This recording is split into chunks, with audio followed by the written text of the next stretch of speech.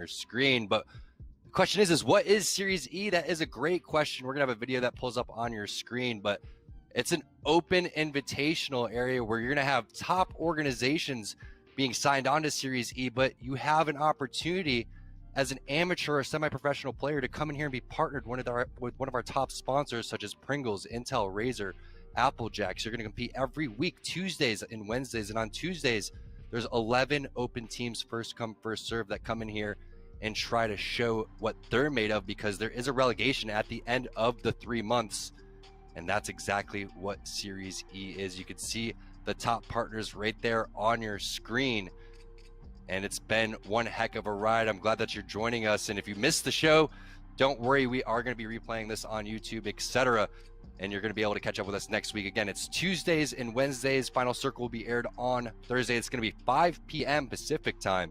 If you're watching, that's 8 p.m. if you're on the East Coast. And again, 11 open teams. So if you want an opportunity to sign up, you can go and do so to try to be in Series E and play Apex against these top pro players and partnered teams. All right, so let's cover what happened this week in Series E. It was a Tuesday, 5 p.m. Pacific time, where 11 open teams competed against our 9 partner teams. And keep in mind, this is first come, first serve, so you could be a part of Series E if you wanted to. And there were some heavy hitters in this lobby on top of our 9 partner teams. Most notably, it was 2 brains, 1 controller, the roster that you could see. That's going to be Tech, Bowser, and Noct. And if you know who the controller is, that's going to be Noct, former #1 Predator overall, and I think it was about season 4 or season 5. So former teammate of mine, and actually teamed with all 3 of those guys, so congratulations for them. They're trying to come in and kick one of these partner teams out and take their spot in relegation. And again, remember, you can compete in Series E as well. It's going to be the first 11 spots that are first come,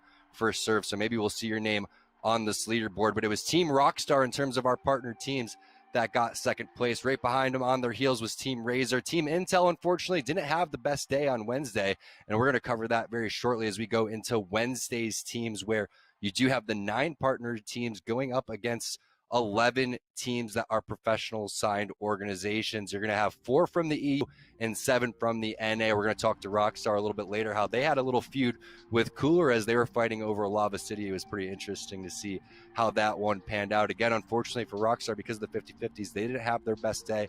Intel as well was one of the teams that we were hoping to see step it up, but it was Team Applejacks that impressed me the most, and they were on fire for a majority of the time. Overall, it was Team Liquid that won this thing. It was Alberly subbing in for Casper, and then TSM, unfortunately, right behind them. You saw Hal on Twitter, I'm sure on social media, being furious with the placing, especially losing to his former teammate there that's been playing Valorant. So it's been great to see Alberly come back. Is he going to be on Team Liquid permanently? It's remained to be seen, but we know how skilled Casper is, and we hope that they stay together. We have Coach Hodsick over there pulling the strings like a mastermind, going up against G Dolphin on the TSM side. So it's going to be fun to see how that feud plays out. When we take a look at the overall leaderboard, it's going to be Team Razer in the #1 spot. No surprise, though, they were our overall leaders in points throughout the qualifications. That's going to be Zeratricky, Hakulo, and Mercy only impressing as they were landing over towards the Skyhook side. And 139 points is a decent amount. Applejacks was impressive. Rockstar was impressive as well. But keep in mind, Team Rockstar had a great Tuesday and a disappointing Wednesday. Can't wait to catch up with the guys in the interview a little bit later. All right, so let's take a look at how our 9 partner teams did on Wednesday. And it was Team Razer we saw in the overall points. That's because they put together a good performance on Tuesday and a solid performance on Wednesday. It was 51 points overall. But when you look at the damage, Blighty from Pop-Tarts popping off over there. And then you got to give credit to Rakanishu on the other side from Team Rockstar, getting 7 kills, especially when they were getting 50-50. Taking a look at our top 5 teams from Tuesday, 2 brains, 1 controller put themselves in the end circle plenty of times. That's why they're not leading in the kill department. It was actually Team Intel and Tempest with 24 kills, but you can't overlook Teen's damage as he was popping off. Rockstar not too far behind, so expect these guys to do big things next week. What's happening next week in Series E? Well, it's happening Tuesday and Wednesday at 5 p.m. Pacific time. It's 11 open teams again coming in. First come, first serve. So make sure that you sign up going against our 9 partner teams. On Wednesday, it's going to be the same format. 11 signed teams, 4 from EU, 7 from NA, going against our 9 partnered teams, but there's going to be a little bit of a meta shift because we have Season 7 that's launching on November 4th, which I believe is exactly on Wednesday. We're not going to be playing on the new map Olympus. We're going to stick on World's Edge because in ALGS, they're not switching over for about 2 months is what we're hearing. But the big question is what type of legends will be tweaked? Also, will there be any gun changes? Rumors are the R99 could be back onto floor loot. If that's going to be the case, that's going to make a huge difference going forward. All right, so this is the hardest part of the show for me, where I make my prediction on who's going to be the top of the leaderboard next week, and I just got to respect the teams that have been over towards the top for quite some time. Yes, I know Liquid with Albrily did fantastic, but is Casper going to be back, or is Albrily Mac going to continue to fill that spot? I have to go with TSM here. I think it's going to be TSM and Snipedown. We know that Hal was upset after that loss. I'm expecting them to bounce back. In terms of our partner teams, I got to give it to Team Razor. Hakulo coming through extremely strong with the damage and the kills. Zeratricky and Mercy have been playing fantastic as well. We know again that they were number 1 overall in our 4 weeks qualifier leading into Series E. So I'm predicting TSM and Team Razor over towards the top. And besides Series E, there's plenty of Apex action happening all over the globe. It's the PGL Showdown that happened in CLG taking first place, their 4th overall win in the ALGS. Ridiculous plays coming out from Pal Vaxlon and Madness. Meanwhile, you saw Snipedown lagging all over the place and TSM not able to finish top 5. It was Sentinels, NRG, and Team Liquid rounding out your top 4. And the Apex action doesn't stop this weekend. We have the Autumn Circuit, the ALGS Autumn Circuit Online Tournament number 3 is happening, and it's going to be the finals on Monday where the top 20 teams from EU and NA are going to be battling it out. So make sure you watch it, twitch.tv/playapex. But stick around after this quick commercial break. We're going to have an interview with Team Rockstar.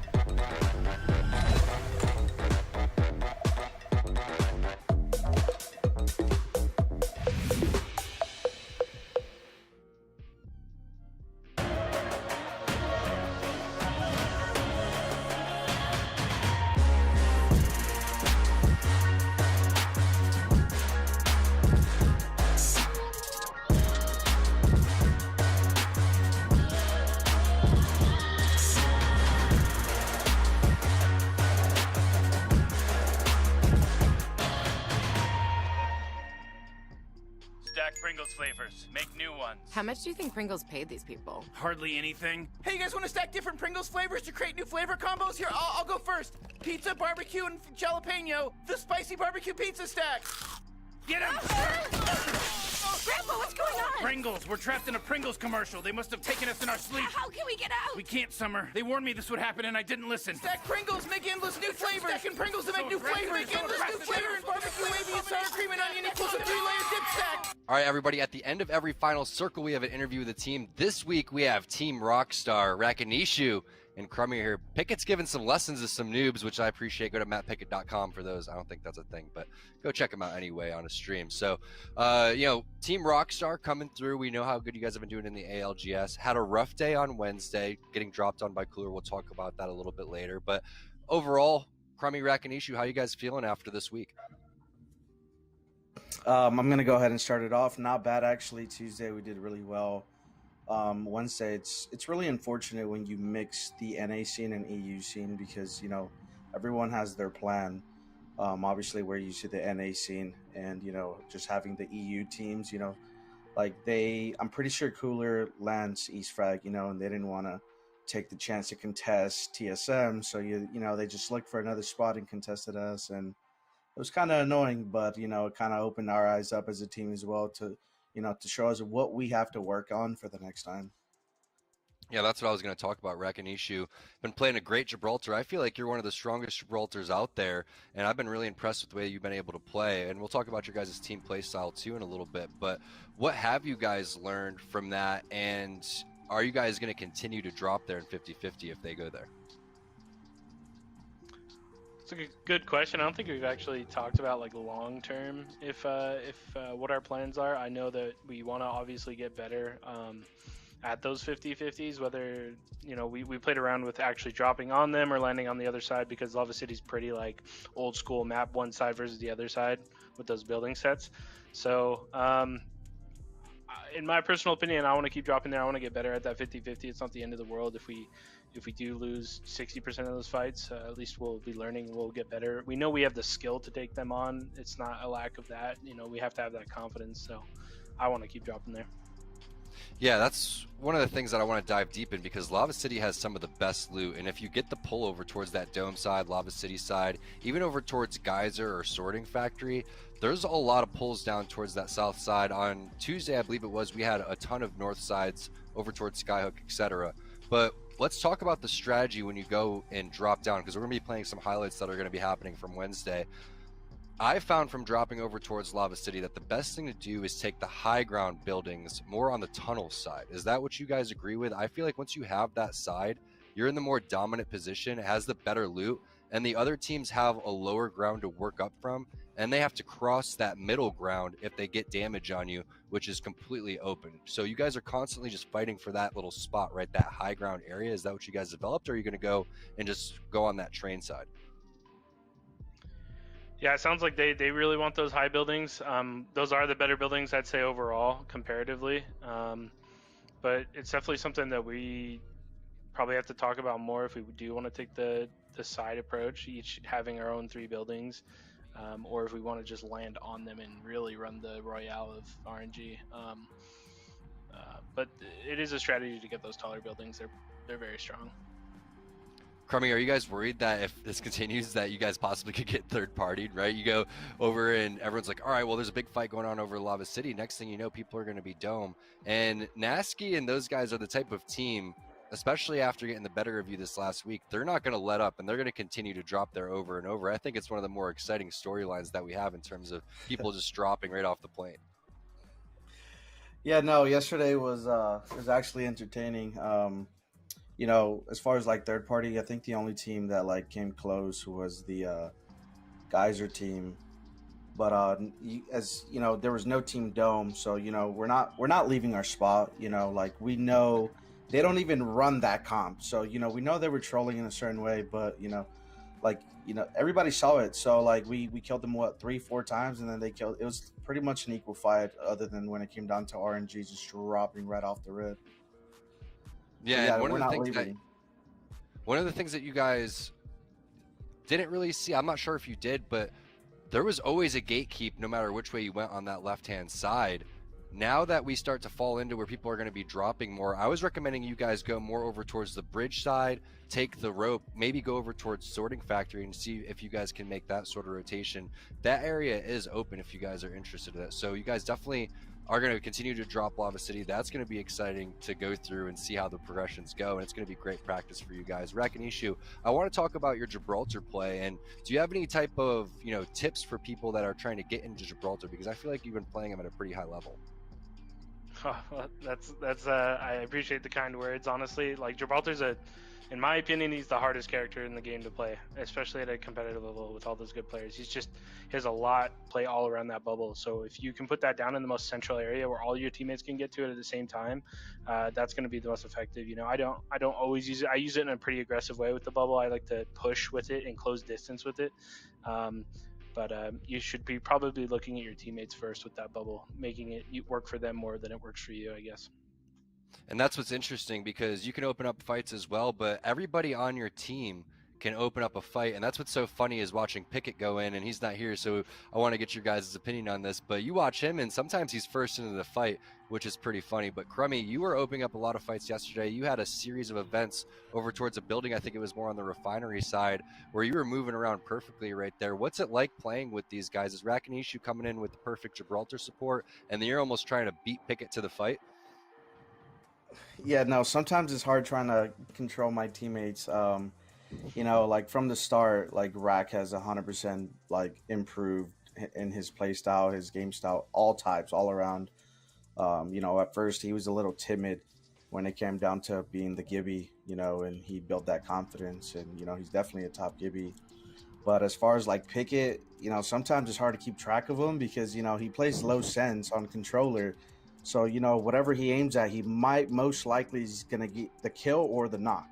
So he, you know, he has a habit of tunneling sometimes, but, you know, as long as I'm paying attention to the map and seeing where my teammates are, it's really not hard to control my team when we're all on point.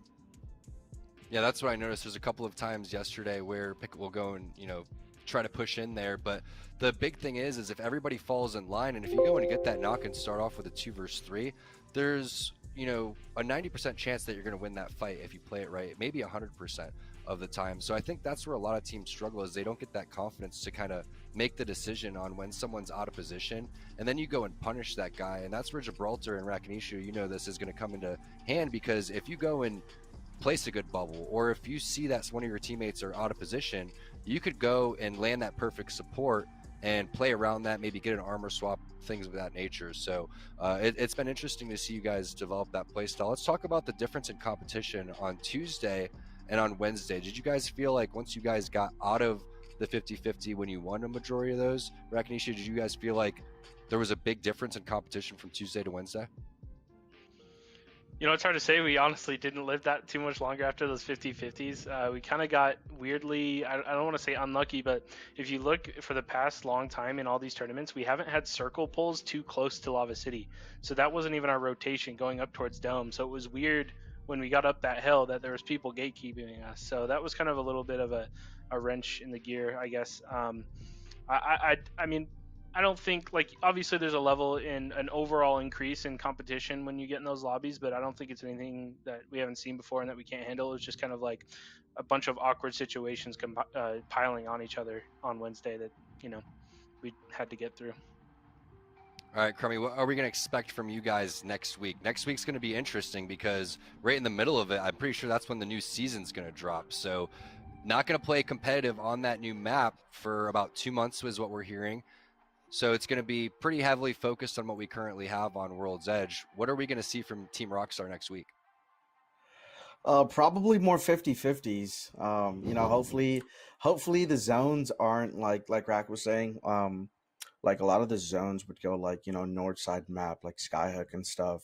And, you know, yesterday we got like what, maybe 4 or 5 zones towards our side of the map.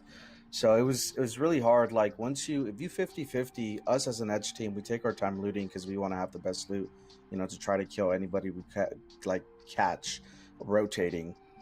And the biggest problem yesterday is that we were fighting for at least like what, maybe 4 or 5 minutes sometimes.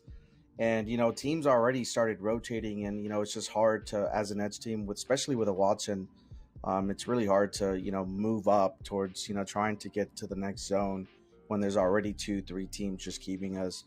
But we're probably going to we're not leaving our spot. That's our spot. You know, they're an EU team, and, you know, that's what we practice. That's what we play in the LGS. So we're not leaving. If anything, they're just making us better for the ANA teams that try to contest us. I like that attitude, and I was making a joke that Rockstars and Coolers need to be right next to each other, so it makes sense. So there it is, guys. Team Rockstar. Next week, you can join us for Series E. It's going to be every Tuesday, Wednesday, 5 p.m. Pacific time. Final Circle you'll be seeing on Thursdays as well. And watch the rest of our teams there as well. Team Rockstar, thanks for joining us. Pickett, sorry you're not here with us, but we'll catch you next time, and best of luck again, guys. Thanks, T. Thank you.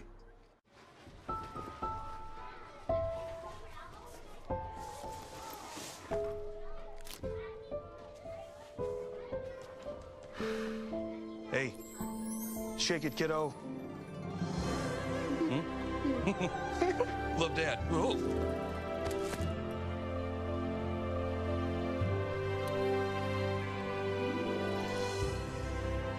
I've got this. Kellogg's Rice Krispies Treats. A little love when it's needed. It's Kellogg's, Fruit Loops, Apple Jacks, Corn Pops, Tiger Paws. They're Jumbo. Jumbo snacks, snack time heroes. Go take them on the go.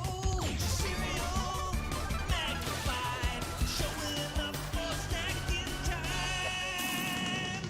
Jumbo snacks, snack time heroes. Go take them on the go. It's Jumbo. It's for snacking. It's Jumbo Snacks. Cheez-It snapped. How's it taste? It's so thin, crispy, and cheesy. And I just want to keep eating it. And eating it. They love them. Snapped. So good we may run out of cheese. Imagine you love frosting and filling. I do love frosting and filling. Oh, well, imagine if there was a way to enjoy that delicious goodness anywhere, anytime, out of the toaster, out of the box, out of one of those baggy thingies, with nothing but a thin layer of foil between you and... Pasta. Yes, Curtis. This is a commercial about pasta. I love it. Frosting and filling for your pasta. I like pesto.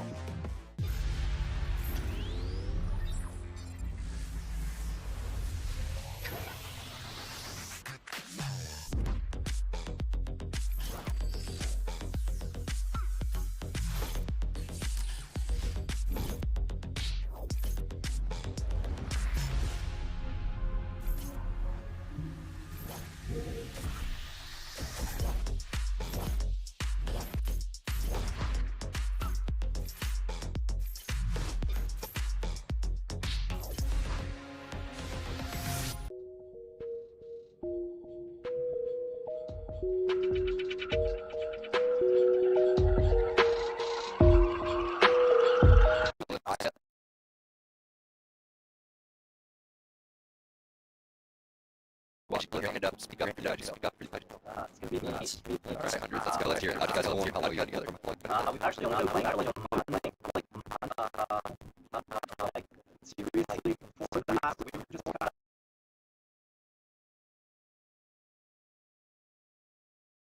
or something to do outside of the new outside of Flashman play. I'm mostly started off as like support earlier. I having to be trying to catch people, so it was all just we put all the heck of it. We sort of had to be playing a bit.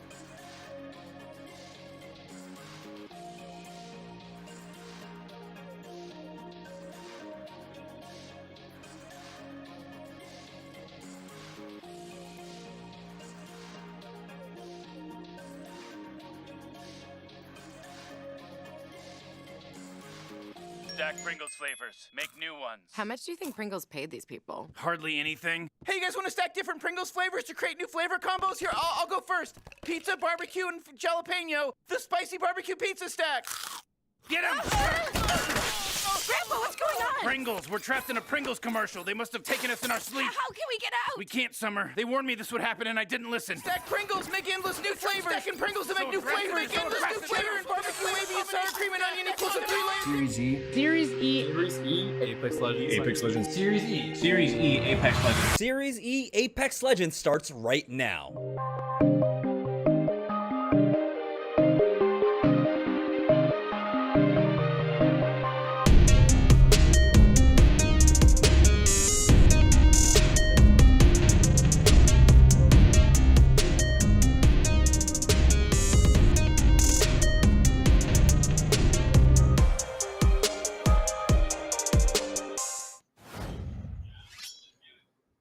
What is up, everybody? Welcome to Series E. This is week 2 of the season qualifier, presented by Esports Arena T-Squared here with the man, the myth, the legend.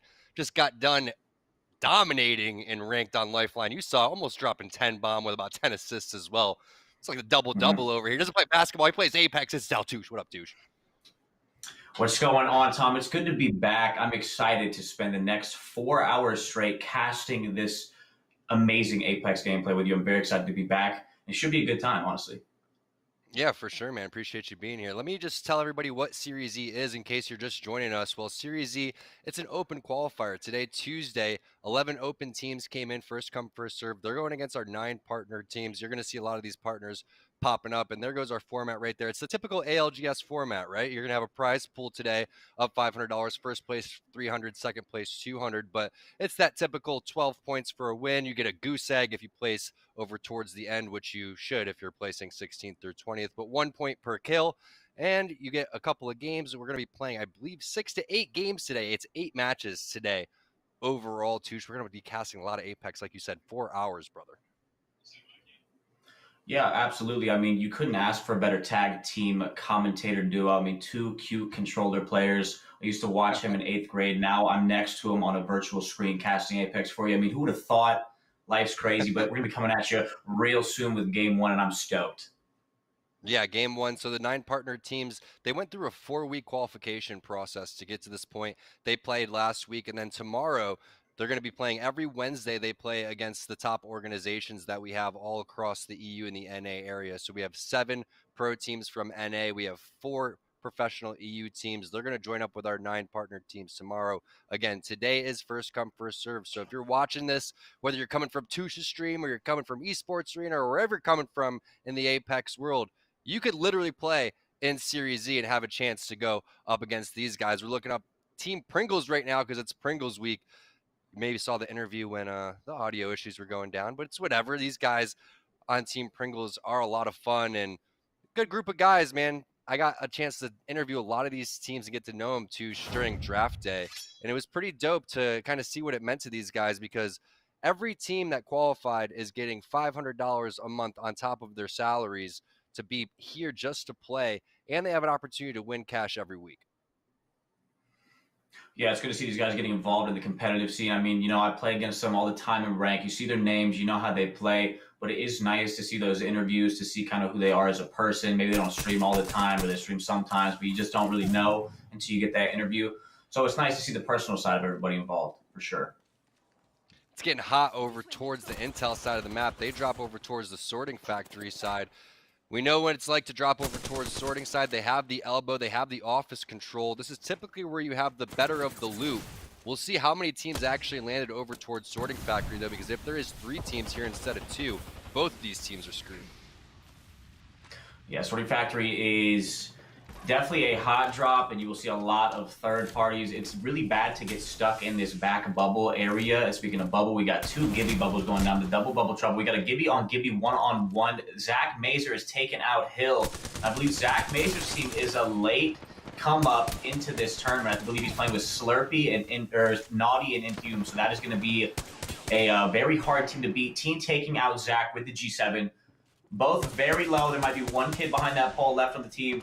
Trying to hit some G7 shots, not connecting. Wraith is going to phase out. The team's going to chase, but look at the health bar on the teammates. and Team taking out Inhumed, and they do win that fight. That is a very crucial fight to win. But here comes the third party instantaneously. Hill gets the res. Tempest got to heal up, and they got to get out of here before they get killed by this third party. Nice job by Zach getting that initial down, but they ended up getting taken out. And like we were talking about, if there is another team, both of these teams end up screwed. So Team Pringles, the team that we were highlighting before this thing started, is going to reap the benefits of getting all that loot. And they're also going to be able to take a lot of sorting factory, because I don't think the big warehouse side where the train used to come is hit. And I don't think the small buildings over towards the right are hit either. So Team Pringles going to be looting and scooting over here towards the sorting side. We're going to have to get a good scan of where the map is so we can find out where this zone is pulling and find out where the teams are going to rotate from. Looking at Team Rockstar and what they're doing, they've been going at these 50-50s with Cooler for quite some time. Looked like they landed on the low side here, have decent armors, and probably pushed Cooler out of their spot. So I think they're probably splitting this loot, which Lava City doesn't have that bad a loot, so it's not that big of a deal. But still, that's kind of annoying to deal with if you're Team Rockstar. Yeah, absolutely. 50-50 in these tournaments is it's a huge risk. That's why the numbers are 50 and 50. You either win or you go back to the lobby, and they're very important to win your first fights initially. You can get some kill points on the board. You can build confidence for your team, or you could die immediately and be upset and yell at your teammates, and the vibes are just completely off after that. You just hate to see those vibes go down. You really need to win the first fight if you're chowed off a rip like that. Well, you're playing with Inhuman Zach tomorrow. What are the vibes right now after they lose over towards Sorting Factory? I mean, I think the vibes will reset. A nice night of sleep always tends to reset the vibrations. You can't bring your past feelings of the day of ranked into the next day. That's always a rule of thumb. You never want to let it carry on and affect the next day. You know, you can be mad one day, get some rest, sleep it off, brush your teeth, whatever, not a big deal. Reset the next day, go in strong with a clear, happy mental. You know what I'm saying?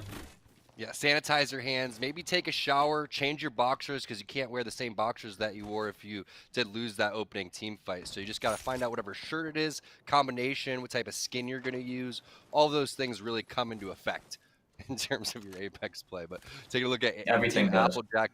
Everything does. It all matters. And looking at their loot, a Sentinel with no scope, that's pretty buns coming in for these guys. But now we get a scan on where the zone is, and we're looking at where Team Rockstar was rotating. They're going to have to deal with Team Rice Krispie Treats over here, and it's always a pain when a team is holding this building and not letting anybody rotate over towards the geyser side. Checking a couple Kobe's underneath that building. You have one team stuck over there. Looks like they have a couple Watson fences down, but this is not a team that you really want to mess with. This is your ALGS winners from 2 ALGSs ago, and they're going to bust out the R9. Now it's the Hemlock with the 3X right there. But Stunny takes so much damage. This is Team Rockstar that they're going against. Crummy's going to get that initial knock on Wraith. And that's Wraith on Wraith action. Song fairly weak. Bird's taking a ton of damage. That's going to be Gibby on Gibby action too. And Pickett didn't even take that much damage throughout that. Rockstar really slapping Team Rice Krispie Treats over here towards the rotation on Lava City, saying, go gatekeep us, Touche. Yeah, Team Rockstar must have utilized their sponsor and had a couple cans beforehand because they seem pretty cracked. They won that fight handily against the ALGS winners from 2 tournaments ago. And you really love to see it. They're just utilizing their sponsor. That's what it's for. They're probably feeling it. The blood's pumping. The shots are hitting. The comms are probably going wacky. And, I mean, they took care of that fight pretty easy. No doubt. Got my Fruit Punch over here. We're going to have to get a case sent your way, Touche, because this stuff does slap. But Fat Fruit Ninja from Team Pop Guards, they're stuck inside healing over here. And it looks like they're just going to set up inside of this building. Probably got caught out on an early rotation here.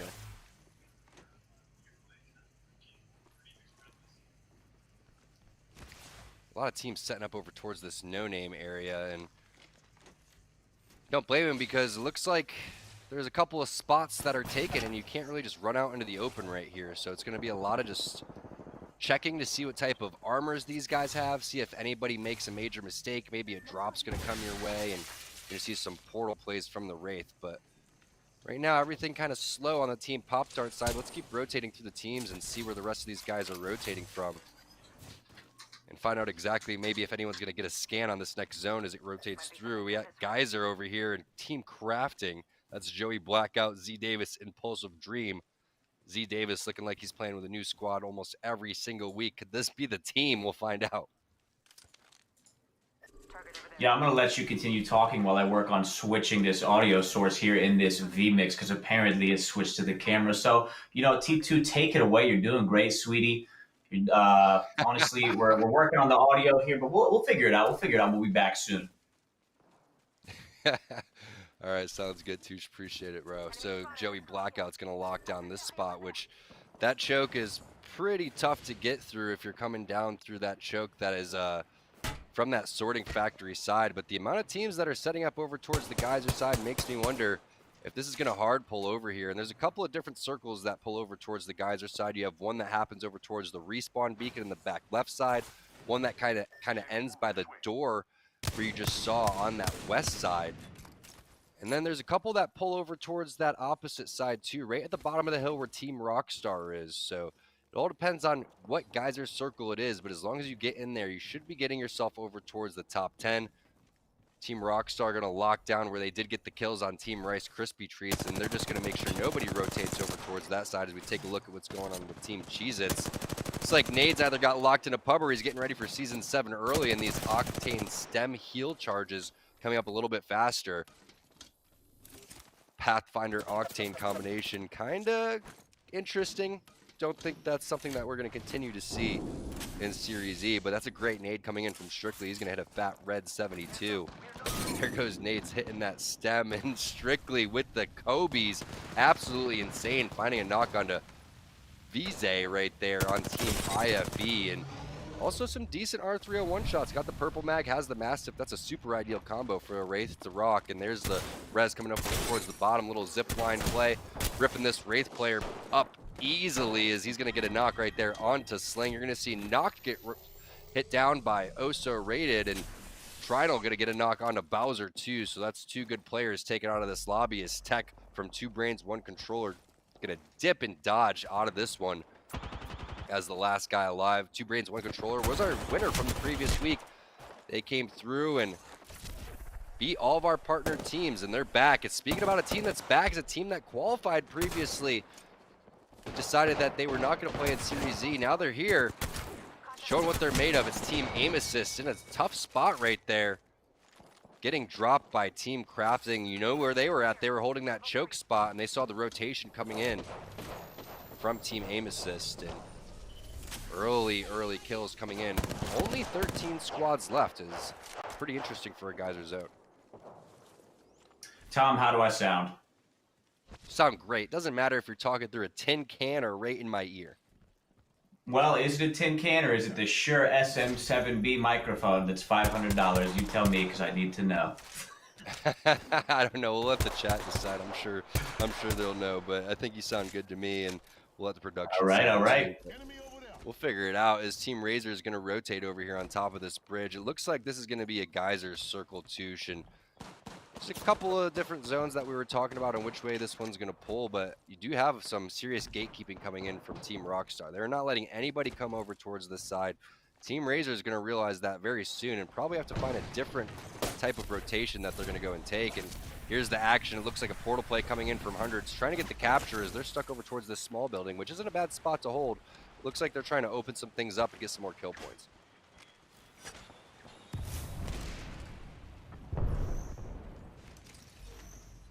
Looks like no action though, so they're just going to back off over here. And I think he was just trying to use this portal and just try to get somebody stuck inside there so they can get a quick pick. And if they get that quick pick, that means that there's going to be even more kills for them and they could just push that 2v3 if they wanted to. But it's probably one of the best spots to hold over towards the geyser side. I really like the position they're in. Do have a lot of pulls over towards there, but Team Applejacks, another one of those teams over towards the geyser. Team Cheez-It over here, we saw what they were doing as they opened up a couple of kills. They got one squad wipe. It was Strictly with the grenades, and he's busting out a couple more. Has a thermite, has a couple of arc stars in his back pocket too that he could go and do something with. As enemy over there. You also have the triple take on Amaze, so they're in a decent position. Zone definitely not pulling towards them. They have a lot of work to do, but as they charge up their Evo shields and get a little more confidence and get a little bit stronger, they should be fine. Nobody behind them. One team over towards the left and both chokes taken. So it's just about figuring out which choke you want to go and take. And then hopefully the teams that are over towards the choke get a little bit distracted. You come up behind them, maybe they fight each other. Just try to keep the action in front of you is all they're trying to do on the Cheez-It side. But you don't want to force anything, don't want to be the first team to make a play here. Otherwise, you're going to get reacted on and get third-partied. So that's why you're seeing it slow down just a little bit. Take a look at what's going on in the rest of the map. And some nice shots there from E-Boy Ronnie on Nestle Pure Life. He's got the Scout with the 2X. Not the strongest scope for it, but it'll still do some work. I prefer the 3X.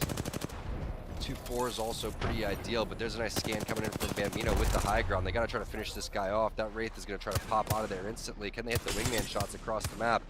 Not with that skin. Maybe we get a little bit skinnier one, take the charm off. You'll stand a better chance, but who am I to talk? I can't shoot anything when I'm inside of a Bloodhound Beast of the Hunt ult. That screen goes black and white, and then my eyes basically just cannot adjust. So we'll see what happens as Team Razor, also playing Bloodhound, makes their rotation. This is that tough rotation that they had to make because Team Rockstar was keeping them out of there over towards this right-hand side. But they found the way with the portal. Mr. Hakulo dropping that one. A couple med kits coming in, some syringes for Zeratricky, as they did get 4th place overall in the ALGS. If you were watching yesterday, great performance by them. They won the first 2 out of the 3 games, but weren't able to keep up the momentum as it was TSM coming in 1st place, NRG right behind them, Complexity taking 3rd.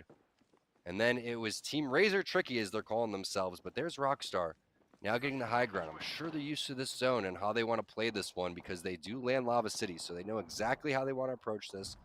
They value keeping this gatekeep the entire time. That's why Rakadushu is going to stay back, and Pickett and Crummy are going to look over towards the other side of the map. And this is a super ideal situation for them. They can just waltz on down there and make sure their entire back is cleared. And now we know which team was over towards the side in the cave, as we're looking at, I think, 165 right in front of them. I think that's an Octane with the grenade in his hand. Could be a Wraith, you never know. But Applejack's taking some serious damage, and that gatekeep is going to last for quite some time. So I'm looking at the best spots on the map right now, and Applejack's definitely in one of those as they're directly in the center. But this one's going to continue to pull, most likely over towards where that back building is, where you have the respawn towers. So now Pop-Tarts realizing that this is the team that they're going to have to fight here, and this is going to have to happen fairly soon. If they don't come through, they're going to be rotating over towards the side. You see on the player outlines, it looks like the possibility they're going towards the door. Thermite's still in Fat Fruit Ninja's hands, but he doesn't realize they're all over towards the side here. With the Digi threat, it's going to be pretty powerful when he does drop that Thermite. Should be okay to do so, and now we get the picture and see what's going on. And do you have that team over towards the side just still waiting? But do they want to rotate towards the choker? Are they going to take this? They did split up from the zone right there and going to take a little bit of damage, and now they're realizing they're going to rotate over towards the right and then put themselves in a little bit of a tough position as they have to work uphill and fight these teams in the choke. 2 shoot back, brother. How we sounding? How we feeling? Do I sound better? Chat? Sounds really good. Do I sound crispy like a can of Pringles right now? Crispy like a can of Pringles, not like you're talking through your armpits. Sounds amazing. All right, that's what you love to hear. All right, we are back. What did I miss? Everything? Good. Catch me up to speed. So basically a lot of teams just fighting for the gatekeeping spots right now, and it looks like Team Pop-Tarts, they got out of their little hole to try to rotate over towards the side because they thought a third party was going, but nice little portal play is going to come down, and they should be able to get this res if they put it on top of the Watson fences. Even more Watson fences going to come through, but this zone pulled over towards Geyser, so now all this action happening over towards the chokes, people running into the chokes, people trying to get these kills, and only 8 squads left means that you can really have a lot of real estate and probably just rotate over through here, poke your head back over towards the Geyser side and see what you can get away with when we find out exactly where this one's going to pull towards. Yeah, this is a tough spot to be in this cave right here, but the storm has blocked off one side. If you're there before the storm blocks off either entrance, you're likely to get third party and pinched on multiple sides. That's how it goes typically in there, but the storm has taken away one side. You might see a Wraith portal going down through the storm and into the Geyser area, but for now we see a Wraith portal below Team NPL. A scan coming in, 2 hostiles right below, but they are getting grief from across towards Geyser. They're going to fall back and not try to peek and take too much damage. They do have a team behind them that are trying to hold out and force up the hill, probably into another team. So this is going to be a last-minute game time decision from this team sitting on the edge of the rock over there, trying to figure out the rotation, but they're going to be late, and it's going to be very tough for them to get in to the circle on this next rotation. Yeah, I do like the shots that Ronnie's laying down and the grenades. with the R9. Now they're going to take this bubble fight. Mastiff coming through. He takes 100 damage, so he's going to immediately queue. Ryan typically plays it safe, but as that's happening, Bambino runs right in there and just eats one from We The People, who's most likely on that Gibraltar. Now you have this 2 versus 3 advantage and a couple players with no shields. We The People going to continue to push that one, but E-Boy Ronnie going to hit him with the double Mastiff shot. Now he's going to drop. It's all up to Dracos as this zone is moving. Not the situation that you're going to want to be in. Fortunately, has his bubble. Not going to hit any cells. Instead, going to go for the long-range Mastiff shot. Only one more tick of Storm, and that's going to be it. One more shot also, and there it is, coming in from Plain side. Easy clap for these guys, as that was an unfortunate rotation and a tough fight to take. Yeah, I think both those teams just kind of griefed each other. They didn't have a plan to get into the circle, so they both committed to the fight. And lo and behold, they are both out, both in the lobby, and probably unhappy with the points that they have. Good shots, good fight all around. Nonetheless, we're hopping on board with Team Pringles. Coming in, I should throw on my Pringles hoodie because I have one. But they are just sitting pretty in this geyser building hallway. A good spot to have. They've probably been there for about 5 minutes, just kind of cooling. Talking about which flavor Pringles is their favorite. Mine would be the red. Tom, what about you? Actually, I take that back. Sour cream and onion. What about you, Tom? Sour cream and onion slaps pretty hard. Pizza slaps pretty hard. It's tough to say, man. I got a whole little sample pack over here, so I just kind of run through all of them. As long as I have a sandwich with it, it doesn't matter what kind of flavor Pringles I have. That's all I'm going for. But like that, they were the highlighted team, and they also found themselves over towards the geyser and looking like they're in a pretty solid spot overall. Is they're just waiting around, seeing what other teams are holding outside the building, inside the building. Is anyone going to rotate over towards them? Kind of remains to be seen here. 25 seconds is when the zone's going to move. Yeah, it's going to be a big zone pull. Everyone's got to move in. I mean, this is when you're going to see the most picks happening. If you're in a good spot in the zone, this is when you need to try to look for those picks, get those kill points, scrape the points together. You know, if you're in the zone, you got to take out, okay, we got a fight going on in the Gibby bubble here. Good shots of the Prowler by Pickett, per usual. No Bamboozle coming out because you can't do that. Trying to take a Phoenix and back up. Crummy going to swing in with the Volt hipfire. Gets the Gibby to flesh. Almost gets the shield cracked. Good wingman shots right there. Getting the knock on the Gib, and they can trade. Pickett takes the Phoenix, hits it off, and now they can trade because the damage has been put on Crummy and not Pickett. Pickett needs to swing here and try to finish this fight off with the Prowler. What does he do? Controller armor swap coming in. Absolutely huge. World record speed. Prowler going crazy. Pickett gets the shield cracked. And Crummy trades again. Choked on my tongue there. Chasing for that kill. Very scary doing that, going outside all crazy like that. That was good bait and switch by Crummy and Pickett. One would take damage, one would fall back and heal, and they would just switch over and over again. They should have won the fight a little earlier.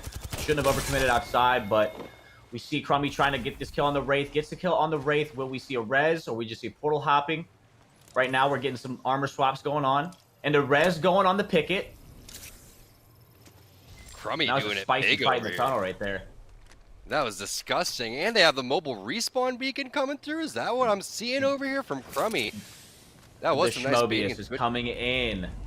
Yes. Yeah, that was nasty baiting and switching. You're right. And then world record, absolute world record, 0.5 seconds. Never been done before. Controller armor swap in a tournament. The ball's on this we gotta guy. we gotta get a clock on that. I mean, someone's got to call up Guinness right now. They gotta get him on the phone. Pickett could have just broken a record right there.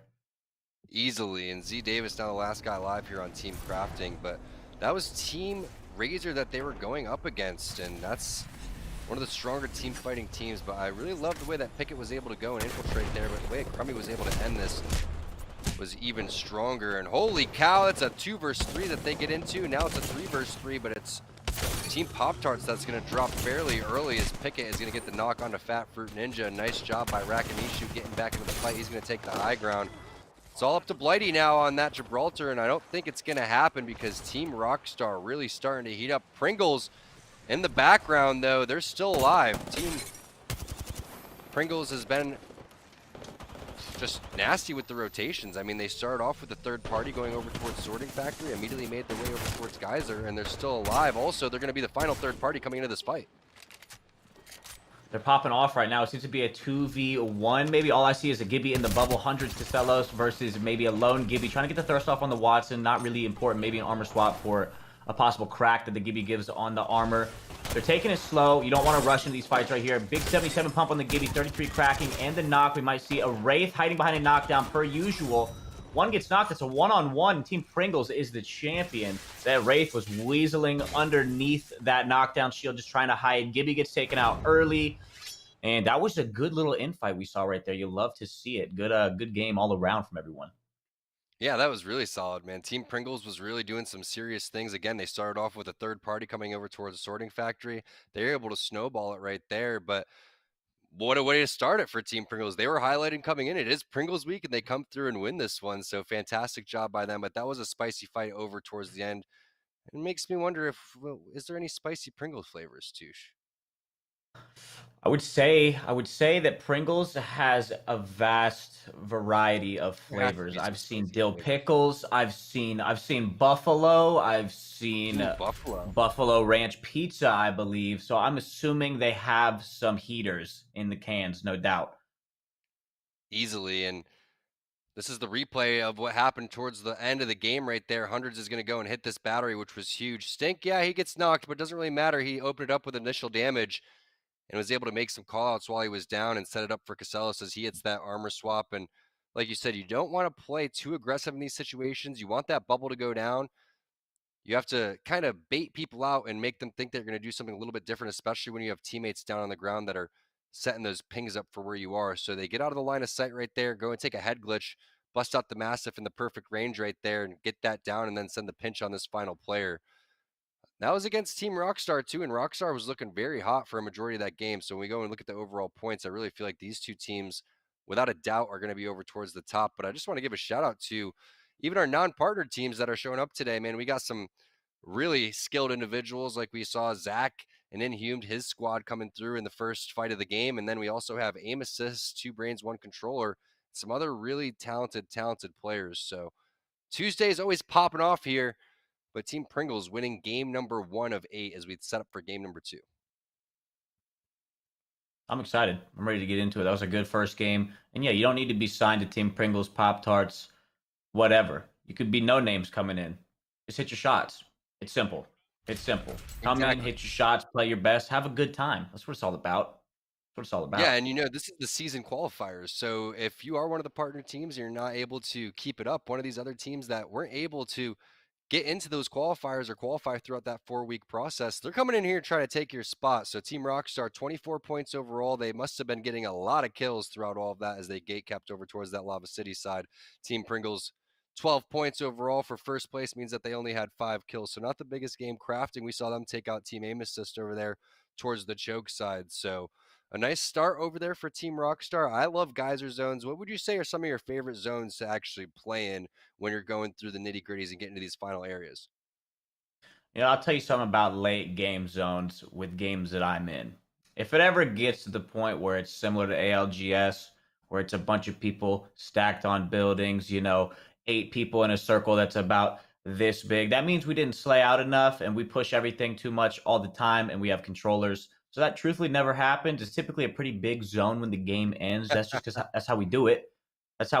But honestly, Geyser's a good zone. I like the no name outside of Cap City, that zone, the one on the hill. And I also love seeing Lava City zones, all the buildings. You see people stacked on top of one another. Those are all really good endings. I like those. Yeah, I like sorting factory endings too. I really just love fighting in that area. I think it's also my favorite place to drop when it comes down to it. So it's going to be pretty crazy to see what happens with Team Pringles and that third party that's going on between Intel and Zach's team. But speaking of Team Pringles, we're going to hit a quick little break real quick and toss on over to Team Pringles. Check this out.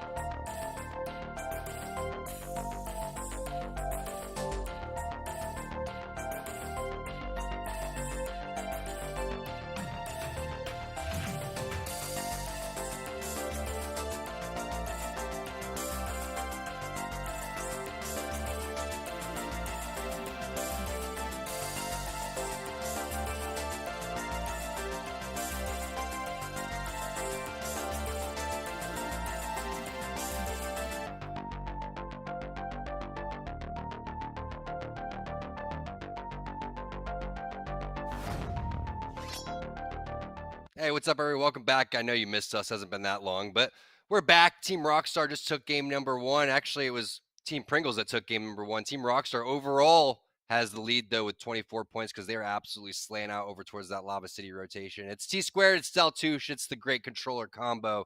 The most handsome people you've ever seen in your entire life on the screen over here. Touche, how you feeling after game number 1?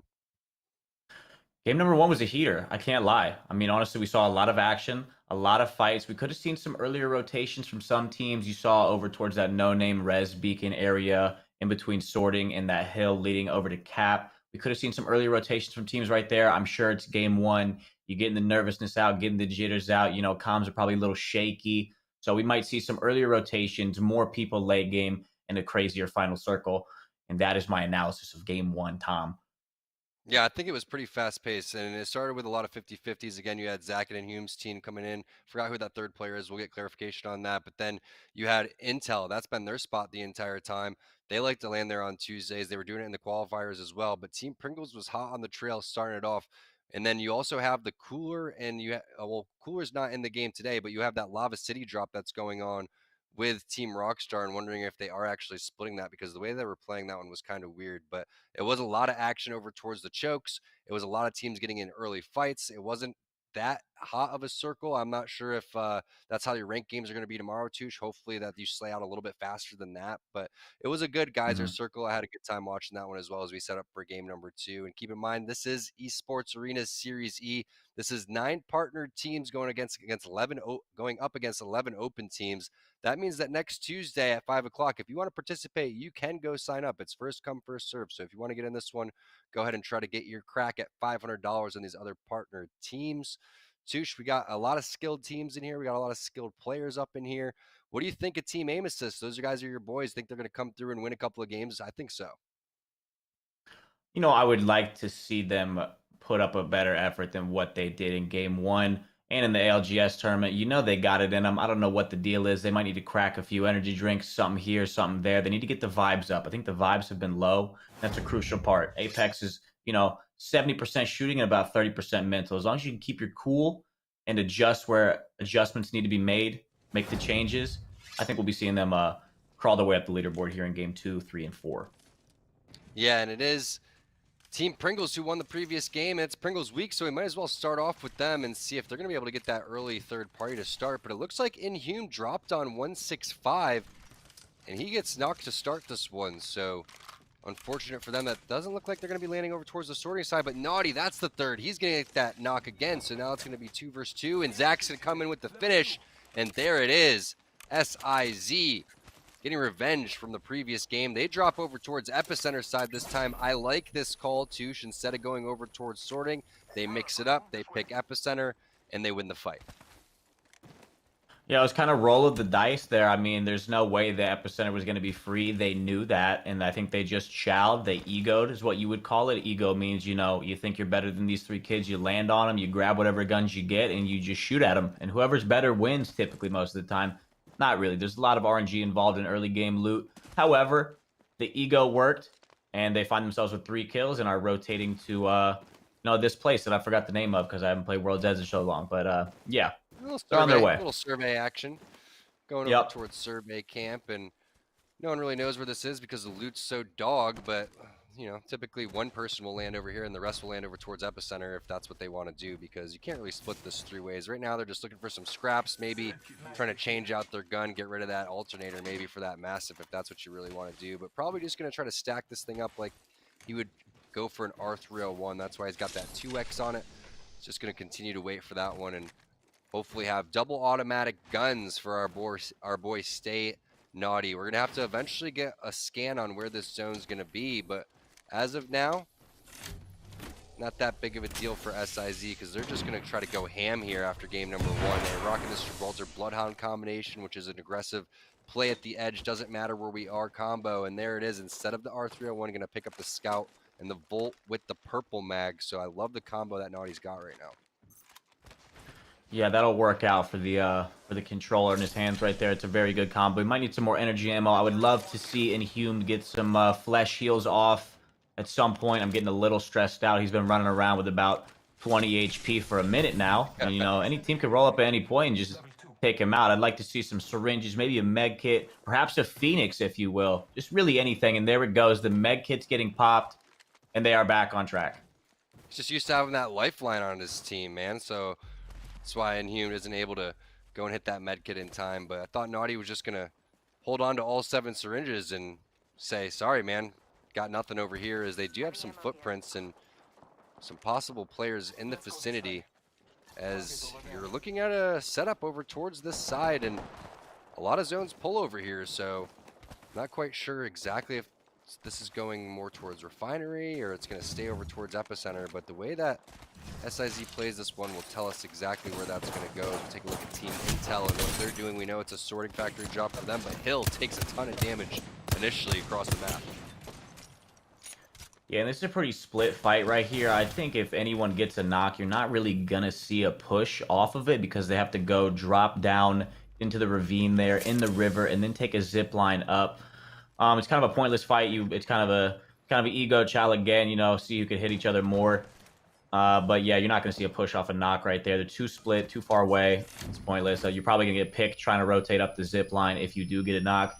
It's not worth it. You're probably going to see both teams you know, split ways here and tip their hat to one another and just try to rotate in. Yeah, worst case scenario, they just got a little bit of shield checks or some charges up on their Evo shield. But as they were getting busy on that side of the map, Team Rice Krispies is going to go and take a flank. They're also going to put an aggressive portal down as Bird's going to send it. Sung flies in towards them as well. Stunny's going to drop a portal, but it's not going to be a portal that's going to capture anybody or get directly into a fight. It's going to take the high ground as he's chucking a couple grenades over there. Teen's going to start off with a down onto Bird. That's not what you want to see. That's your Gibraltar player that's going to go down. So Stunny going to drop down, help him out, and try to get that res. But this is a tough spot to be in because you don't know how many teams are in the vicinity. This fight's wide in the open.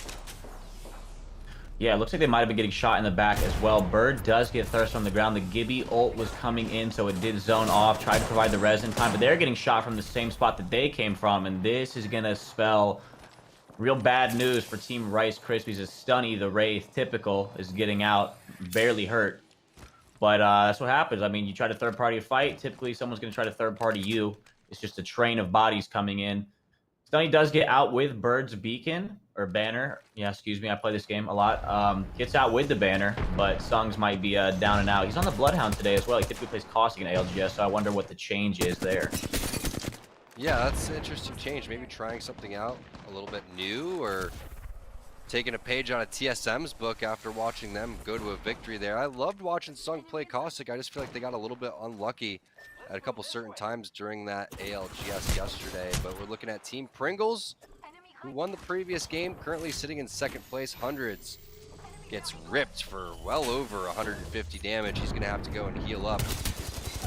Team Rockstar going to get aggressive over towards this sorting factory side. They're charging over towards the donut. That's going to be Lion and his team that they're going up against. Lion going to get a knock and the finish, which means he's going for an armor swap. Rakanishu going to have to be there to help out. He's got the massive. Some great use of the knockdown shield. Even better flank from Pickett. If this man has a purple mag prowler with select fire, I wouldn't even get close to him. I mean, his eyes might have been closed during that fight. Once he gets the prowler in his hand, it's going to be tough to fight it. That is his gun. Him and Snipe Down, they tend to use the prowler for pretty much every fight here, and pick it again with a great flank. But we're hopping on board in this little hut up here, getting some weak pumps off on the Watson, but does end up finishing the kill. Hitting the Daltouche damage there for a little bit with the 14-28 kind of vibes right there. Does get a pick, dropping down, trying to help out the teammate. Gets the Thirst on the secondary down, and I believe the fight might be over. No, there might be one left. Up top, you see the peak coming in. Big 98 pump right there. And that is a clean wipe from Team Pringles.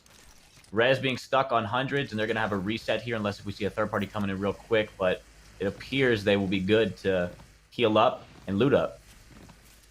Yeah, some pretty nice massive shots to end that one, and Team Pringles kind of keeping up the momentum from the previous game. They've been looking very strong so far, as Hundreds just needs to heal up, stink a couple of cells, and he'll be okay. Instead, he's going to use a Phoenix kit. Interesting choice there, but either way, as long as you're full HP and you get this loot here, you should be good to rotate. Love the changes that are coming into Season 7. Pathfinder getting a little bit of a change. Watson getting a little bit of a buff, not that big of a deal, but it's going to be interesting to see what Horizon's able to do. And how much damage per ability is it going to be is my question, because it's always interesting. You were able to play a little bit, Touche. What do you think about Season 7? Did you have a good time? I had a fantastic time, and no, they are not paying me to say that. I did it for free, and I had a blast. It feels like a new game in the best way. The map's colors bring a new like sense of joy to the entire experience. Horizon is great. I'm not sure how she'll be used in comp, or if she's even going to be used in comp. Her ultimate is strong, but it is very easy to counter. It is more of it's like a Zarya Gravitron. If you ever played Overwatch, pretty much you throw it, and if you're in like a 10-foot radius, you get sucked in. You have a really hard time aiming, but you can't shoot it because it is a piece of equipment in the middle of the ball, so you can't counter it. And I'm assuming all these pro players that are playing in these tournaments, I don't know if a Watson Gen takes it out, but that is a good question. I should have probably tested that, but I didn't because I suck, but that's all right. You can counter it, so I don't think she's going to be very big in comp, but you will be seeing her in rank just because of all the content creators and the pro players just kind of goofing around, having a good time in rank. But she's not a bad character at all. The other two characters that came out recently, Loba and Rampart, were somewhat underwhelming, I guess you could say, in the ranked and competitive scene. But I think Horizon might make a little bit of a wave coming in with her not her tactical ability. It's pretty much a vent that pushes you up. It's almost similar to an Octane pad and kind of like a zip line of Pathfinders. You can go straight up in the vent, and you have the ability to shoot in a straight line while you're going up it. So it's pretty much an instant angle. Yeah, sounds pretty dope, honestly. It sounds like a lot of fun. I think I'm most excited for like the colors of the map like you were talking about, because when we switched on over from King's Canyon to World's Edge, I was really blown away with just the way that World's Edge looked. But we look at how Olympus is, and seems like it's almost 3 to 5 times more colorful. So it looks like it's going to be a really good time. I'm excited to see what it's like, and also like to land at these new points of interest and see what the loot's going to be like. And what did it feel like when you were going and hitting all these loot paths? Did it feel like there was, scarce loot? Did it feel like there was a decent amount of loot? How were the pathings for the loot for you? We hit pretty much every spot in our 4 to 5 hour session playing on Olympus, and there was only about one time where I was like, this place could use some more loot. And it was generally a small place, so it's not like you could send 3 people there and expect to have a lot. We were just landing there for fun. We knew it wasn't going to be that much, and it wasn't. But for the most part, we landed at all the main areas, and there are some places that are stronger than others. Naturally, that's going to happen. But for the most part, I mean, loot was there. You could find some loot, and you'll be kitted to go once you land in one spot with your team. But we're hopping on board with 2 brains, 1 controller here, 2 of them down. Tech and Bowser on the ground, knocked, phasing away. Gold armor cranking the cell, gonna get half of his shield back and gonna fall back entirely. I'm not sure if they even traded. Nox just putting his head down, trying to get below this ridge line. Does he? He's getting away slowly. Will we see a chase from the other team? We'll find out in about 5 seconds here. Another shield cell going down to get back to 50 shield. Full shield coming in, and Noct is out. We saw a bunch of action to kill feed with Inhume taking out another team. We'll see. Maybe you can do something with this portal. It's nice that it's the Wraith at least. The only player that should be able to get banners next to Tech on that crypto. But speaking of crypto and speaking of all these new legends, it kind of reminds me of what you were talking about with Rampart being a little underwhelming, and Loba and how her just basic ability, her Q, tends to just take a little bit too long when you land. It doesn't go as far as say like a Pathfinder grapple, etc. Reminds me of Crypto. Crypto wasn't the strongest, he wasn't the most played, and now he's almost adopted into the meta overall. So I wonder what's going to happen as they continue to make the tweaks and nerfs and buffs to all the legends. Bangalore getting a little bit of love, maybe not as much as we've seen Gibraltar get in the past, which has made him just a beast of a character and hard to deal with overall. His kit's insane, but I love the changes that they made with Lifeline throughout all of this time. Pathfinder getting a little bit of change of his hitbox. So like you said, Touche, the most changes we've seen in Apex in almost forever. New hop-up, almost like a new game, so can't wait to play that one. Tomorrow at 8 p.m. Pacific is when that's going to drop. Shout out to EA, shout out to Respawn for all the hard work they put over towards that season. We take a look at what Team Rockstar is doing. You're looking at Crummy, who we know had a couple of kills this game. He's rocking 3 right now, probably the same 3 people that are watching him in the kill feed. Touche, when you die, do you watch the player that killed you? Typically, no. Typically, I stream for a few people. I stream for a couple friends of mine, so they're in my stream. So I don't like giving the person that killed me any thumbs up or any source of happiness with the fact that they killed me on stream. So I like to get out of there pretty quick and get back to the lobby and proceed to talk about how I should have killed them if I hit more shots, and then to just go into the next game fuming from the last one. Or if your teammates would just maybe make some better call-outs or better decisions, that's always my favorite thing to blame them on. But we're looking at what Nestle Pure Life's doing right now, and all eyes on Ronnie, who got taken out. And it's weird because Ronnie's typically the player that stays alive on this team. We call him E-Rat Ronnie. Maybe Bambino gonna have to go into drone form and get this banner, maybe hit the scan over here too if he's able to find out where this next zone is. But not the end of the world. Maybe able to recover this loot if you get lucky.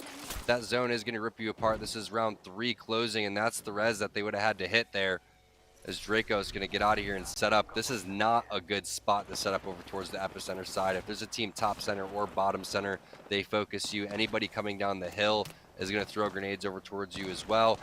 Nestle Pure Life going to find that out very soon.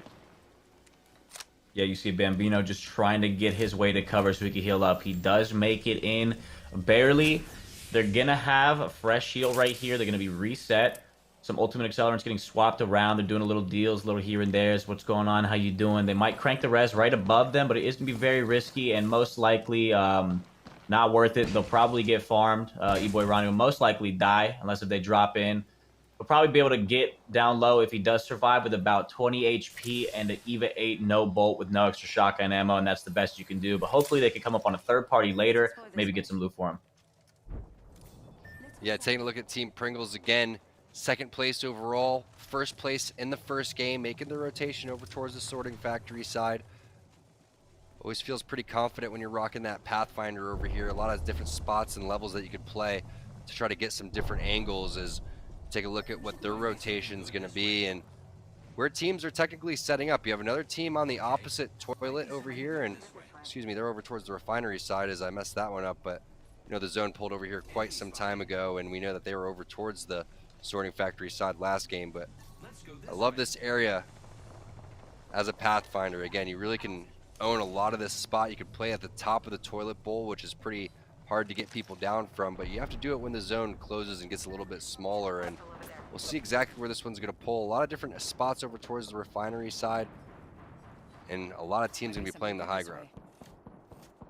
Yeah, getting on top of the toilet bowl is risky, but high risk, high reward. If you get there at the right time and find some teams rotating, possibly with like a G7, you could put out a lot of damage, find maybe 2, maybe 3 knocks, level up your Evo, give comms, see a lot of people rotating. It's just a very, very risky, but it rewards your team a lot if you do get up there at the right time. If you get up there too early, shoot a couple bullets, there's going to be about 6 teams that go, hey, there's a Pathfinder up there, we should probably shoot at him, and then you just get exploded before you know it. We're hopping on board with Team Rockstar as they maybe try to follow up this rotation of the team going up the stairs, but they see another team in that room to the left. I doubt they push this, probably just going to settle down. Looks like they're moving forward, but they're just trying to find a spot in circle, and I believe they do in this room, and that is going to be a nice chill little area for them to just hang out in for the next 30 seconds as the circle closes in and it adjusts the zone here for the next pull. Yeah, to be honest, I can't even tell you if they're in the zone right now because the quality of what we're casting on is pretty bad. So we're not seeing what you guys are seeing. It's a little bit blurrier for us, so we'll try to fix that. But typically these zones are Truthfully, mine was pretty good right there. Oh, well, congrats for you. I'm glad for you. I'm glad you can see what's going on. I can't see anything. But over on these refinery sides, typically you're going to see this pull where these teams are setting up, and they end up just instead electing to rotate from this outside area. So that's going to be aim assist on the back end, and this one's going to pull far away from where I thought this was going to be, and all these other teams most likely predicting it going to end over towards these yellow containers, but instead it's more over towards the toilet bowl. As we look at what Pringles is doing, they're still alive, still has a decent amount of resources over here, and a ton of grenades. 100 with 5 arc stars in this zone could be something to deal with. Yeah, we saw an unlucky DC, I believe, by Gent as he was trying to rotate in. We got to get a better PC, Gent. We got to figure it out. We really need to figure that out. Gent DCs dies to Storm. It leaves Designful and Resulta trying to rotate in late, but we see a fight going down between Team Pop-Tarts and another team trying to get the Arc Star stick right there on the Gibby. Doesn't hit, which is rare because he's just so big. Fat Fruit Ninja with the wide swing. No armor yet. Looking around, looking left, looking right, turning around, looking down, looking up, waving. We're going to see a res here. We're going to see any action. We're going to see a lot of movement, but nothing really too substantial to help with anything. He's covering as Blighty sticks the res on Farmer Lucas, and the fight kind of just stalls out. I'm not really sure what happened. We saw Fat Fruit Ninja just hitting the neck movement, and it seemed to win in the fight, apparently. Big fight happening right now with Team Pringles for the high ground. You have one player alive. I think that's We the People, who's coming in with a fresh armor swap. Gets hit for, I think, 70 red, and then finishes that fight off. Nice job there. We the People going to hit this res and try to get it as fast as possible. But as that's going down, here comes the zone, and here's Team Rockstar. What do you know? First in points overall, still over towards this end game. 7 squads left, 3 kills over here on Picket. Still has that Prowler, elects to pick up the 2x overall. There's the bubble coming in from Rakinishu, but so much damage being taken for Picket, that grenade.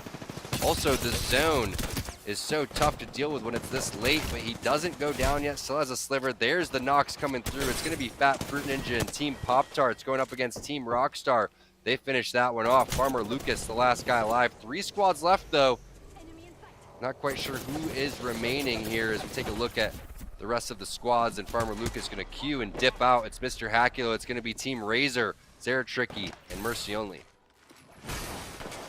Yeah, and they've probably been on this side of the map, probably sitting in a house for a while, but they're going to swing on this last person on the team right there. Farmer Lucas gets taken out, and it was a solo sitting in the house by himself, and Team Razor, strong 3-man performance at the end there, taking out the solo rats, trying to get the placement points. The Wraith came out of the house trying to do something, maybe third party, but it just wasn't going to happen because it was all 3 of them full HP, fully kitted and ready to get the dub. Yeah, nice job there by Team Razor, but I think Rockstar picked up a handful of kill points on the way too, so don't be surprised to still see them sitting at #1 overall. Love the refinery zones. It's always interesting to see how that one plays out. I don't think any of the teams were expecting it to pull off of those yellow generators, though. I would say about 75% of the time it's going to stick there. You're going to have people on the very bottom level of that, people on the second floor, and then a Pathfinder team will play over towards the top, and that's what I was hoping it was going to happen for Aim Assist. But you had Team Pop-Tarts over down there. They had to rotate over towards where Team Razor was. And then whoever was that rat hiding over in the building, nice job getting second place. Your hard work does not go unnoticed here in Series E. Yeah, in my small stint of competitive, I had seen that circle one time, the circle we just saw where it pulls to that RV near the Dorito house and then the 2-story house. I saw it once, but typically you see the yellow container circles. That's why you saw so many teams set up on the top layer, the mid layer, and the bottom layer of that little building, I guess you could call it. But yeah, circle pulled, you got to adapt, you got to make decisions on the fly, you got to act on those decisions, and you got to outshoot everyone. And the rotations are hard going across that train track in the open. You need a Gibby, you need the bubble, to be on point. There's a lot of things that happen with those rotations late game, but you saw the dub, and it was a good game. Well played. That's right. We're going to get ready for game number 3, but we're going to take a quick break and hear a word from our sponsors. This is Series E by Esports Arena. Thanks for joining us. We'll get ready for game 3, and we'll see you soon. Are you guys ready to find out what team you're partnered with? Yeah, Absolutely. All right. Well, there's going to be a lot of Pringles in your life because you guys are Team Pringles now. Let's go. Get ready to snack it up, baby. That's awesome. All right. Well, what do you guys have to say to the people over at Pringles? What can they expect from your team, and what does it mean to you guys, Casellas, to be a part of this? Me personally, the Pringles, I love Pringles. So, my opinion. Same here. Let's go. All right, let's talk about that. So, Team Pringles is taking down Team Cheez-Its like it's nothing, right? 100 Stink, is this happening? Of course. Oh, yes, 100%. For sure. Sour Sour cream and onion all day. You love to hear it. All right, Hundreds, you got a favorite flavor? Sour cream. I love the pizza one too. The pizza one's crazy. Like, I don't know how they did it. All right, Casellas, which one's your favorite? I don't exactly know the name, but it's the cheese one. I think it would be cheddar. Just straight up Pringles? cheddar? Oh, yeah. Cheddar, yeah. Maybe even the sour cream and cheddar I think they may have. There's a lot of different flavors, okay? Once you pop, you can't stop, man. We all know the slogan, so you guys are going to be popping off.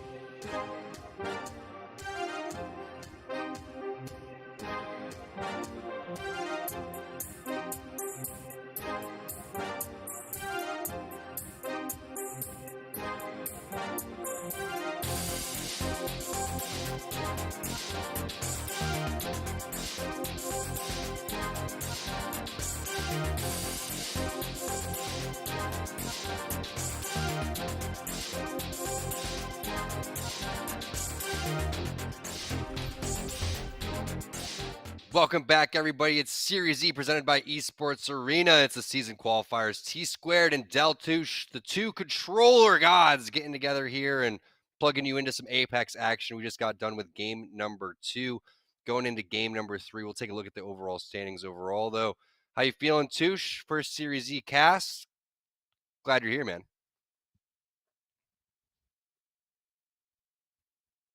Oh, there it is. There it is. We got the muted mic. Let's go. And, you know, I'll tell you what, I'm feeling good. The microphone might not be on my side every now and then, but that's all right because we're still here. And chat, I am awake. I don't know why you guys are saying I'm asleep. I'm feeling good. I'm looking great. And I'm here with a great looking man as well. Game 1 and 2 were bangers. And, you know, games 3 through 8 are going to be bangers as well. All on World's Edge, we're sticking on here. And Kings Canyon, not going to get much more love because we're going to go into Season 7 here tomorrow night. So going to get your games in tomorrow for Season 6 if you get your opportunity. It's Team Rockstar taking over first place, almost doubling everybody in the lobby with 42 overall. Team Razor in second place. Not getting too many kills in that last game, but still enough to get them over towards second place. Team Pringles, they won game number 1, sitting over towards third, but still anybody's game. We still got 6 more to go. A lot of Apex action to be held. Our first zone was over towards Geyser. The second one was toward the refinery side. So expect to see something a little bit different here. Maybe you're going to see something over towards Fragment. Maybe something a little bit north over towards the Skyhook side. Even it up a little bit for the teams that have to make that hard north rotation. But still plenty of talent here. 9 partner teams going up against 11 teams that came through and signed up first come, first serve. So again, if you want to be a part of Series E, go and sign up. It takes place every Tuesday at 5 p.m. Pacific time. Tomorrow, we're going to be back with our 11 organizations with our 9 partner teams, 7 from NA, 4 from EU, and we'll get it going with some more Apex games too. Shout out to Jamerson. I know you're probably watching from home. Taking a day off, I see, but we're here getting your back, and me and Deltouche going to have some fun with this one. But getting ready for game number 3 as the teams do drop in. We saw some pretty interesting action over towards the epicenter side. It was SIZ with the first kills of the game, switching it up from the sorting factory side. They didn't want to go and try to 50-50 with Intel because Pringles was in the area. Instead, they made their way over towards epicenter. But we're taking a look right now at this crazy fight that happened over towards sorting factory. This is too much aggression coming in from Team Rice Krispies, but it was also a nice portal escape from Teen on Team Intel, Touche. Yeah, absolutely. Great portal, getting that team in cover in the tunnel. They tried to get the third party off. I think Bird just got a little too eager with his push. You see him kind of he was walking in a straight line in the open as a Gibby. I'm assuming he just get fried, you know. Didn't get the bubble in time, and then, the third party came right where they came from. Call it a fourth party. And yeah, they got taken out, and they probably should have not pushed the way they did, but it is what it is. You make mistakes, you learn from it. Next game, do better. Simple. Yeah, and there's the 2 massive shots that came through, but fortunately hitting a 70 on his third one there as Casellos is able to get the finish over towards the top floor. Team Pringles, again, they were looking pretty good to start this one. They wiped the second squad of the game. They get this res on the hundreds here, and everyone ends up healing up when it's all said and done as everybody was popping off over here, making their early rotations. But I believe that was game number 1, and game number 2 was a little bit different over here for them as it was on the refinery side. It was We the People on his Gibraltar that really did some damage to Team Pringles, mopping them up. Hundreds, nice job there with the Massive, trying to use the shield, but you could see he has absolutely no health, and this circle comes around the corner, so there's no chance to get the res there for the team. No egos, and it was Razor, like you said, too, setting up on this side. Hakilo has a decent amount of kills, but this pull was pretty hard to go and predict. You see the ones that end over towards the yellow generators. You see the ones that end actually on that building towards refinery and sometimes by that door. But Team Razor taking advantage of the positioning over towards that yellow truck. They go and get the dub. And now we're looking at what's going on your screen is the landing spots for all of our top teams over towards the bottom side. On launch site, you're going to have Team Pringles, Lava City, and Tree over towards the bottom for Nestle Pure Life and Rockstar. Intel, they were getting 50-50s over towards Sorting Factory side, and now we know why that rotation came in through so fast is because Team Pringles is directly south of them. That's a great job, Tom. You popped off there for about 2 minutes straight. You got to tip your hat to that, chat. I like this graphic here a lot. I'm loving the food logos on the map. It's not something I thought I'd see. When World's Edge came out, I wouldn't think about Intel, Sorting Factory, even Cheez-It Epicenter. But it's a great graphic. I'm loving it, and that's where the teams are going. So take a mental note of that. See who's going to fight possibly, and yeah, SIZ's over there trying to power up on some Cheez-Its. They already ate them up pretty quick, mopping up over towards the Epicenter side. That's going to be a fun fight to watch. I love to see that these guys are just going in and 50-50ing every single time. Why not? They were a late entry over here, and you have Razor on the Skyhook side. We're talking about the north side. Are there going to be circles that pull over here? We'll see, but Razor owns a majority of this area for a lot of time. They won game number 2. Can they go and have the repeat performance in game number 3 again? 4th place overall yesterday in the ALGS. Team Razor Tricky is what they're calling himself. I love to hear that one. But there's a flight path. They're going to go and own these popular buildings. Always want to try to get the high ground. Also going to look around to see what teams are landing near them. Are they not contested here? Are they typically not contested in Skyhook, or do they have it contested? Do you know? Well, we'll see right now. It kind of depends on how far they spread out right now. If they kind of land tighter one another, I feel like that they aren't going to be contested, but looks like they have it for free right now. And I feel like Skyhook is one of those areas where you could at least have 3 teams landing and split it. Once you add that 4th team, it makes it a little bit more complicated, but there's plenty of loot over here and everybody's spreading out, which means that they're going to have such good loot coming out of there that they could just play that Gibraltar composition and hit the edge if they want to, but they also have the Bloodhound for the scans if they wanted to get it. But a little scary for Farmer Lucas as he doesn't have an armor yet. This is typically how my games go. It does be like that often, Tom, but you saw in the kill feed, I'm not sure if you saw it or not, but 165 Clan had a clean wipe on Team SIZ. That's Zach Mazer, Inhumed, and Stay Naughty. I believe 2 of them got Prowlers off rip. And we all know how strong the Prowler is right now, especially in the hands of a controller player. So they were taken out very quickly, and they're probably not too happy about that. Yeah, Prowler going to be put inside the care package. R9 back on the floor.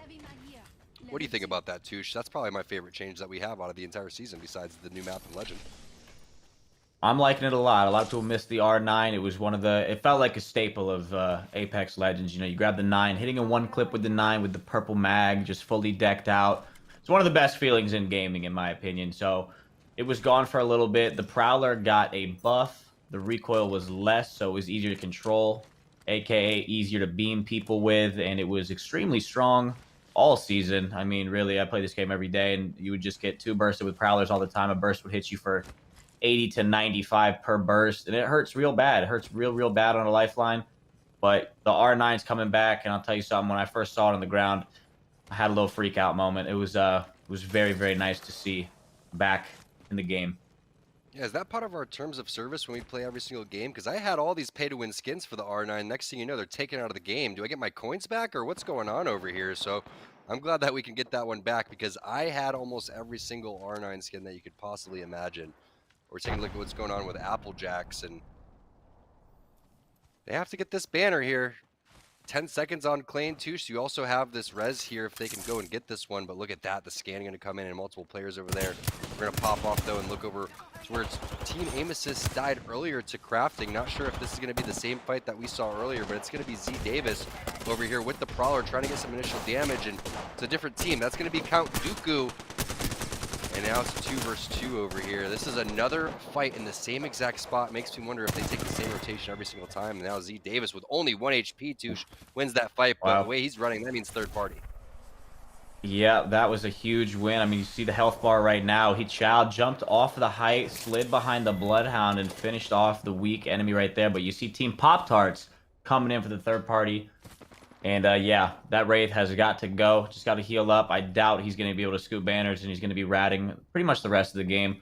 I'm wondering if the team we saw down low did get the banner, because you saw the team up top slid into that fight and had to take it. I wonder if the banner was retrieved and the res was given out or not, but we will find out later. We got No Egos kind of bunkered up here at Sorting Factory, one of these little buildings right here with the Watson. They're going to be sitting here for a while. I'm assuming they actually don't have a way to scan the beacon, so they're just kind of gambling with the circle. We got a fight going down here in No Name near the res beacon.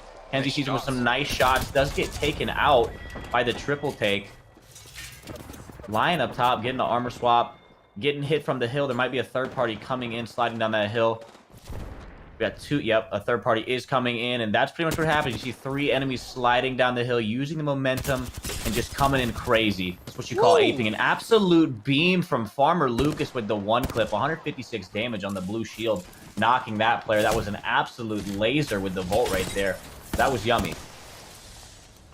Farmer Lucas doing it big. Love to see those shots right there. They're going to heal up, but this is a pretty fortunate scenario for Team Pop-Tarts. A lot of times you sit there and you hold the choke and you don't get any action. A lot of teams are afraid to push up there, and they won't even fight because they know that you're up there. But they've had fights on both sides of this choke, which has presented them some KP and some extra loot for their team. But like you were saying, Touche, we saw one team setting up over towards the Sorting Factory side. Makes me wonder if that's going to be the spot where this one's going to pull off. We know which team lands close to that. It's going to be Pringles. They're going to be getting a nice knock right there. It's Stink onto Crummy. That's Crummy from Team Rockstar. That's the Wraith going to be down. You see the bubble coming through. That's Rakanishu on the Gibraltar. He's going to go and get the knock onto 100. So we have a 2-on-2 going on between Rockstar and Pringles. In a wide swing here on the Gibby. Wraith holding the head glitch. Casellas is so low. It's technically a 1-on-2. Casellas needs to back up or try to get some heals off. Casellas does go down with the 1 peak pick. It does pick him off with the Prowler. Let's see what Stink can do. He's in a 1-on-2 situation, hitting some blue armor right there. But the call out was made. The Watson is flesh, and he's going to have to jump down to low ground. I believe I might have saw a Gibby ult start to come in there. Oh, and there's a flying Gibby instead. Who needs the ultimate when you could just become the ultimate? You know what I'm saying? Drop it on his head and finish him off, getting that loot. I don't even think he shot him. I think it was just a shockwave from the cannonball he did onto the ground that finished him off right there. Nice job coming in for Team Rockstar as we have another fight. It's going to be Nestle Pure Life getting into it. E-Boy Ronnie has a sliver of HP, but all of his shield's back. That's going to be the initial knock and the res going on to Dracos. Tons of action. As we know, this circle is going to pull over here, so teams trying to set up into these god spots, but when there's not enough Watson fences or enough presence and you're not bullying people off of their spot, they're going to continue to push you. And that's exactly what's happening for Team NPL as they try to reset immediately, hitting these medkits. This is a very aggressive game 3 from pretty much the whole lobby. We're seeing a lot of third partying happening, but that is a massive fight for all those loot boxes right there, and loot is very vital towards the end game. If you have a lot of shield cells, you could risk kind of taking that poke damage fight with another player that's shooting back at you. If you know you have a lot of shields you could burn through, it's not a big deal. You could get some picks later, but if you don't have shields, you can't really peek and go for anything. You just kind of have to play the circle and play late game. So all these loot boxes are going to provide them with pretty much some breathing room for later in the match. And that's a big defensive bubble coming out, and you know that's not a res. He's just going to run away. Maybe going to hit the geyser here. Crummy, that's it for Crummy. He's going to be respawn timed out. RIP to him, and you do have Pickett on the bottom there, so. And the amount of people left on your right-hand side, that's the amount of people left on your team we're hearing from production as we scroll through everything, and you can see Rakanishu, only man alive over here for Team Rockstar. Saw Pickett drop earlier and get taken out, but see if Rakanishu can get this one. Has his bubble back up in 1 second, doesn't have the defensive bombardment, and there it is, sneaky little Gibby. going to try to get out of here, but he's going to have to go away from Sorting Factory and go outside the zone, because if he continues to try to go towards the middle of the zone, there goes that bubble disappearing into that crypto wall. These teams using all the resources just to get the solo Gibby. Yeah, they wanted that kill point, but I mean, it is a Gibby in the open. I'm assuming they got that kill. We did. Yeah, Amos's Dracos hits him with an Arc Star as the EMP stuns him for a second. I would have liked to see him hit the Geyser, but, you know, a flying bowling ball might have been easy to shoot out of the air. We got Intel pushing into this little bubble room right here, into the bubble, getting hit for a lot with the Massive. They do get the knock. Gibby's knockdown shield going crazy in the window right there. Hill getting taken out outside in the friendly bubble. And do they have the other enemies in sight? Let's see. We got some R301 shots going out. Pathfinder flanking 111 before he goes down right there. Designful taking him out. Teen is going to say, I'm outie. We're going to leave. Designful resulted chasing afterwards. That looks like the Wraith was knocked. And I mean, Tom, we're seeing a very aggressive playstyle from a lot of teams this game. Yeah, this whole series, ever since we started, has been a ton of team fighting, but we're looking at Zone 2 closing, and half the squad's already wiped out. This absolute bloodbath happening on the bottom of Sorting Factory is now Team Razor, all the way from Skyhook, has made it into the bottom of Sorting Factory. So we'll see exactly where this one's going to pull, but one player stuck on over towards the office. We know Teen dipped out earlier. Zeratricky is going to pop that Phoenix kit, and they do have a gold backpack, I believe, on their team. I think that's going to be Mercy with that one, so I wouldn't doubt if they pass that on over to Zeratricky, unless Zeratricky has one too, possibly 2 gold backpacks for Team Razor. Team Cheez It though, 165. Amaze going to take a lot of damage as they make their way over towards the top of this building. We saw earlier Team Rockstar fight in game 1 on this side, and they're not even close towards the zone, so this is a serious gatekeep coming through and some serious BM as he's going to recharge his shields by sending this guy back to the lobby. You know what's on top of Cheez-Its, Tom? A little bit of salt, and that's what that player that just got finished is feeling right now, getting punched in the face, tossed through the portal. Also, I'd like to note that on Team Aim Assist, Gentrifying might have had a little bit of technical issues, and they came up with a substitute. Kobe was on the team. I saw his loot box, so that means he's dead. But the sub was there. Kobe's in the game for Team Aim Assist. They are out now, however, but the substitution was needing to be noted, I would say. Hey, shout out to Kobe for coming in the clutch and filling in when your boys need him, always getting their back. Gonna have Cheez-It though. Still safe in the zone, but you know where this scan is. It's over towards the sorting side, and means that you're gonna have multiple teams over towards the toilet. Sometimes teams will split this one team on the bottom, one team around the outer ring. You could fit at least 6 different teams inside the actual major building of Sorting Factory. 2 teams on the office, 2 teams up top, and a couple teams over down below as we take a look at what Razor's doing. They're holding the high ground over here as we find out which way this zone is going to pull as we move into round number 3. They're sitting pretty with some decent stuff on this Hemlock. You have the gold barrel stabilizer, purple mag, 2x, purple stock. That thing is nasty. Yeah, they are kitted right now for sure. They probably had their way with this absolute pile of loot boxes in here from that war we saw break out earlier. I mean, they're still having their way with them. They probably just went up top, you know, shot some bullets, did some damage, and they said, hey, you want to go loot all those boxes, all 15 of them again? And they said, yeah, let's go back in. So they're just looting up and just prepping for late game, and they have a lot of resources to work with on the ground. The circle does pull away from the height that they were just on and more towards the main train station of sorting. So we might be seeing a donut ending kind of around that area, possibly near the cliffs with the grass on the side of it. Maybe even the train track, the bridge. We'll just have to see, but right now we got Team Razor sitting up top sorting. Yeah, we'll see. When they start to rotate in and we get a little bit more area on this map, it could end over towards that donut, it could end over towards the toilet, which is another popular one. And then, like you were saying, in that kind of gully or whatever you want to call it, where the 2 areas meet and you have that water area, as they do have to go and push and probably hold the high ground. That would be the best thing for these guys. Is Dracos, he's going to get dropped. You also have the EMP coming in. That's going to be a friendly one from Bambino as they just try to get Dracos back alive. They can't, though. Recover the banner and get the res is their only opportunity right now. And we have the scan, and it looks like it is pulling over towards this toilet here. Yes, it is. We see Amos's Dracos getting taken out. He was taken out on the other side of the donut.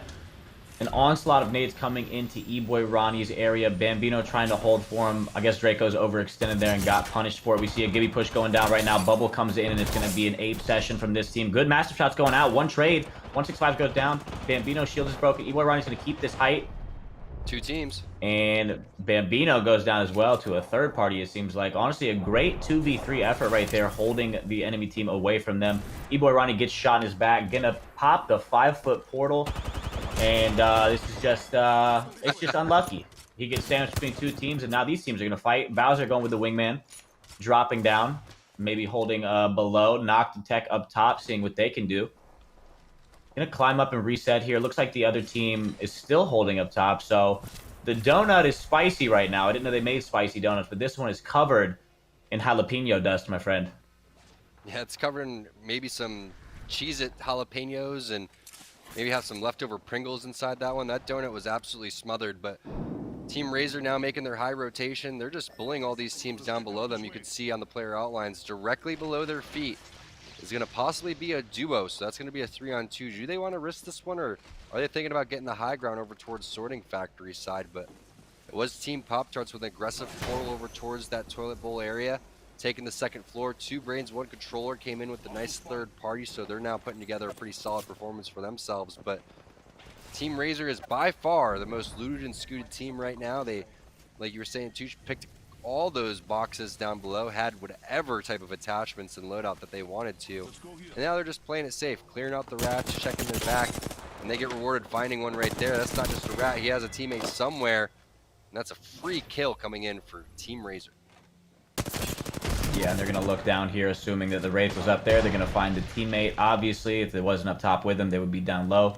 Some shots coming in from another team down low, but that's not going to be a problem for them. They're going to grab that Wraith's loot. They're going to rotate back into Sorting. They have the top of Sorting to work with on the Snake, but there's not much cover up there for the time being. I'm not sure if there's a team inside as well. You see some nice R301 recoil control shots going down across, clearing off the team that's on top of the Sorting Snake. I don't believe there's a team holding inside quite yet. Oh, there is. You see that through our X-ray vision. Shout out to that. So they're just going to kind of hold back here. They are in circle, so they don't have to move necessarily. They're probably just talking about what's next, where the circle is going to pull, and then they'll make a decision off that. Never mind. Yeah, they're just big chilling, and Team Cheez-It's still alive. It's Strictly, as the last player, trying to figure out if he can find a spot and a ping to go and play on the edge of the zone here, but he's just trying to milk as many points as possible, as they do have a decent amount of kills. 5 kills coming in for Strictly. It's a pretty solid performance so far. Not sure how much nades or Amaze had, but right now, Team Razor, definitely the team that has to be dealt with. Even though they don't have the best position, really feel like, look at those shots with the R301, 75 from Zeratricky instantly, just being a nuisance over here. But I really like their position, Touche, because they seem to be the team that doesn't have any pressure on them. Other teams are kind of stacked on one on top of one another, breathing down each other, probably not practicing social distancing. Team Razor, they're fine. They don't even have to mask up. No one's even within, 60 feet. They're just chilling.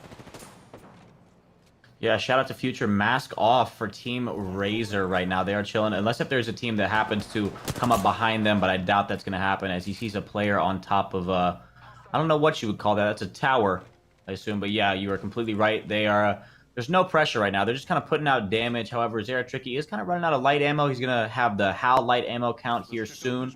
But yeah, they're chilling. There's a team below them that he sees, gets the scan off. Might be a solo Dolo or someone from the team inside the end of Snake building over there in that room, just kind of scouting.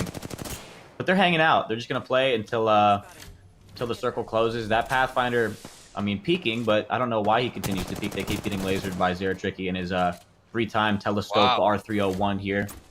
Yeah, Zeratricky taking out Design on top of the tower with that mouse and keyboard recoil control. You love to see it.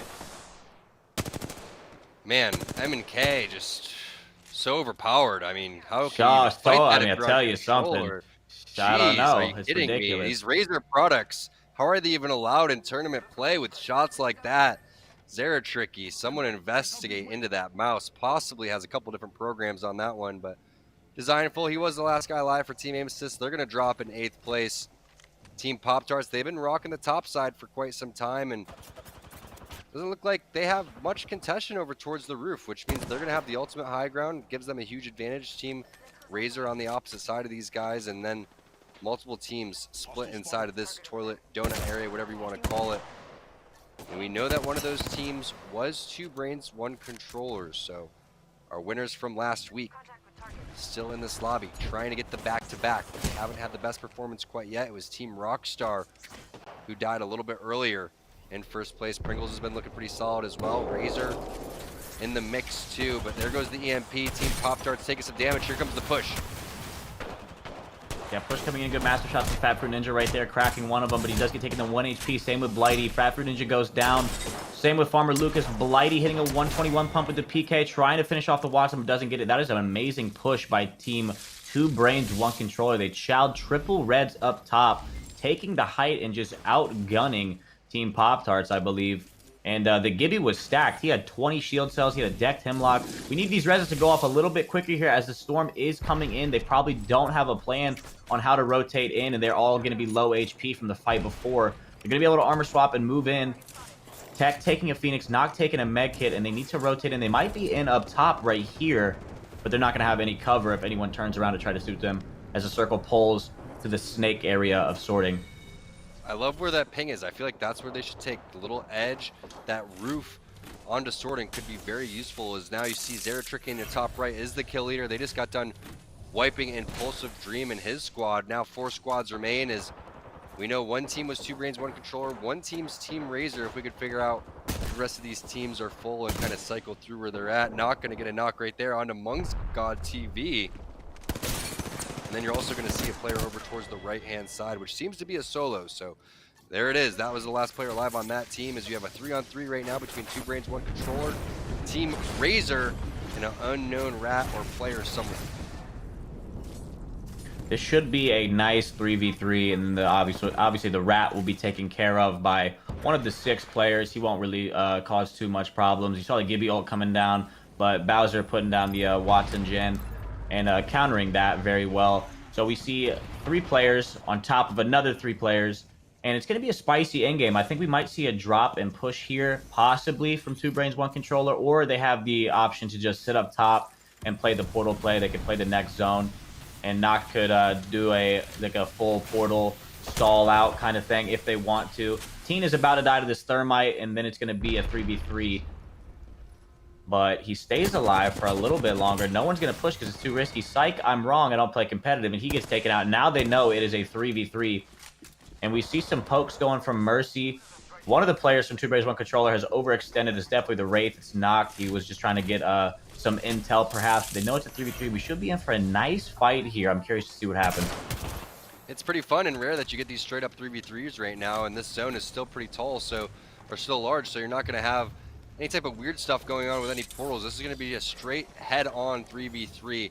The question is will they hit the EMP? Does Tech have his ultimate right now? We know that the generator is up, so if they have another defensive bombardment, they're going to be okay, but it's really going to come up to the Bloodhound or the Crypto here. Yeah, maybe the Wraith comes up and has some opening damage, but I really feel like a big scan or some big EMPs is what you need from either team to really open this one up. As soon as you see anybody get a crack, as soon as you see a nice grenade or initial damage come through, all hell is going to break loose. You love to see these straight head-to-head fights. Yeah, this is gonna be a big ego check for whoever loses for sure. I think we're gonna see an EMP here soon. Hopefully, the team on the bottom called in a mobile respawn beacon near the door. I'm not sure what the logic behind it was. Maybe just for a wee bit of cover if someone tries to swing on that door. The doors have been broken for quite a long time, and it is the only door in play that's not in the zone. So we're most likely gonna be seeing a push right there.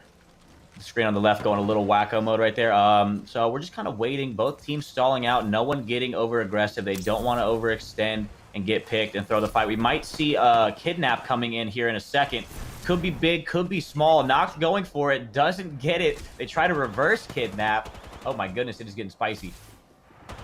Yeah, at the triangle of Wraith portals here is really want to see this fight happen in the next 30 seconds. Come on, guys. Who's going to do it here? Who's going to really grow a pair and push onto one another?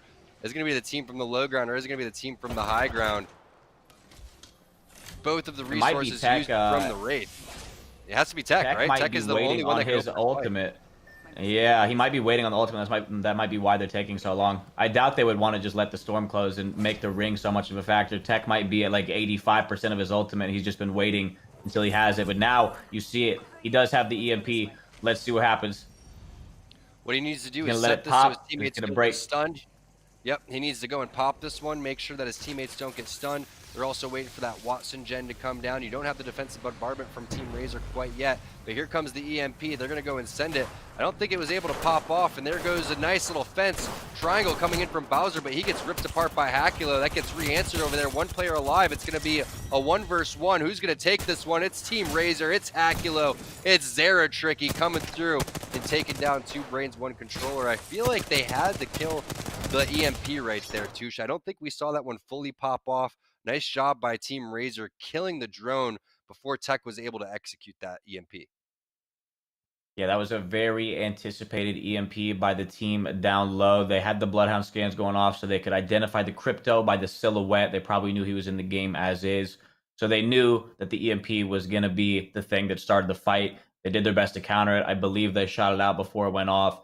And then it was just kind of a 3v3 in a bubble. You saw the Watson kind of dive in there with the fences, placed a couple here, a couple there, and then exploded and fell over. I'm not sure if the fences was the play there. It could have been if they worked, but they didn't.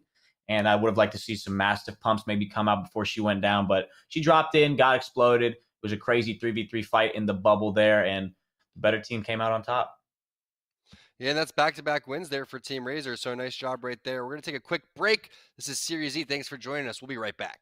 Stack Pringles flavors. Make new ones. How much do you think Pringles paid these people? Hardly anything. Hey, you guys want to stack different Pringles flavors to create new flavor combos? Here, I'll go first. Pizza, barbecue, and jalapeno. The spicy barbecue pizza stack. Get him!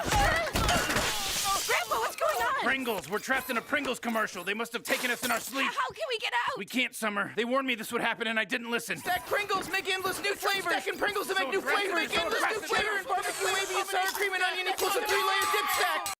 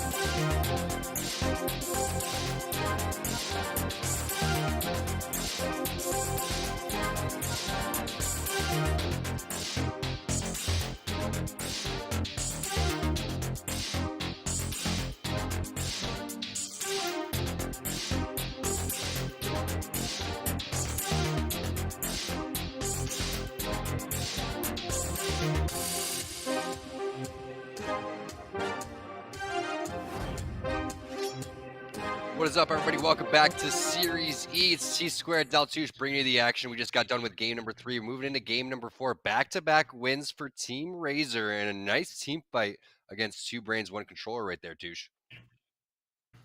Yeah, the back-to-back wins gotta be feeling good. You love to see, you love to be a part of that. They're probably going to be going into game 4 with a lot of gusto. They're probably going to push maybe a little bit more than you would typically think from them. But yeah, they are taking first place over Team Rockstar by 4 points. Team Pop-Tarts coming in at third with a decent gap between Razor and Team Pop-Tarts, 20 points. Let's see, where's Team Aim Assist? Sitting at 12th with 12 points. You'd like to see them doing better, honestly. You think they're going to pick it up here at the halftime mark here, Tom, or what's up? Oh, no doubt about it. 4 points a game. That's something that they could get in just a blink of an eye. I'm expecting at least a 25 to 30 bomb from these guys over the next, we got 6 games left, 5 games left as we move into the halfway point. But back-to-back wins is tough to do, and Team Razor was able to do it. Also coming in from the low ground, that's something that they proved in during the ALGS when they won 2 out of the 3 games. They really specialized in these end zones where there was 3 or 4 teams, and it goes down to that very, very final circle. It's been great Gibraltar play from Zeratricky, but they somehow just pull these off. They are able to put down some good portals for the most part. They didn't need it that time because the portals were wasted from a double kidnap area, but this is what started off. It was Bowser dropping down, trying to put the triad on them, but that's not Zelda. They're playing over here on Apex on World's Edge, so he just gets absolutely popped by 2 massive shots. And that's how that one goes. But I've seen Bowser win these circles single-handedly in the past with a similar play. So I think he was going for something like that as we take a look at Team Razor and the beautiful people on their team. Yeah, Bowser might not have gone to shoot during that last fight because you saw his loadout was a Volt Wingman, and pretty much what you want in those fights is a shotgun, Mastiff, or Eva, even a Mosam Hammer Points if you're feeling yourself like that. But he had neither, so he was probably like, all right, I'm going to get exploded regardless. I might as well try to throw down some fences and really spice up the fight a little bit, try to get him caught, make it easier for my teammates. However, not sure if it worked. He did implode, but we're hopping into game 4, I believe, Tom. Here we go. Game number 4, it's halftime, and Team Razor, that's landing directly on a blue armor and a battery and some cells. So some pretty decent bottom floor loot there for your boy Mercy Only, as they're going for the back-to-back-to-back wins. That's even more difficult. Stay naughty, though. He's going to open things up, and this is the 3rd place that they've landed at. This time they're going to go over towards the Lava Fissure side and start to pick on Team Rez and SIZ. They're just uncaged beasts right now. You can't contain them. You can't predict where they're going to land. You can't predict what they're going to do next. They don't even know what they're going to do next. Yeah, they're kind of griefing right now a little bit if you want to put a name on what they're doing. I mean, they don't really have a play for the tournament, so they're just kind of wiling out. I guess you could say they're just landing wherever they want, whatever they feel, whatever's calling their name. And Team Rez, unfortunately, feeling the wrath of Team SIZ right there, as they thought they were going to be uncontested and they didn't have a plan for if they were contested, and their Gibby is down and out as they continue to run away. We're hopping on board with Team Intel over here at the Triple Beans, that's what I called it. That's where I used to land on PS4, if you know, you know. And we see a team on top of the train station. Good spot, right? Not bad. That's the best spot, man. You get the 3 instant barrels, or the bins, plus when you know you're playing Pathfinder, you could grapple to any one of those side buildings and hit the loot over there. You could go back to the 3 bins over there, or you could go over towards the train station right here and start third party immediately based on what you get out of those 3 bins. But now we take a look at what's going on over towards Cheez-It side, and they're happy right now that SIZ is landing on the opposite side of the map, because that was the team that had to deal with them. As we take a look at what's going on with Strictly's point of view, he's opened up this game with some serious damage before and has some pretty good grenades too. They're going to get an early knock onto this player, get the finish as well, and looks like they're going to be able to get that loot fairly early. It's going to be a far rotation though, as this one moved over towards the south side, so they're going to be walking. And look at this camera work, just beautiful, beautiful stuff. You love to see it. You love the third-person controller looting. I mean, you saw the raid checking her pockets, checking the waistline, making sure there was room for more loot. Honestly, you know, you don't need the third-person spectate on the mouse and keyboard players. They ruin it. They strafe. They crouch. They make it look all weird and ugly. Controller players sitting or standing strong, excuse me, looking good, getting real deep in that box. No fear. They have no fear. That's why they're standing still. It's not because they can't strafe and loot. It's because they're just so confident that whoever shoots at them, they're going to just get out of that box and shoot right back at them. But here goes the flight path for Team Cheez-It. They know that they have Epicenter, so that means that they're going to be able to get Refinery loot too. If they're not happy with their loadout, that's going to be what they're doing. But the fact that Team Intel is still sitting over towards the top of sorting, Touche, makes me feel like this is going to pull over towards that spot, because if the zone was moving, they would have already made their rotation, and we have another team setting up over towards the top-hand side. So these are two power positions from the sorting factory side, but there's about 6 different zones that end over towards sorting. So you may think you have the best spot, but until you hit that scan over towards zone 3 or 4, you're not going to know exactly what that's going to be. One of these reasons that this spot is really nice is because you have everything behind you just in case you want to go in third party. But if you go and leave that, thanks for the scan there, as we see it is sorting factory. So another zone over towards this side of the map, and should be Team Intel's game. If we know that's going to be their spot, Team Pringles is going to be in the area too. We know that Rakanishu, Pickett, and the Rockstar squad isn't too far off over towards the Lava City side. But here goes Team Applejacks getting busy over here towards No Name. Yeah, the portal play coming out, real aggressive portal. They might have had a couple shield cracks. That's why they're going in so crazy. You see the phase through the Watson fence. So they're going to chase this team up the hill. 3 tags on blue armor from Klein, 1 cracked armor, and another tag on it. Is he going to peek this head glitch? He is in the open, so if he gets exposed right here, yep, he is in the open. He's going to have to fall up to the rock right here. Try to get some damage. Flashes the Watson 34, but does get swung on. I don't know if they've traded the Nox yet. 90 damage right there from the R301. Lion trading out Twitch Seabon. And Kenzie with no shield. Lion gonna back up a little bit. It's now a 2v2, I believe. See if we can get some damage here. That might have been a crack on the blue armor, but Klein did get caught in the open, got a little too aggressive. Now we see a crypto ult coming in. That could have been a third party from all the way up top. Let's see what happens, see how it plays out here. 10 seconds on Bubble. Lion just using the purple knockdown shield to his advantage, trying to get that big bulky body behind it. And he's just going to keep scoping on upward. Kenzie somewhere taking a Phoenix kit. Klein still down. Bubble going down as well, so we get the quick res off. Let's see if we see a push here from up top on the hill. Yeah, both teams most likely going to get the res there, but this fight's been lasting so long that if I was both of them, it'd be time to dip out. Speaking of another fight and players dipping out, it's going to be aim assist fighting over here, and they're going to also get a res onto Designful, but Designful switching off the Pathfinder, busting out the Bloodhound here. There's going to be another knock. This time it's going to be onto the Resulta, gentrifying last guy alive. He's hitting a battery, but I feel like this is a third party that's coming in, and that's why they're dipping out fast. It's going to be We the People with the knocks, with the finish. Murdog's in the vicinity as well, gentrifying, closing doors on himself, but he's just trying to dip out over towards this tree side. They're going to be hot on his trail because they know what team this is. Can't allow aim assist to continue to be in this game, especially when you have this advantage with 2 players now. Yeah, you're most likely going to see some shots coming out. Going to give up their height. They're probably going to be happy with the loot that they got from that, or they might chase. No, you never know. Oh, wait, excuse me. We have another third party. It is the Controller Boys on Controller Boys on Controller Boys crime coming in. The 4th party, Team SIZ, taking out We the People as they move down the hill. And Jet is probably far and away now, which is good, but the banners still are going to be in a very hot area and most likely unretrievable. But Inhume, Naughty, and Zach coming in to finish off We the People as he just finished off Designful and Resulta.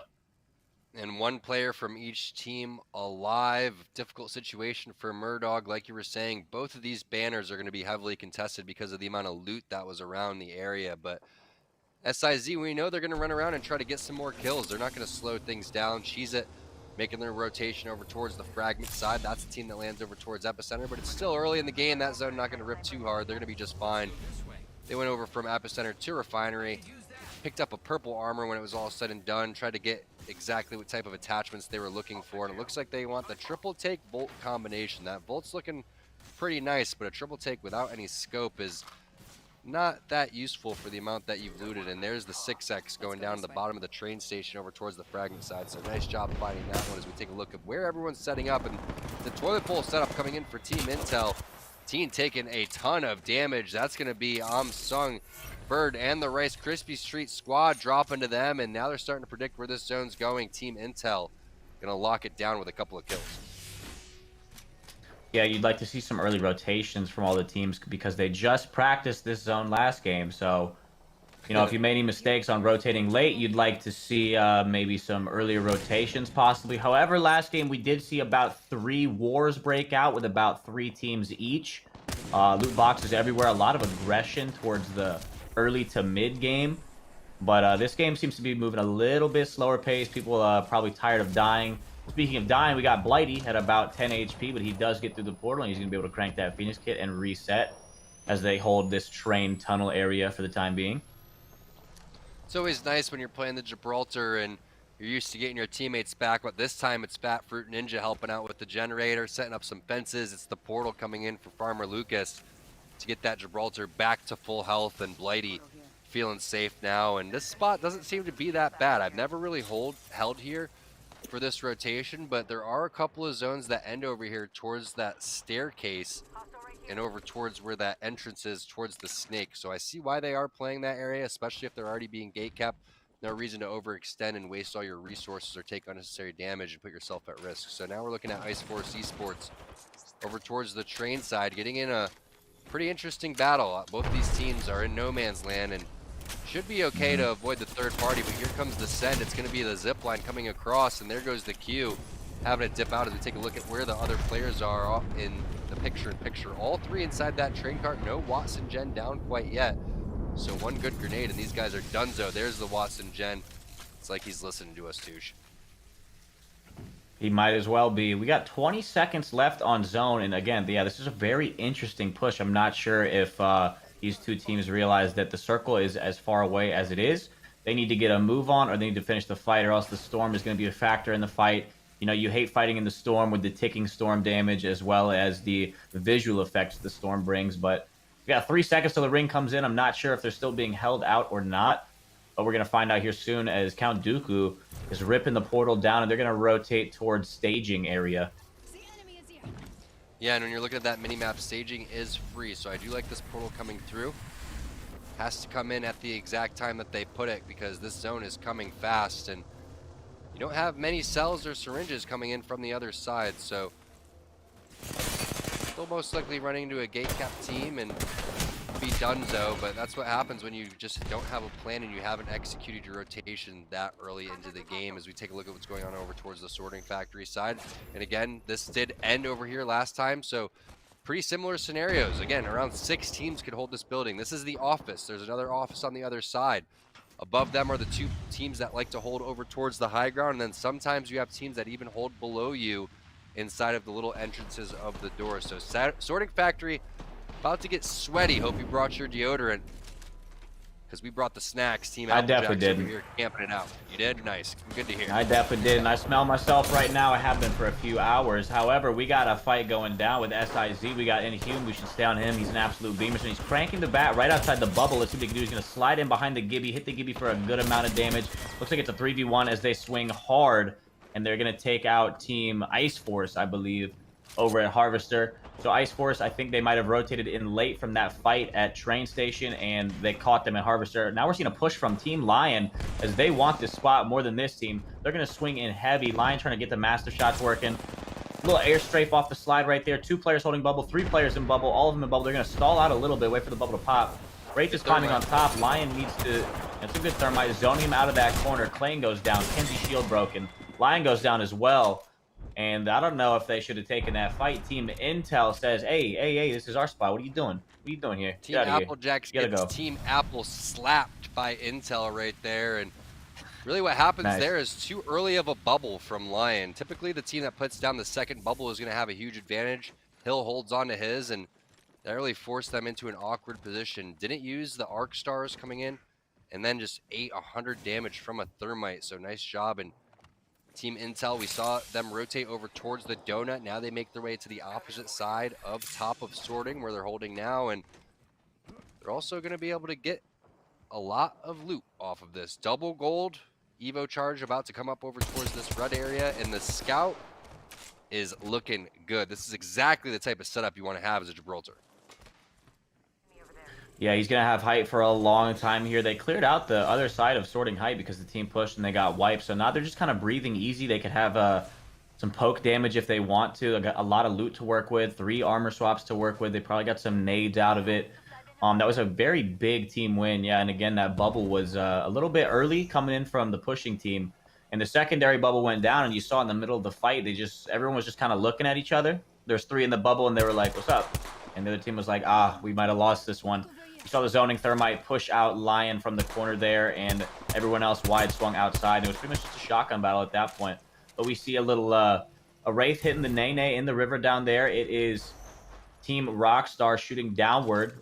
Crummy hitting the little teabag, throwing the little what do you call that? Is it a sticker? Is that a spray? What is that? A hollow spray? Is that what it's called? Well, emote, whatever it is. Yeah, hollow spray. A little something. Spray. A little something, A little something, little BM. Yeah. Yeah. Still love it. Got Team Rockstar holding top, sorting, just chilling. Pringles might be looking for something here. I don't know. They might see a rat down here. It seems as Hundreds is definitely looking for something. He's overextending a lot, even using a portal to try to find this rat.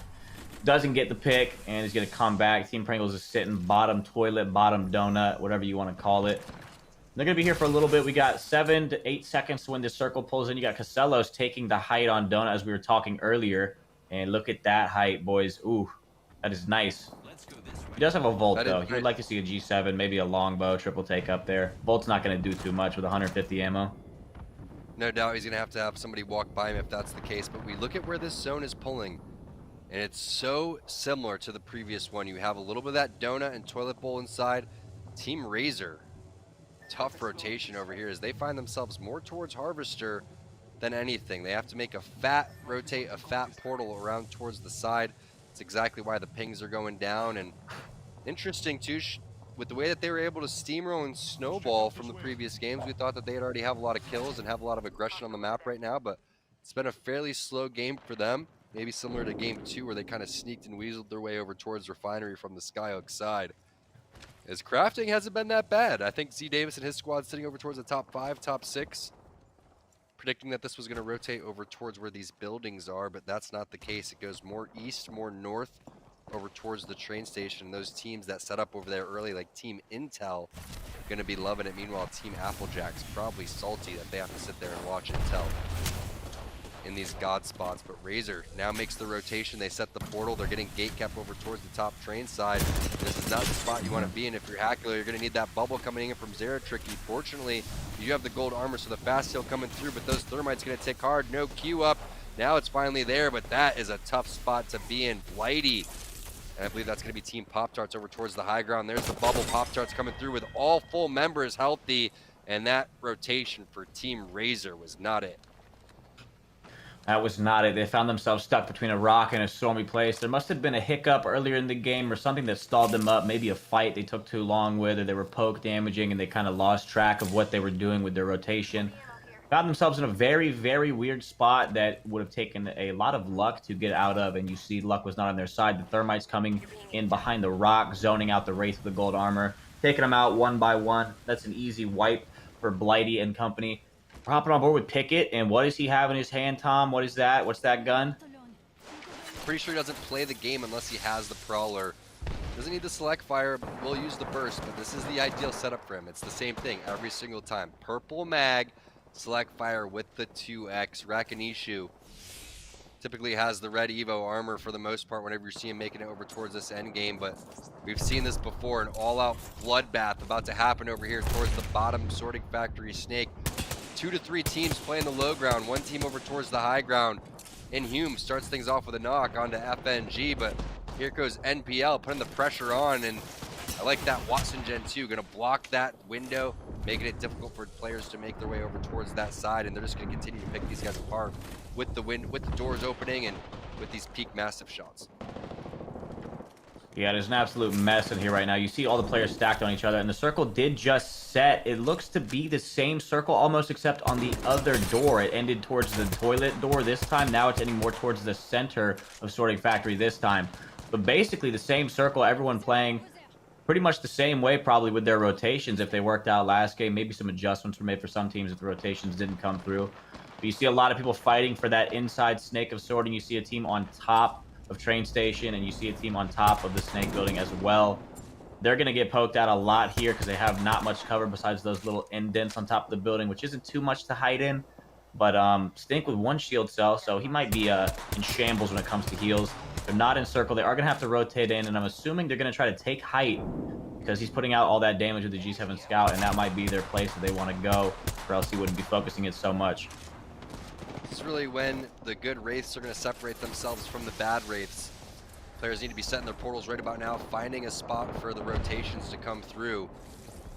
Will Hundreds be able to set his team up for success? Team Pop-Tarts already holding one of these bottom areas that we talked about. One team over towards the office, another team's going to be on the height above them. And this seems to be the potential door where it's going to end to. So Team Pop-Tarts in a very powerful position to go and do this one. They have a lot more cells than other teams that we've seen in the past, and there goes some nice little burst shots there just to try to put some pressure on the players going over towards the top of that yellow crane. And it's a good teammate right there, dropping a decent amount of heavy ammo, but that's a bad teammate right there. Where's the Watson gen? Need to find it, and there it is. Watson gen. Nice little bubble. There it is. Unlucky on the Watson gen. It was placed behind the crate, so the Thermite comes in and does a lot of damage. We're going to see a 3-team fight here as a lot of teams fight for this room. The fences are in a solid place right now. They don't need to push out. They can kind of just sit here and fire back at anyone trying to take it. Their door on the backside does get grief, so they have to prepare themselves for a lot of damage coming in from the back, possibly. The team is still in the office to the right and above them in the room up top of the sorting train station. Blighty hitting the crouch, hitting the strafe, hitting pretty much everything. Wraith coming in, going psycho, trying to get an angle on the far side, but gets punished. But now it is a full-on team fight. Amaze goes down, strictly no shield. Nave's just trying to hold off the fight. Nave's going to come in and hit behind him. Yeah, the bubble's not going to zone him off enough. We might see a push here from the team as they try to come in through the bubble. Another bubble coming down. There's a 2v3 as they just power through. Big 112 pump right there, knocking one, trading the damage. 2v1 right now. And the fight is over. That was actually a very good fight. Very well done from both teams. The bubble did not actually zone off the Arcstar behind him because it went through the wall. So he got tagged for about 100 right there. And I think that was the moment that the team decided to push. We're hopping on board with Team NPL as they're maybe finishing off a fighting here. We got a Gibby bubble and a portal in play. And he gets shot from the side going down. Bambino trying to get a gen down in the middle of the fight. Not sure what that's going to do. Trying to get some damage off the Mastiff, getting destroyed by 2 players jumping on his head. And it looks like it's Naughty, Zach, and Inhume the ones that pushed. And this is a very good spot for Team Crafting. They found themselves all the way on height, the only team up here. And they can pretty much shoot downward at everyone and play until the last zone because they won't get shot once the zone comes in. No one's going to have any angles to shoot up at them. So this is a very powerful spot for Team Crafting. Yeah, this is perfect. And if it comes down to an end game zip line, they're going to have a great advantage already being on this height because they can put the Pathfinder zip and attach it to something and then just bounce back and forth, maybe toss a Thermite down below them, and then swoop onto the teams that are down fighting. But Team Intel is the team that's playing directly below them. They already used their bubble and they're getting set. Nice little 112 coming into Tempest. That's going to be Team Pop-Tarts that just gets melted over there by Intel. Great shots coming in from Hill with this Mastiff. Rocking the red dot on that one. Interesting portal coming from Z Davis. He wants to get interested in this fight. They're going to go through. 2 squads remaining. Perfect timing coming through, and Crafting taking first place. Yep, Crafting with the God spot, and it turned out to actually be the God spot. I know a lot of times you think you're in a God spot and you make one bad decision and it turns out you died and you're not godly anymore, but that was pretty much a perfect third party. You saw the first team come out of the train station sorting, fought the team on the low ground behind the pole. Then the next team came out, tried to fight them, and Crafting said, hey, wait, there's 2 teams fighting. We're the only ones that are full. They saw the trades going down in the kill feed, and they jumped down with the portal. If it got a little too spicy, they could have taken the portal back up, reset, but they didn't even need to.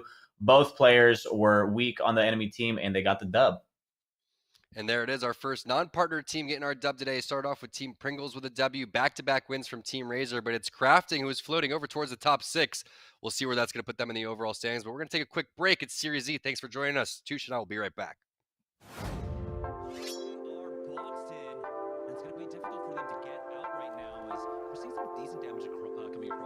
Forced to heal once more as they're looking to try and push up from different angles, but yeah, he's waiting to see exactly how he wants to go. He's got that grapple, he goes in, he's taking some damage, but there it is, jumping down with that Mastiff.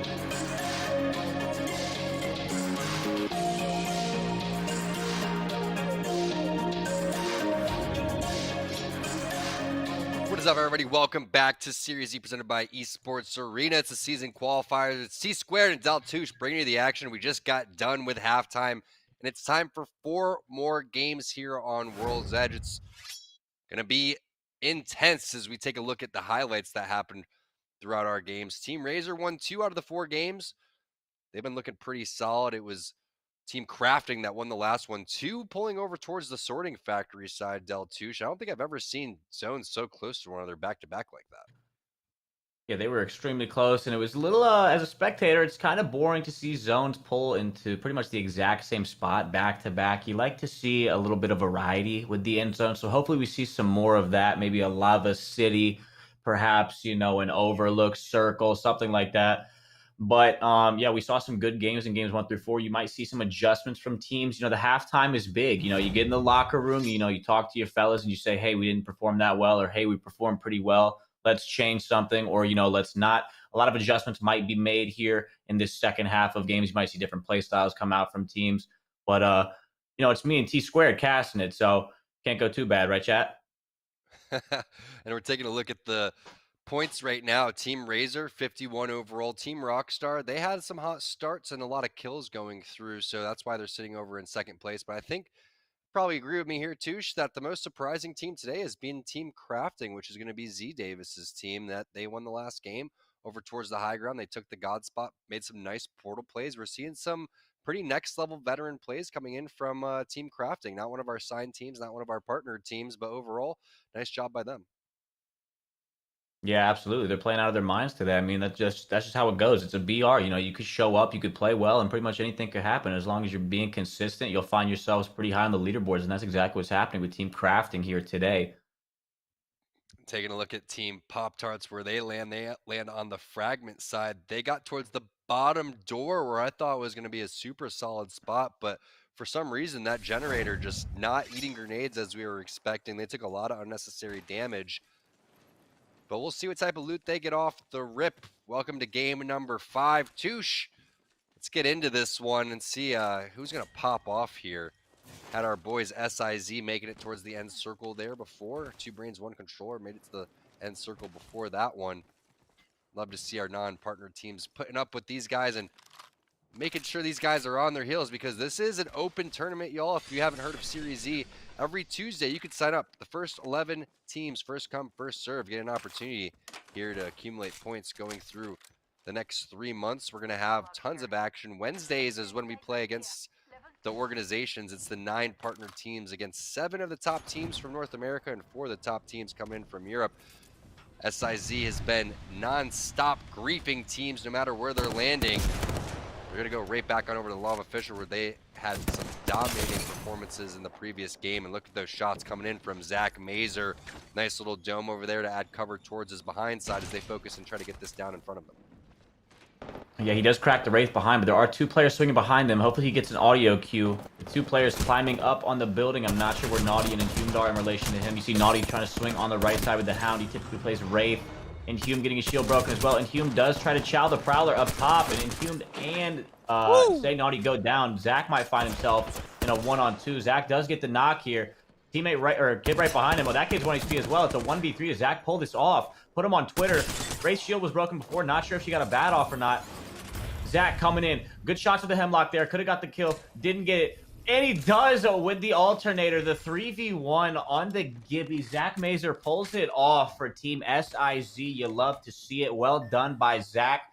Naughty and Hume go down. All left to Mazer with the Hemlock. And he pulls it off.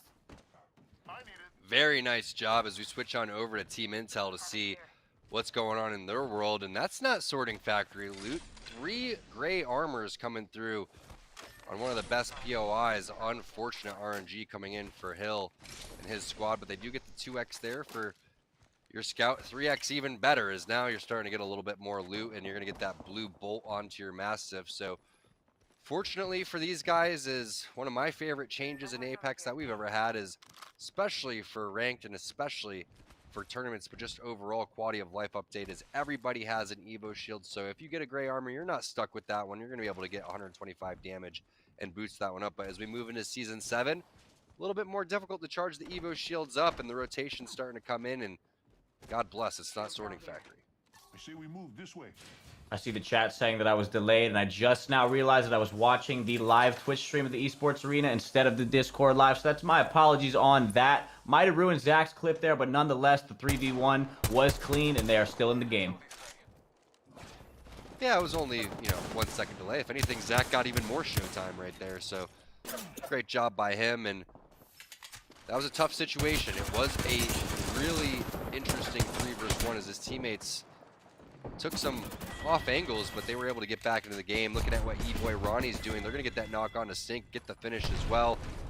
There goes 100, so multiple players from Pringles are going to drop. Still one player alive, though, is Crummy. Gets that knock on to Z Davis. Crafting going to be taken out early by Team Rockstar. That's interesting because these teams are neck and neck in terms of the points, so that's big. But it's a Geyser zone, so all of these zones going sorting Geyser's side. One after another. It's tough for these teams that are over towards the north side. Nestle Pure Life having to dip out of here. Ronnie hits that Q, and it's all about Bambino and how many fences can he get down in this amount of time to show presence so these teams don't charge and grief their building. Yeah, Ronnie electing to phase out there, not really sure what it is. Maybe a little speed boost to the hull. And it seems the other team has taken, and they might actually initiate a fight here. They seem to be pretty eager pushing up to this hallway. They see a fence down, they might back them up a little bit, and they might fall back to where they were before. But I mean, you see this team, they kind of want this. They're kind of foaming at the mouth for this fight here. They might want this entire building to themselves. Somehow that thermite gets through the door, and it is a long tail on the edge of it. It does tick Ronnie, but he does sell up and get the shield completed together. We got a kid climbing up. Yeah, this other team is, they're about that action, I guess you could say. But we're hopping on board with Team Intel over near the no-name Res Beacon area. Hill, no shield. Tempest with about 75 HP with the white armor total. Team goes down. The Sir lifts a lot. That guy lifts. We got a Wraith wide swinging. Trying to get some shield crack with the Havoc right there. Tempest still. The kid behind him somehow doesn't take out Tempest. He does get the knock somehow. Taking the gun shield down on the Gibby. Hill and Tempest both 1 HP. How weak is the Gibby? Shield crack right there. Hill's going to have to chow with the G7. I'm doing the thing again where it's not on the Discord. Jesus. And I missed it again, and that's my bad. I don't know why that keeps happening. I tabbed out some reason. What happened with the fight, Tom? Take it away.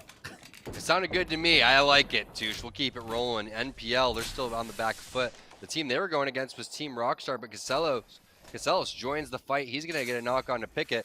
And that's what you worry about with these Geyser fights is if you want to try to ego a team inside of a building, well, guess what? The end zone is over towards this side, so all these teams are going to be rotating, and they're going to be trying to take you out. But We the People was the guy that clutched that fight and won it for his team, and he's been winning a lot of fights recently, and it's been good to see.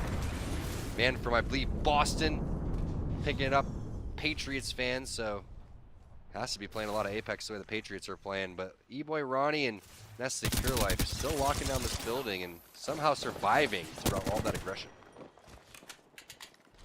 Yeah, they're doing a good job holding this building here. So the problem was I kept typing in chat, and then it would tab out, and then I would just see the same screen because it's the same exact size, and that's how it happened. So no more typing in chat for Daltouche. Hope chat enjoyed the presence in there, but I'm out for the rest of the time because I don't want to mess up anymore because I'm slightly embarrassed. And that's where we're at right now. But you see Designful getting a pick in the kill feed with the G7. He loves that weapon. He loves to use it in these competitive scenarios. Maybe we could hop on board with Design and see what that team is doing over there with Team Aim Assist. He's going to get the finish, and he's got the Prowler on top of that Scout. So definitely one of the stronger combinations is Sung from Team Rice Crispy Treats is going to get the knock and finish on to We the People as we do look at the rotation that's coming in. And Designful hops off of that Bloodhound and onto the Pathfinder. I prefer to see him on the Pathfinder. I feel like he's a lot of fun and makes some really crazy heads-up plays as some sort of glitch with his. I'm not sure if that's the scope or what's going on. Looks like that's the aim assist. Warzone in the Gulag. Yeah. That's the aim assist of the scope right there. Yeah, a little bit of visual clutter there. It's a little bug with the 3x scope on the G7. I believe it's the only weapon to scope combo that does that. Been in the game for a little bit now. We'd like to see a change on that, possibly a fix sometime before Season 7 pops up. But all you got to do is drop your weapon and pick it back up, and it will go away. 200 IQ tips from Touche, and I'm back, and you guys totally forgot about the mistakes I made commentating the last 2 fights. All right, we're hopping on board with Design again. He's looking down this hill, maybe trying to find a pick behind this rock here. This enemy player has kind of overextended behind the rock. Yeah, it's definitely a Wraith getting to phase, and Design says, let's go. We're going to fly down the hill, maybe, maybe not.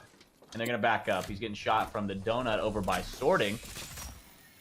And he's going to just dip. And they're going to hold this choke point. It's a pretty strong and very familiar spot for a lot of teams. A lot of teams like to go up here and hold the choke, keep the team from downhill, from pushing up, and then kind of deter anyone from their backside from trying to take the spot from them as well. Yeah, you don't necessarily have to have a Watson to go and hold this one.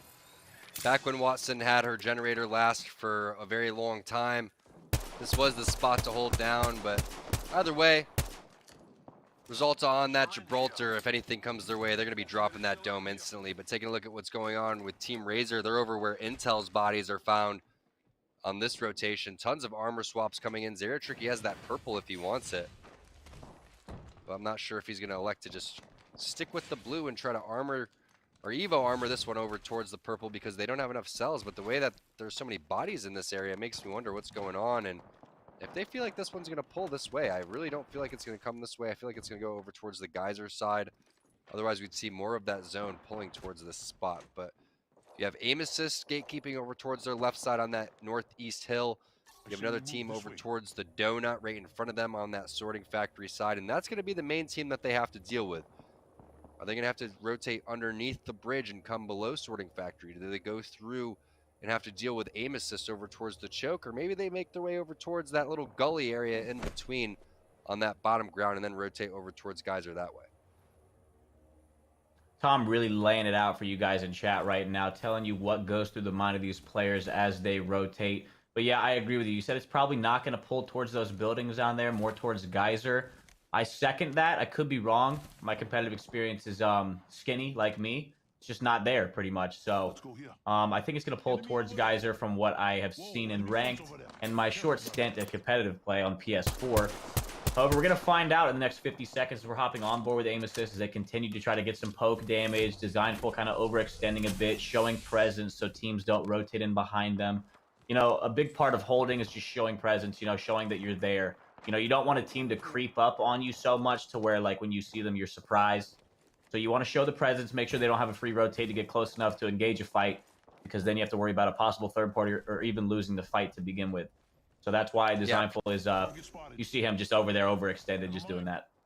Yep, presence is a huge word, and that's why, again, Designful's on that Pathfinder too. He's within a nice little grappling distance there. If he needs to help his teammates over towards the top of the hill, he's still within that position, but they have opportunities to third party over towards the left side and the right side because of the fact that there's so many teams stuck inside of the house. One of the teams that's outside right now over towards the res beacon is going to be Cheez-It. So if aim assist pops the scouts and scopes in over here, they have the perfect weapons to try to get some type of pick opportunities. And looks like Draco's going to start off with a knock right there on the Mastiff on Mo Chances, but only 12 squads left, and we know that one team's here, one team's on top of the hill, and there's at least 5 or 6 teams inside of buildings on either side, and then you have all the teams over towards Geyser. So that has to be where at least 90% of everybody is as we take a look at what's going on the no-name side. Team Cheez-It just kind of playing the outside with Gibraltar and just waiting for something to happen in one of these houses.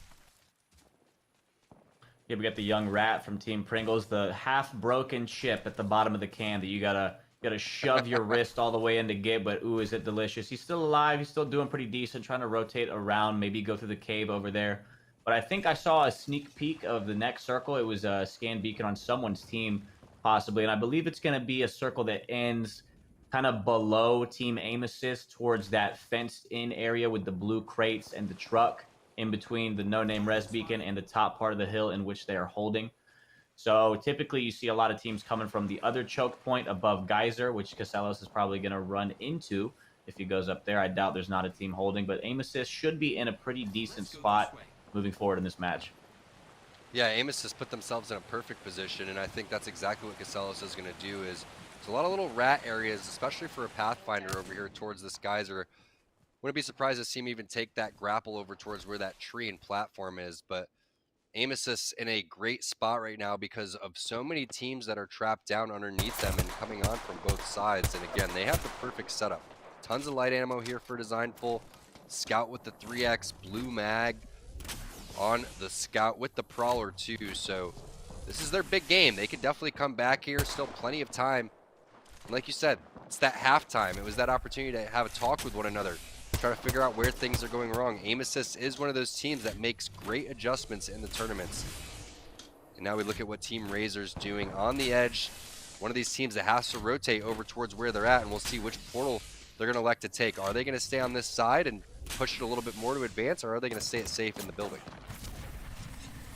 Well, we're finding out right now as they take the portal to the next building over on the very edge of zone. They might try to find themselves gatekeeping some teams here, finding some picks as teams try to rotate across the ravine, maybe up the rock wall. We see a ping there, but no shots. He's going to wait. He's going to call out his teammates over. He's going to say, hey, we're going to 3-2-1 this guy. They both try to shoot at the same time to explode him to where he can't move. I don't think any shots landed there, unfortunately, but now they have the intel. They know a team is down there. A scan coming out. Probably 2 bodies down there, maybe even 3, but that team is in a very, very bad spot. Really no way to climb up except straight up into another team, so they're probably going to try to find those kill points here. And they can still go up the hill, or they can rotate through Geyser if they want. So there's 2 options here for Team Razor in terms of moving with the next circle. And I know it seems like Team Razor's playing a little scared right now. Maybe passive is the word that you would use, but in all reality, they're just making sure that nothing too crazy happens behind them. And once you're playing edge, you have to continue to play edge. If you put yourself in a little bit of a pickle, you're going to get sandwiched in between multiple teams. Instead, they're just going to try to find which way teams have rotated in front of them to try to advance in towards the middle of the circle. And they're just going to try to take that spot and just play a little bit on the edge. Whether they have a major presence or not is remain to be seen. We'll have to switch on over to the teams that are actually in the mix over here. One of them is Team Cheez-It, fighting down the hill where Aim Assist was, and they're going to infiltrate a building right here, shooting down that fence. We'll see what team's inside this building, Touche. Yeah, they might take this fight here, but if you look up at the top left of the map, you can see that the building is not in circles, so technically it's a bad push. However, they could find themselves winning the fight, getting some loot, but is it a risk that's worth taking? I'm not sure. As Amaze gets his shield cracked through the window with the mask, it's going to pop a bat. And I don't think they take this fight for too long. And also, being on the roof of this building is very, very dangerous for Strictly. He needs to stay on this side. If he exposes himself too long on the other side of the roof, he'll most likely get picked at by several other teams waiting at the top of the hills, like Team Aim Assist, and possibly even another team sitting above Geyser. As we see Mercy only popping off in the kill feed, taking out Sung and Bird and Stunny. So they go down. I think this fight might fade out a little bit. It's kind of pointless, in my opinion, but they need to figure out a rotation plan, because if they rotate at the same time, you know that's not going to go well for one of the teams. So I think someone needs to move forward and try to fight them as they rotate in instead of just both rotating in next to each other. We'll see. 20 seconds till circle. Yeah, I agree. I'm not sure what the plan is for both of these teams, but one thing's for sure is this is where Aim Assist was locking down, if I'm not mistaken. You know, they were over towards the other choke, so this choke going to be owned by Nestle Pure Life, and they're going to be taking advantage of these 2 teams and their mistakes as they both start to rotate right next to each other. That's going to be a Gibraltar bubble, and I'm just so confused why they decided they wanted to get on top of the roof of the other team. That's going to make it so that rotations are so difficult for one another, and you're right, Touche.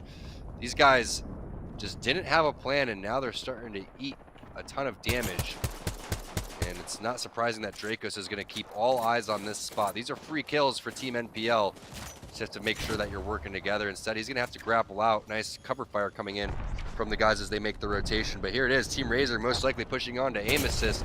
Hakulo gets a knock onto Designful to start things off. Bambino in a separate fight on the opposite side of the map. But this is Team Razor going up against Aim Assist for this choke. And this choke is going to be big because the zone's going to move this way. Mercy and Hakulo both very low, but the knock on Designful was huge. The Gibby challenging over the head, which is a very tough fight for Team Razor as they have the low ground, but it might be a team wrapping behind them. No, it's Gent with the wrap behind. And Team Aim Assist getting a little spicy there with the shooting boxes. Honestly, a pretty decent chow from the other team. Low ground, fighting that high ground is extremely tough. The initial knock was big, but I think Resulta had enough time to hold them off while Gent stuck the res on Design. They had a reset, and there was a really split decision right there with the wide swing by Gent going low ground and coming up behind them. Typically, you would see them holding height and just continue to hold it, but the wide swing there from Gent was huge. He caught a flank, and he got a pick off of it, and they won the fight. Yeah, and he was doing some really nice, almost wall bouncing / clamor peak shooting at the same time there to lay down some maximum damage and really starting to throw off Team Razor. But it is a difficult position to go up hill on those guys, but you got to give credit to Aim Assist for even taking that position and holding it for quite some time, because they could have got pressured from a handful of different teams. So like you were saying, Touche, presence is really big, and making sure that your back is clear so you could even take that engagement to begin with. But taking a look at what Cheez-It is going to do, we've seen what they were doing on the no-name side. They've made the rotation, and the ping is coming down over towards where those bins are, and you predicted this one perfectly. It's going to rotate into the middle of the map, and this is where these Gibraltar teams are going to be so useful. Yeah, I think NPL is the best spot right now. There's not much cover to work with around here besides maybe one fence in that little area, the closest fence to Team NPL right now. But they have the rock to work with. That's pretty much all the cover in the circle is the rock that they're standing on. And they're probably in the God spot right now. You see a team try to rotate behind the car. It's not going to work. Storm's pushing in. Aim Assist is about to funnel in from the left side as well.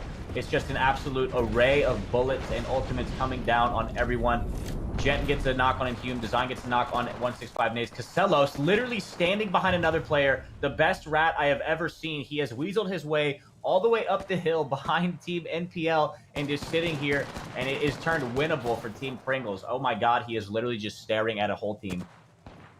Ridiculous play from Casellos. Coming all the way from Geyser, somehow making his rotation, and not throwing a grenade, not shooting, but he's finally been had. They smelled the Pringles from a mile away. Must have been the jalapeno wavy ones there, and they come out and take him down, flushing it down with a little water afterwards. Pringles and water sound like a pretty good combination to me. I'm thirsty. I'm going to take a drink right now. Touche, take it away. Go ahead. We got Amos Draco's coming in with a big grapple. This is a full commit from Team NPL as they push this team right here. Bubble going down. Gibby getting a wide swing out. Big 112 pump on the Pathfinder. Result in getting the knock on Draco's. Gent taking out the solo rat. Ronnie taking out Design with the R9 spray. It's a 2v2, I believe. Ronnie taking out Gent as he tries to control our armor swap, and the NPL comes in with a huge push. I believe the rat might have griefed Team Aim Assist there in the end. But wow, what a wild finish. That was a full commit from Team NPL. The grapple coming across, the fight near the forklift right there. There was one rat kind of hiding in the blue bins, and that might have thrown off the smoothness of the fight for Team Aim Assist. They kind of had to calm it. They said, oh my god, there's a rat. Killed the rat real quick. You saw Gent trying to armor swap, standing still, looking real cute. Just not fast enough because we're on controller. That's just how it goes. That's how the cookie crumbles, and a solid win for Team NPL. Yeah, and NPL made the rotation over from, I think it was the Beacon from No Name, and then came all the way up and got that God spot, like you were saying. Casellos, hilarious from Team Pringles up on that ledge. So they were able to pick off that rat and then continue to work their way over towards there. But yeah, like you said, Amos has got a little bit distracted coming down the hill. Either way, that's what you like to see from the controller boys as they place second overall and continue now to look good after halftime. So Team NPL, Nestle Pure Life, getting their first win of the day. It's been 4 wins for our partner team, 1 win for our non-partner team. We're going to take a quick break. This is Series E. Touche and T-Squared bringing the action. Stay with us. Starting with Stink, is there anybody that you want to give a shout out to or just say what's up to? What up, Mom? I guess. Shout out my mom. Dope. All right, Casellos, what about you?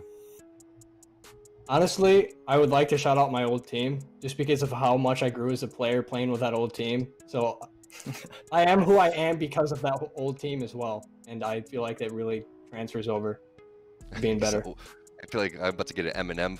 I am whatever I say I am. I love it. All right, Hundreds, yeah. What about you, man? Shoot, man. Shout outs to Esports Arena and Series E and all of this. Like, the opportunity is great. I think it's amazing for tier 2 teams and players to be able to compete in lobbies like this and given the chance to represent these brands that I know for a fact, like, I could compete for the next 5 years. I probably would never get a Pringles sponsorship, you know? So the opportunities there, everybody involved in Apex Legends and just trying to grow the competitive community, whether, you know, it's through EA and Respawn or just any of the people that are competing. They're the ones kind of giving life to all of this. And, you know, we all love Apex and we just want to see it grow. So shout outs to everybody involved in the community. Also, anybody, you know, on Twitch who's watching Apex, that's a big deal. Hell yeah, man. I appreciate that, Hundreds. Guys, you guys rock. Team Pringles going to pop off here in Series E. Can't wait to watch you guys play. And it's going to be exciting. Thank you. Let's go. Thank you.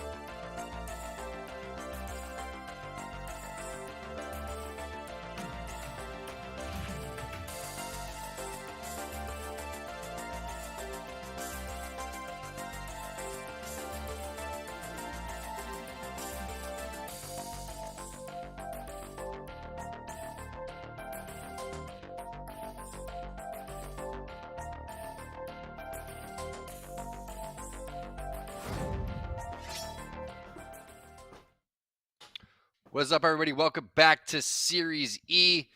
T Squared and Deltouche bringing you the action. We're going into game number 6 over here.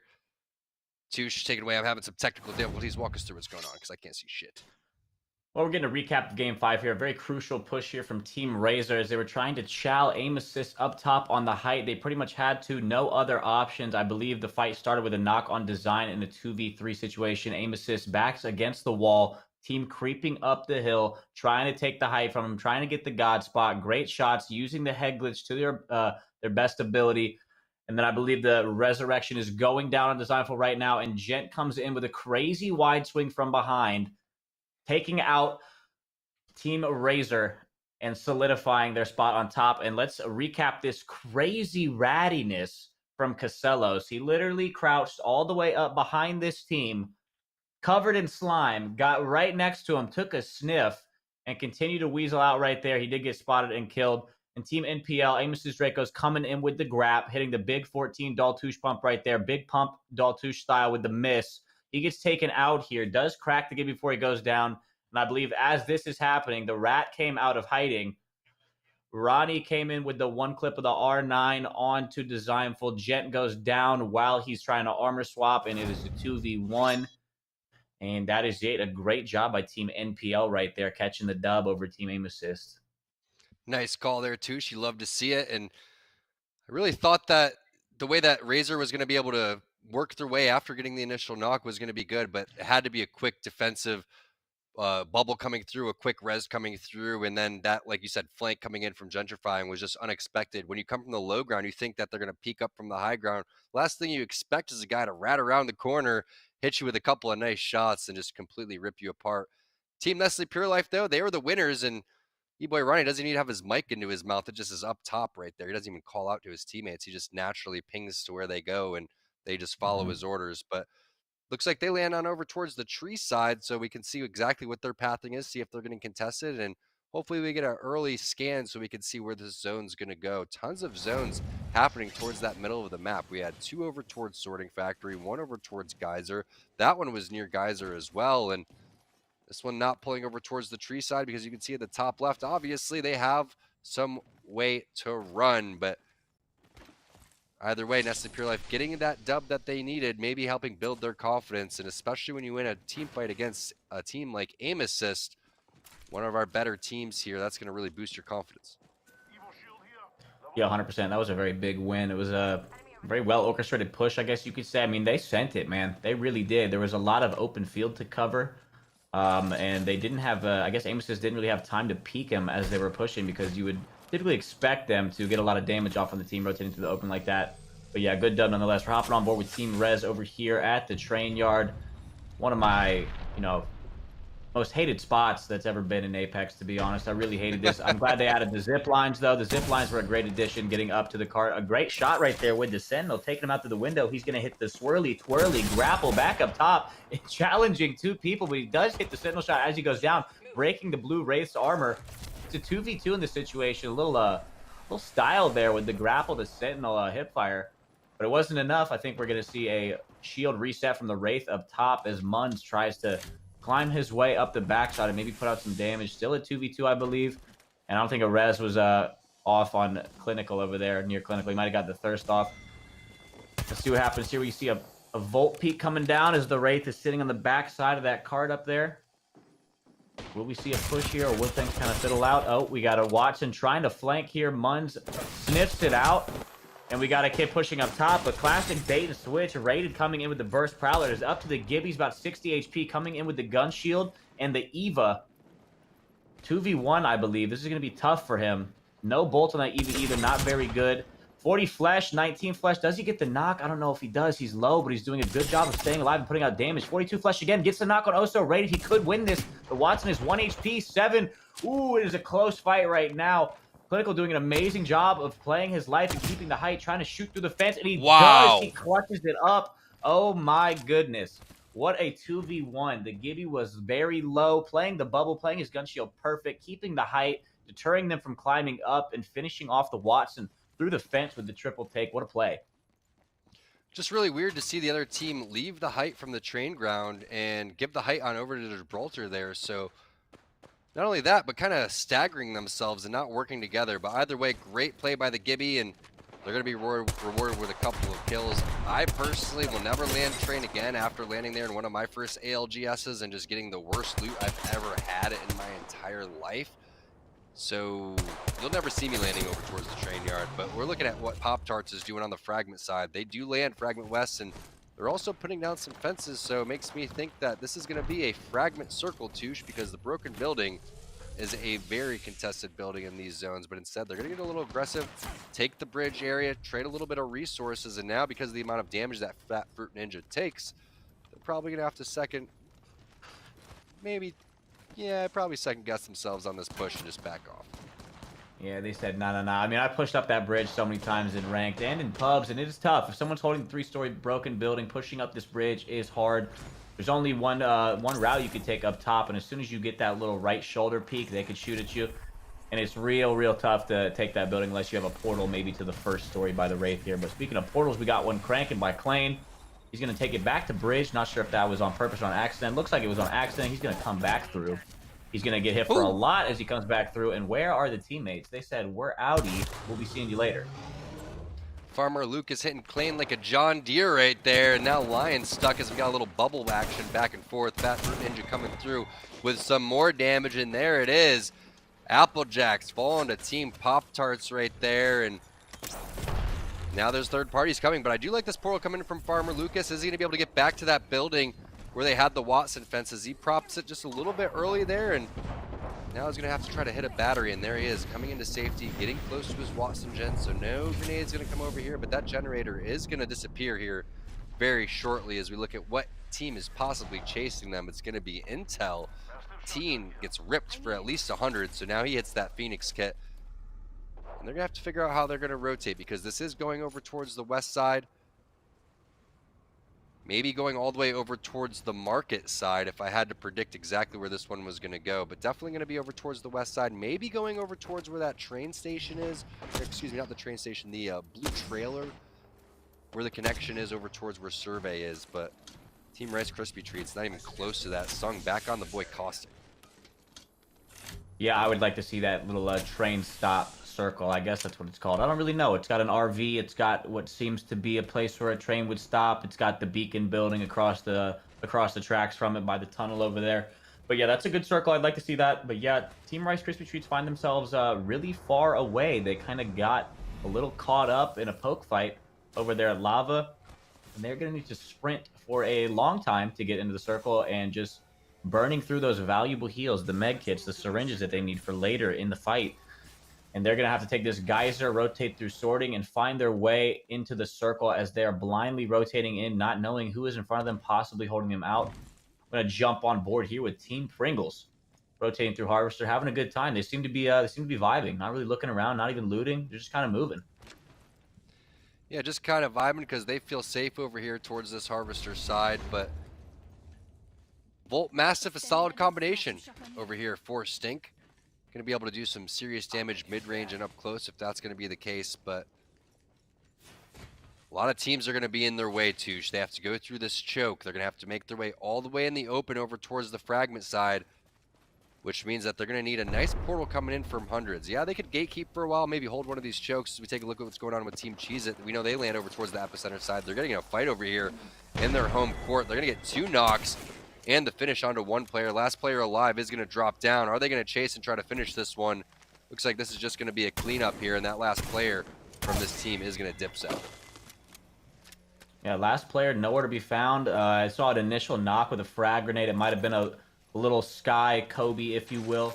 The frag grenade got the initial knock, and then might have hit the Pathfinder for a little bit too. They zipped up. It was a one-on-one challenge from Team 165's Pathfinder as well. Won the 1v1 in the third set. I'm out of here, and he's going to probably try to reset. Maybe scoop some banners, but probably not. Epicenter is really hard to retake once you leave that height. We're hopping on board Team Aim Assist over here at Train Yard. Not in circle, but they found themselves in a fight. Designful does have height over here. Result and Jen are probably alongside with him. Yes, they are. Flesh, 45 damage on the Pathfinder. Big portal. They're going to pre-fire the portal right here. Maybe get the knock on the path. Not getting it. And Designful sending the grapple, and he is alone right now. He might try to get the pick on the Pathfinder, knowing they're low. Gent and Resulta are saying, nope, we're leaving. and Disciple's going to come back as well. They spot some enemies in the field. Might be a little standoff here. They probably will get gated by this team if they try to rotate that way. That team's probably going to fall back, sit on the edge of zone, wait for them to rotate in. So Gent, Resulta, and Design need to try to pick which way they're going to go, and it looks like they're electing to go north through this field. They could go on the left side of the rock or the right side, so they got options here, Tom. They're not all down too bad. Yeah, and I like the shots from Resulta because if you get some armor checks and you find out exactly what they're working with, that's going to help you make a decision. They see that that guy has purple armor, which means that he either got blessed with one or he's at least put down enough damage to go and evolve that one up. So we'll figure out which way they are going to rotate. But holy cow, Rakinisho just ripping Bambino apart. Now the portal coming in from Ronnie. Dracos takes some damage too, but the finish already coming through, and Dracos doesn't have any batteries. The shots are just too strong. Multiple teams coming through here. That's going to be Cheez-It. That's going to be Rockstar taking down E-Boy, Ronnie, and Dracos. Unfortunate rotation, but just amazing shots from these teams. Not even a chance to defend themselves. Yeah, Watson couldn't even fall behind the cover. She was really close to it, but I'll tell you what, that flatline hits real hard on that low profile. It is a good gun, and if you can control the recoil from mid-range, it is a little bit tough sometimes. It tends to dance around, especially on controller. But, you know, if you got a mouse in your hand, all you got to do is pull down and kind of hold it steady. You see the flatline right there with the 2-4. A controller player could literally never. Good shots coming out. The flatline puts out a lot of damage, and again, if you can control the recoil, it is a solid weapon choice. Yeah, one of my favorite things was watching and playing with Diego when they made the flatline changes, and he was just obsessed with the anvil, and that was one of the guns that he was rocking for quite some time.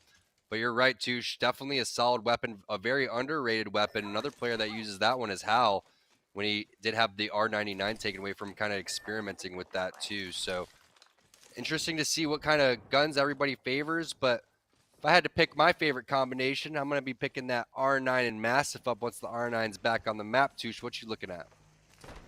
I think I got two combos. Typically, I'm liking the R9 Wingman combo, but the thing is, I would like to give a tip of the hat to the devs. They've made it to where there's a lot of weapons that can be used. It feels like, you know, you could use more weapons than before. Before, it was a character meta and a weapon meta. You either run an R9 PK or Wingman PK or something like that.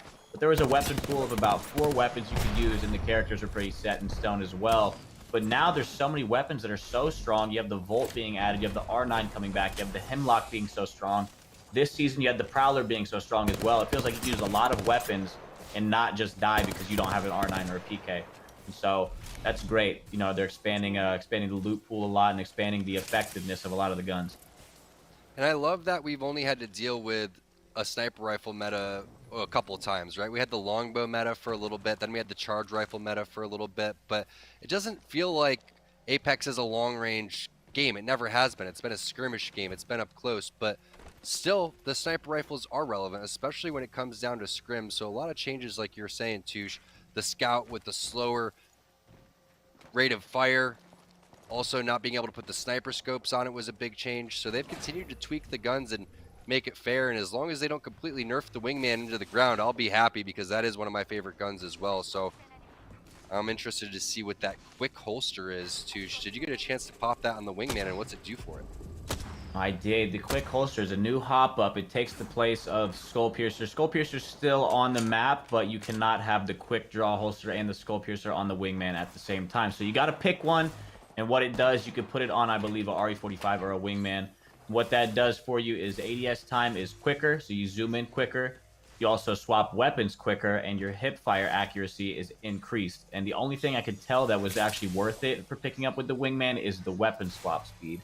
The hip fire was it's all right. It's a little bit smaller, but I mean, you don't typically hip fire the Wingman anyways, as is.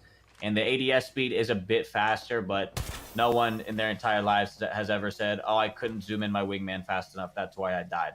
So basically, the thing that the quick draw provides is a fast weapon swap. So, you know, if you run out of ammo in the Wingman and the enemy's weak and you got to switch to the Mastiff and get a pump off before he switches, if you have the quick draw holster, you will get the pump off in time. So not only being able to take your Wingman out faster, also being able to put it away faster and switch to your secondary gun.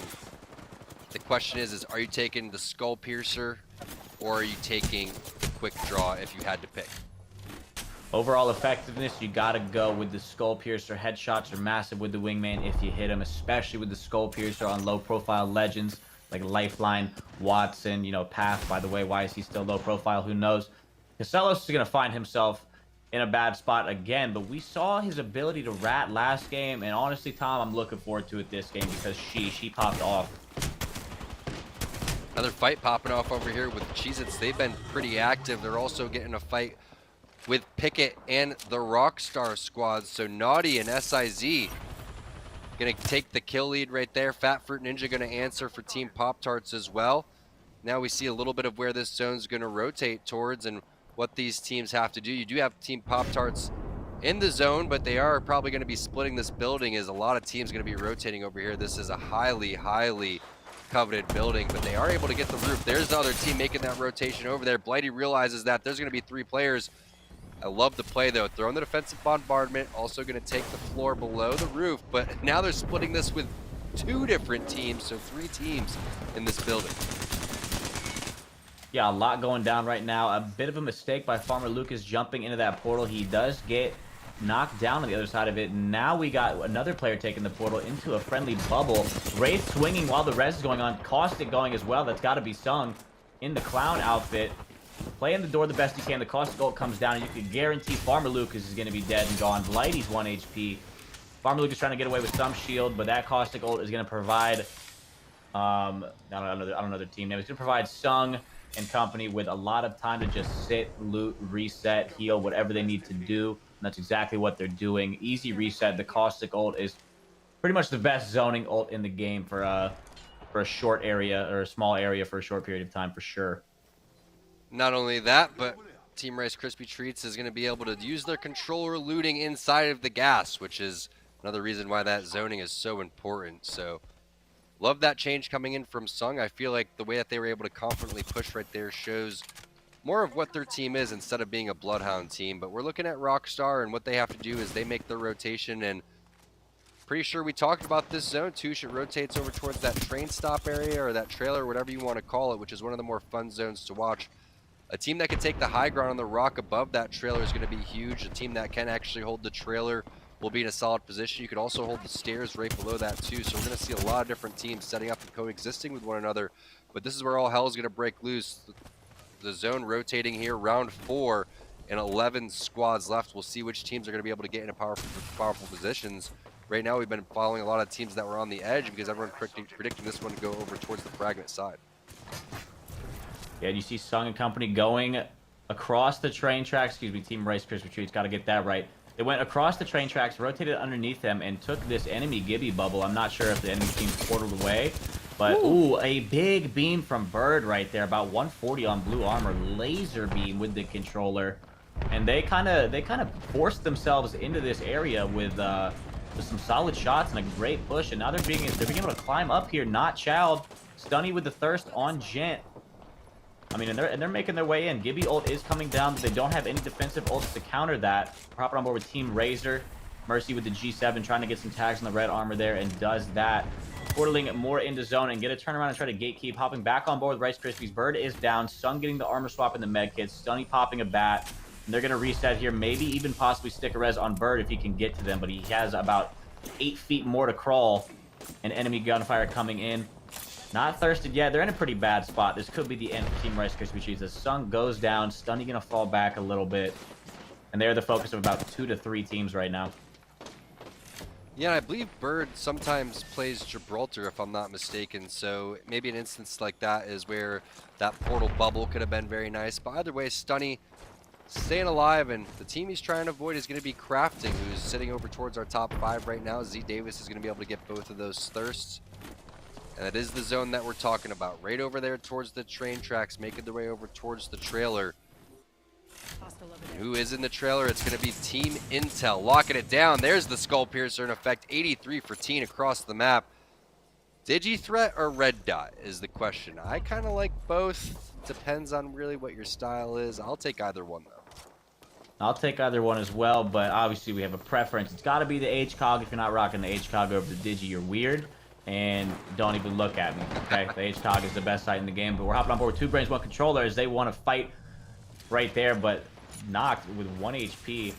We got team kind of playing out against showing presence. You know, you like to see the Wraiths and the Pathfinders, the Legends with the movement abilities, just kind of swinging out, trying to get damage and showing presence so teams don't get too close. Team's going to be out there shooting up top on the mountain, trying to prevent the team from behind coming in. The zone is going to start pulling. You're going to see about 2 to 3 teams fall here as they try to rotate in. We got a lot going on, Tom, and that's all you. Take it away. Yeah, I'm curious to see which team's going to take the rock where Razor is, but instead it's going to be just non-stop action between Team Intel and Team Razor as they do a bubble push over towards this building. A couple of grenades are going to come in. No generators, so those are going to hit. The Massives and the Peaks are just phenomenal coming in for Zeratricky. Intel didn't stand a chance. They didn't even lose HP on the side of Razor. Yeah, I think that Arc Star was absolutely massive. It hit all 3 players. No gen, again, as you said, hit all 3 players, and then they were stunned. They probably couldn't aim, and it was free damage from that point. Gibby bubble push coming in on the backside of the RV right here. You see a player trying to climb up as well. Zeratricky going for an armor swap here. Gets a little bit of an armor swap off. Gonna pop his last cell. Maybe a syringe here as they continue to hold this. The fight has slowed up. 3 squads left alive. Not sure if they're all full teams or not.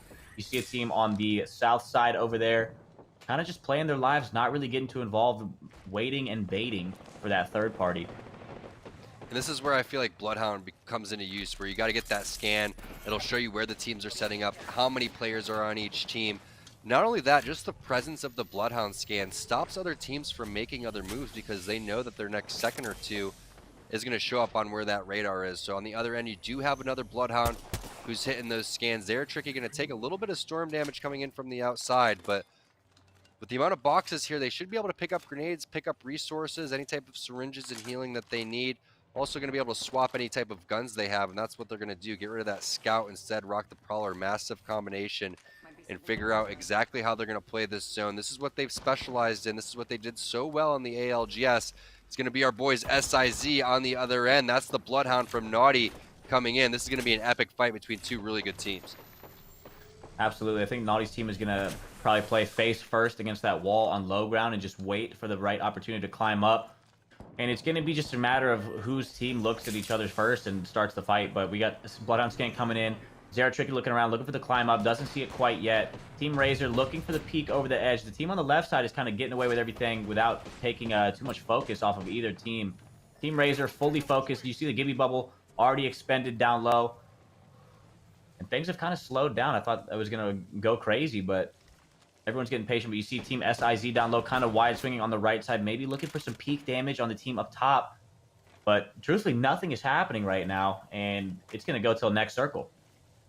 I think we're just waiting for, it is going to go to the next circle unless some major mistakes happen. And there goes a scan, which is going to really help Team Razor out in realizing that they've pushed these teams very close to one another. So if they can continue to push these teams next to each other, force a fight, get somebody a little bit too excited to go and maybe take initial damage or go and feel like they're going to have a kill, that's going to open things up. But you don't want to be the first team or second team to fight here. You have to third party this one. Now all of the resources going to come back. You see Zeratricky with the defensive bombardment. That's going to be solid.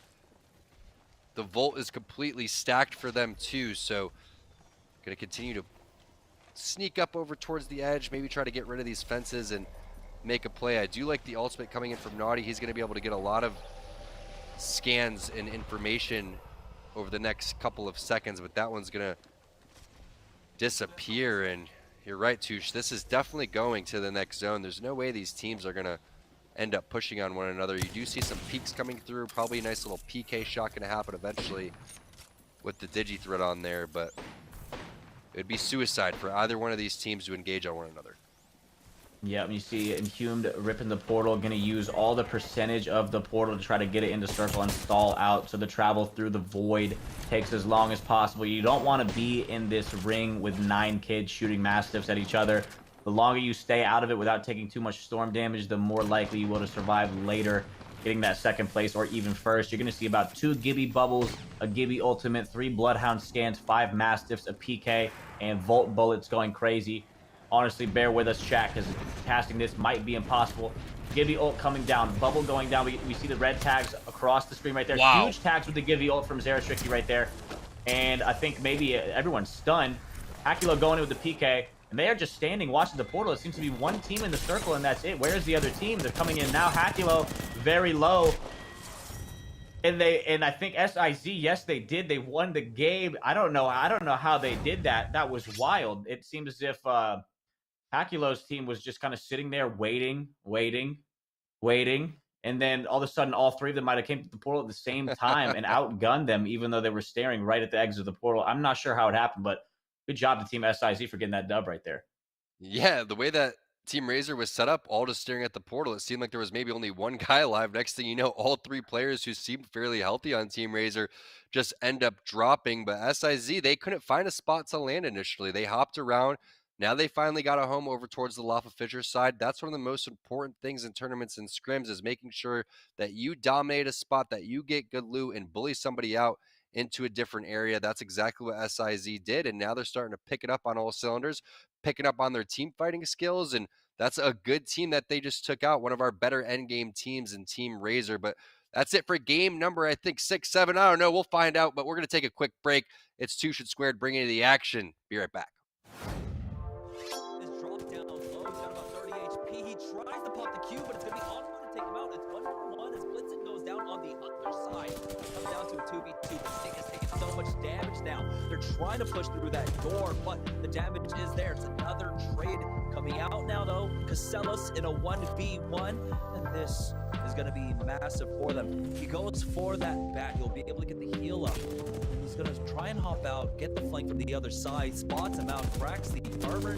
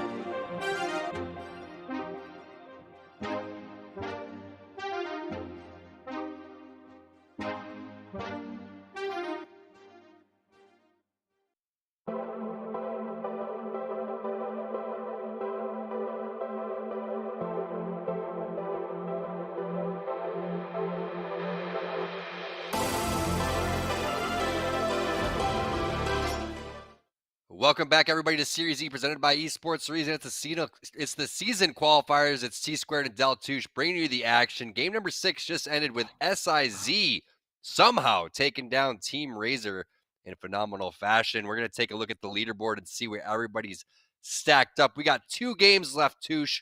Who do you think's going to take this one? Oof, I don't know. SIZ gaining momentum with every single game. You saw the first couple, maybe even 3 games not really performing. The last 2 games, I mean, look at them. Second place, 15 behind first. I mean, the momentum, the plays, the team is starting to click together. They could mount a comeback here. But I don't know. Team Razor has been playing well, even though they lost that 3v3 at the end there. I mean, Team Razor's still sitting pretty. I don't know. I got to root for my boys on SIZ, though. And then Crafting is not that far behind SIZ, 5 points overall. That's C. Davis and his squad, so probably one of their better performances that they've had too. Team Rockstar slowing down a little bit. Pop-Tarts has been in the mix for a majority of it, but right now, Team Razor and SIZ really pushing over towards the top. Keep in mind, $500 up for grabs, $300 for first place, $200 for second. This is an open tournament. Anybody could join this first come, first serve. So if you want to play in Series E next week, go in and sign up early and get into the game as we take a look at some of the replays here. Rice Krispie Treats was doing phenomenal things. Bird had a ridiculous spray right here across the map. Yeah, Bird caught one peeking right here. Hit him with the controller laser beam right there. 140 on the blue, and he felt that. I believe he probably got knocked from across the map from some G7s. They did force their way into this area very well. They shoot out the other team, and they just outgunned them. But however, after this thirst right here, things kind of began to go downhill for them as they found themselves in between about 2 teams shooting at them, 1 knock at a time. And then they fell apart. Mercy with some nice G7 shots here. We saw that. And then things got crazy here as Team Razor, I believe, just absolutely mopped Team Intel in the back of this RV with the Arcstar and the good mastiff shots on that heady that they have in the window. The problem is when you're playing Watson there, you need to have some sort of presence, whether that's going to be a generator, fences along the outside, anything to stop Team Razor from coming in. They just bullied them with the nice bubble play with the peak shots and with the grenades. I really thought that when we saw all this red lighting up that it was going to be Team Razor, but this counter EMP from Tech was actually really strong when we go and look at what happened here. 3 players looking at a portal. Seems like it's going to be an easy clap for Team Razor. 3 squads left. Next thing you know, they're dropping all over the place, left and right. It's not coming in with the Mastiff. He helped out a little bit, but nice job, nice timing by SIZ, catapulting themselves into second place. And again, they had a slow start. They were 50-15 teams. The first game, they landed Sorting Factory, met Team Intel over there, died to a third party from Pringles, but it didn't matter. They brushed it off. They found their spot over towards Lava Fisher, and now they have an opportunity to do some serious damage. But the team they got to beat is on your screen. It's going to be Team Razor. They land over towards the Skyhook side. So, Touche, they're actually not that far from one another. We might get a spicy little fight here. I doubt it, though. Knowing that both teams are near each other, I doubt they go for any early game picks, kills, points, anything. I think the most important thing going into these later games, games 7 and 8, are rotating properly and just not making any sloppy mistakes. You just got to find your way to the circle. Don't get too distracted by fights. Make sure you're playing for the late game and not kills. Exactly, and that's what we've seen a lot of these teams doing, and they've been rewarded with it. Razors found themselves in a handful of these end circles, and it's just surprising the way that they were able to just get dominated by SIZ again. We haven't seen Team Razor lose these end game fights, and I wonder what happened from SIZ's point of view, why they were able to do so well right there. But we take a look at where the zone is. We see where they're landing on the Razor side. It doesn't look like they're being too contested. Yes, they're in buildings that are kind of close to one another, but doesn't seem like they're in too big of a rush to get out of here, as we just kind of see what kind of setups these guys like to hold. Zeratricky has been very dominant with the Scout. 3X seems to be his scope of choice, as it is for a lot of people, but Mercy is going to find an early kill, so they are being contested, this time by IFE. I think that's Ice Force Esports is the name they go by, and that's not the team that you want to start off fighting. Yeah, not at all. And Tom off the top with the team name right there. You love to see it. The brains popping. Mercy only trying to go for a triple take shot on the head. If that hit, that probably would have been a 117. The triple take is so strong this season. One of the best guns in the game by far. Close range and long range. When you get up close with it, turns kind of into a shotgun. and I find myself using it a lot up close. And if you hit all 3 bullets, I guess you could call it, on the head, I mean, it does so much damage. It usually does 117 to 124, which is huge. It's actually more than the Mastiff does if you hit a perfect shot. So Triple Take a great gun, but this fight seems to have stalled out. I'm not sure if they got the thirst. They might have, but Team Ice Force is probably going to try to dip out and not get entirely wiped by Team Razor over here. It's one of the things about Skyhook is if you only have 2 teams over there, it's not that big of a deal. There's still so much loot. There's still so much real estate. You should be able to get back onto the map here. But we're looking at Team Vouch and Trinal. Just an absolute shambles right now with no armor. Oso rated. He gets taken down to no shields. This is a similar fight that we saw before over towards Train side. These 2 teams been 50-50ing each other for some of the worst loot on the map. Not quite sure why they're even doing so, but either way, that's going to be info getting dropped by Mundogs, and now Oso rated has to play defensive. Yeah, he's got a hold with his Sentinel. And by the way, no secondary, and it's not going too well. I mean, they are in absolute shambolics right now, which is a different word for shambles, which means you have pretty much nothing and you're entirely naked. Rated trying to run away. He's got 3 bullets left on his Sentinel, and it's not even reloaded. He's going to phase, maybe hit a wall bounce, try to take this height. But this is almost an impossible fight to win for Rated here. He's going to try to cross him up, put him on Hoop Mixtape, but it's not going to work. A great defensive play there, tracking the ankles of Rated as he tries to cross him up. But I think we see a third party coming in here by Team No Egos. We're going to hop off that. And I think We the People has been fairly impressive individually in a lot of these skirmishes. He seems to be the last guy alive really clutching it for his team on that Gibraltar, so shout out to him for able to put that together. But Applejacks hasn't had their best day so far. They were one of our teams that were shining last week, but this week just hasn't been their day. It looks like they're also maybe switching up their team composition a little bit, going with a Bloodhound, Pathfinder, Wraith combo. Not sure how I feel about that one. What do you think, Touche? I don't know, 2 survey characters, both can scan the beacons on Bloodhound and Path, so I don't know.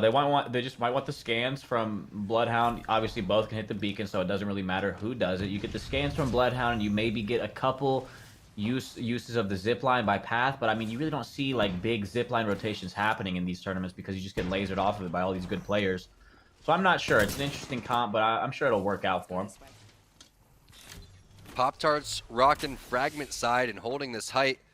You're going to see some nice Watson generator placement whenever you hold this building. You always want to place that one over towards the top of the stairs. It's one of the safer areas, but the tough thing about this one is if you're not holding a roof, the second floor is fairly exposed because you could get scouted, triple take, charge rifle, anything across the map. So you have to always be on your toes when you're holding this roof, running around and checking the train station just like they're doing. Also flying around and making sure that you're having a presence over towards the bottom. So don't be surprised if he's just helping them lay down a couple of fences here, making sure that nobody's over in the area. But there is a team. It's going to be Applejack's Lion getting the initial knock with the Prowler.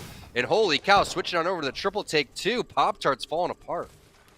Blighty with 2 knocks with a triple take, and it's now a one-on-one. Gibby's gonna pop the bat, but did I just see a Wraith right there? Do I see another team right in front of him? I do, and that is tragic. That's what you call a third party.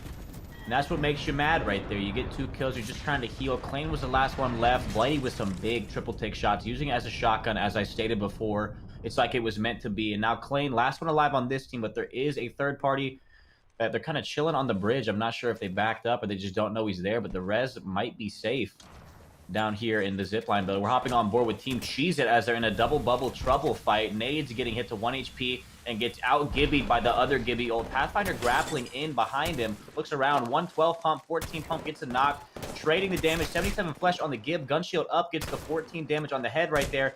14 Daltouche style on the Wraith right there. It's up to Amaze to win this fight in a one-on-one. He's got a triple take with a 6 times on an RE45. Not great. Gonna grapple out and dip as the Wraith thirsts the enemies, gets the armor swap, and probably sticks both reses here. That was a good fight.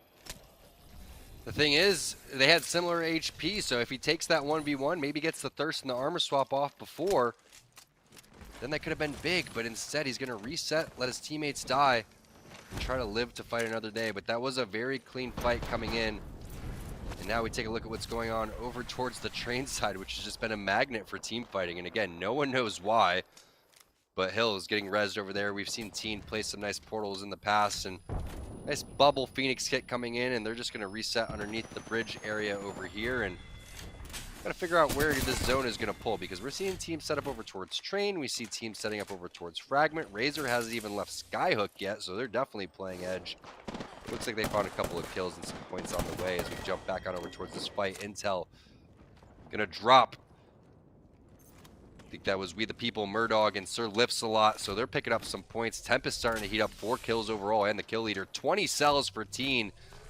And mopping up all these resources. Yeah, somehow 20 cells found their way to Train Yard. You would never find that just landing there and looting. Even if you were by yourself and the loot was tripled, you just wouldn't find it. But we're kind of getting some Game 3 vibes with all the aggression we're seeing from everybody. That's a good thermite by Resulta over the rock, getting several tags off on the enemy. That team is probably portaling out. It does have a G7, but however, it does have a 1x cog on it. Not really ideal for a G7, but it will get the job done. Better than the Iron Sight. It was the best scope. What are you talking about? It is the best scope for the wingman, Tom. You know that. Well, Results was making it work right there. At least hitting a couple of shots over there. It's really all you can ask for. But a nice little 47. Speaking of wingman, he's got the red dot gray mag coming through for Crummy. Crummy likes to get aggressive in these fights, and Pickett will always answer. But Pickett's on the opposite side of the map right now as Rakanishu is trying to lay down some cover fire, possibly a bubble. There goes the ultimate, followed by the bubble, which means Crummy's going to be able to come in here and help him heal as they have to hit a couple syringes. No portal, it's just going to be the zip line back to where its Pickett was, and interesting to see them not really be on the same page in terms of where they want to go and push. Pickett, typically the Watson just in general will sit back just and try to anchor for their team, but now they're just going to say, okay, we're leaving this spot, we're going to go rotate over towards Harvester, maybe make our way towards the sorting side, find something a little bit safer. Yeah, that was a really good use of utility by the Gibby there. They knew they were in a 2v3. I believe both of them had their shields cracked, and it was a really good zoning ultimate. They're not going to push through that as an enemy team. It's pretty stupid. You get stunned, you get hit. They can peek out of the bubble. So good use of utility there, holding off the push, getting time for them to heal, and then taking the zip line back to relocate and link up with Pickett. And they are living to fight another day and play for the late game. We got aim assist sitting on top of the tower here. Not a typical spot for them. You know, I don't see these boys holding that much up here. There is a whole team sitting up against that rock. I wonder if they're going to drop down and try to push that eventually. Design with a little bit of a rat. He's just trying to stay quiet here as he moves around. He does get scanned, and that whole effort of being sneaky was gone. He's going to grapple back up. And that's the power of Bloodhound. You can't really do anything sneaky, and ratting is especially harder than it was before, because you just get spotted by the scans all the time. I do like that aggressive play from Design, though. He's the only other player that could get back up top, so we'll see if Gent's going to even place a portal and decide if they want to mess with that team, but we did see the portal over towards the tower to begin with, so I feel like that's a play that they already considered. But now we're taking a look at what Nestle Pure Life's doing. They're starting to rotate and have some decent things on their side. You have double purples, you have a gold, you have the scout, so looking pretty solid. Ronnie's going to try to maybe take some off angles here with the portal. That's exactly what they're doing. Rotations coming in. That's just a safe little spot that they could go to if they want to go and fall back. But the thing about this team is they don't really stay in fights to one another. Once one player goes down, they tend to split up and play a little bit too crazy. However, they did get a win earlier, and the team that they did take down is the team that's on the tower over towards their side and aim assist. But great scout shots there from Hill. Probably on to Sung, like you said, that clown caustic skin. Oh, he's so annoying to play against. The one and only, yeah, terrifying skin. Team with a bad shot at first, but an initial re-peek with the PK, getting the crack off on the armor. Now Flesh the Wraith, 56, knock him down. Here comes Sung, coming in crazy. Ult going down. This is going to be a duck for Sung right here. And that's how he does it. You simply cannot win those fights. Team gets the med kit off, barely any shield. 79 tag on Sung, can't see him. Got to zoom in with the Digi a little bit longer to get him revealed in the gas. And that caustic ult is so strong. Sung is just dipping and dodging in and out, and that is disgusting from Sung. Using caustic the best you can, throwing the ultimate down like a psycho with the slide push like that, and winning the fight easily after that ult gets exploded. And that's why you see Sung on the caustic instead. And I like this play coming in from Stunny. He knows that he doesn't have enough time to hit a syringe. Instead, he's going to place a portal down for his boy Bird to take, and then Sung's going to try to hit the res on these guys a little bit more closer to the zone. So heads up play coming in from Rice Krispie Treats. We'll stay on board with them a little bit later to see if they're able to get out of that situation. The ring is going to eat Bird, but since they're playing edge so far and this zone isn't that small, they may be able to get the reses and get back onto the map. But definitely a better fit for Song instead of Bloodhound, and you see why there. Just perfect execution. And when you're going against a good Caustic, there's nothing you could do when you're stuck in that gas. Again, we're going to have a couple of changes. The Caustic gas is going to get stronger, but the visibility is going to be a bit more clear to look for as we take a look at what's going on from Sung's point of view. He has both of the reses in his hands, both of the banners in his hands, and a respawn beacon not that far. The question is, Touche, are there teams in the vicinity that are where he's waiting to get that res? You know, I would assume yes. He does have 6 med kits if he wants to try to backtrack and go deeper in the storm to stick a res, but I doubt that's going to happen. We're on board with 2 brains, 1 controller. Some good shots with the Mastiff by Noct, getting a crack on the enemy right there. They're holding this pretty solid. They deterred the push right there, 100%. They're just going to kind of relax here. I think I see 2 teams on the outside of that building. We're going to hop off them and go to Team Crafting as they try to push this house. We're getting real aggressive. I think they might try to take this house as the circle is ending around there. I don't believe it's going to pull the Skyhook. It might, though. It might. Interesting circle here if you look up in the top left. I don't have enough competitive experience to know where it is. Tom, what do you think? Well, there is a zone that ends close to that house by the fence, and that was a zone that Nasky, Strafe, and Dell, I think, won one of the EU tournaments on the summer circuit. So I've seen that one before, but if it does pull towards the Skyhook side, I actually have no idea where that pull is going to be. So maybe a new zone, or maybe it's going to be over more towards that house and that fence area like you were talking about. But one team that is trying to do some serious gatekeeping, that's going to be 140 with the triple take coming in from Stink. Great shots onto there. Seabon had no idea what hit him. He was just trying to find a nice little rotation coming through, and now that's a 2-on-3. Stink could play this any way that he wants. He could get aggressive and chase these players down, but they're skedaddling and just getting out of there as fast as possible. And now it's going to be a train rotation for this team, and they may be able to get out of there, but let's see what Rockstar is doing. They're already safe in this next zone. Only 10 squads alive. Like you said, game 3 vibes, a very fast-paced game here, and we could probably expect the same in game number 8. Stink with the Jack-in-the-Box playstyle kill on that Wraith there. I think he was relying on some comms. I believe they knew there was a team that was going to rotate in there, so he was waiting on some comms from his teammates, and then he said probably shoot now. Stink said surprise and hit him with the double 72s, and the teammate finished them off. It's a good pick, and that's the kill point. Put it on the board, and you see the circle is rotated towards the house with the beacon on it. I mean, honestly, why don't I play competitive? Who knows? I'm just so cracked with the circle knowledge, and just IQ is off the charts. Let's compete in Series E next week, man. Let's find a third, let someone else take over the casting duties, put together an open team, and see what we're capable of, because I think these zone predictions have been pretty solid. But not solid for Razor, because they were over here on the Skyhook side. They landed Skyhook, so they haven't even moved yet. And they're expecting this one to pull a little bit further away. So do they go through the tunnel? Do they go all the way around the mountain? You do have that high ledge that you could go and clamber up, but you have to assume that there's already teams gatekeeping on that side. So we know Team Razor's on this side. Team Rockstar, who's over towards our top 5, is playing the edge on the opposite side too. And that's who we're on board with as they get into a little bit of a skirmish. I wonder what Sung's up to. Is he still up? Because they are sitting on top of the res beacon. He might be back in that building against the storm, just sitting there, just like, dang, they're holding this. But anyways, on board with Rockstar, where Team Team Rice Krispie Treats died last time, but a different kind of play out here. You see the storm is pushed all the way up to where the end game of last game ended, so there's not many shots coming from there. There are some shots, but not as many as last time. I believe team, was it Intel? It was in Skyhook. They're probably going to rotate around near the tower instead of going through the cave. That cave is going to be very hard to rotate through and all the way around. I think one of the big plays right now, if a team could make it, is getting underneath the house. I know the house is taken, but there's the ramp underneath the house. There's also a decent amount of cover there, and it looks like that's what one team has already done. They've taken that early, and there's going to be a big fight underneath that house. You see 2 teams making their way over there. One of them was Team Rockstar. Pickett elects to not put the fence on the portal. There it is. Puts that on there. Gives himself a little bit of time so he can get this res off. But you have to have Rakinishu come back through that portal as well. Crummy going to go and hit that med kit. Very fortunate for Team Rockstar right now that nobody is in the vicinity. No scouts taking them down. 2 clean reses coming in for Pickett at the perfect time. 10 seconds. This zone's going to rotate. Are they going to retake that portal, or are they going to walk it in? Most likely the other end of that is highly contested, with a couple of fences and maybe a couple of players just ADSing. Yeah, they squeaked away with that one. 2 clean reses by Pickett, putting the fence down. Watson IQ, typically a Mirage main, but he's got the fences on point. They're going to leg it in grab some loot on their way, and they are getting focused by a team probably on top of the house and maybe underneath the house as well.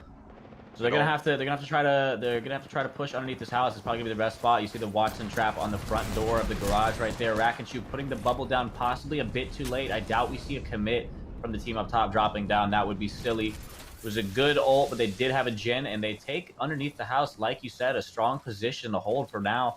And honestly, good push. And I don't know what happened before that. There was a lot of teams fighting for underneath, and it seems like it was free right then.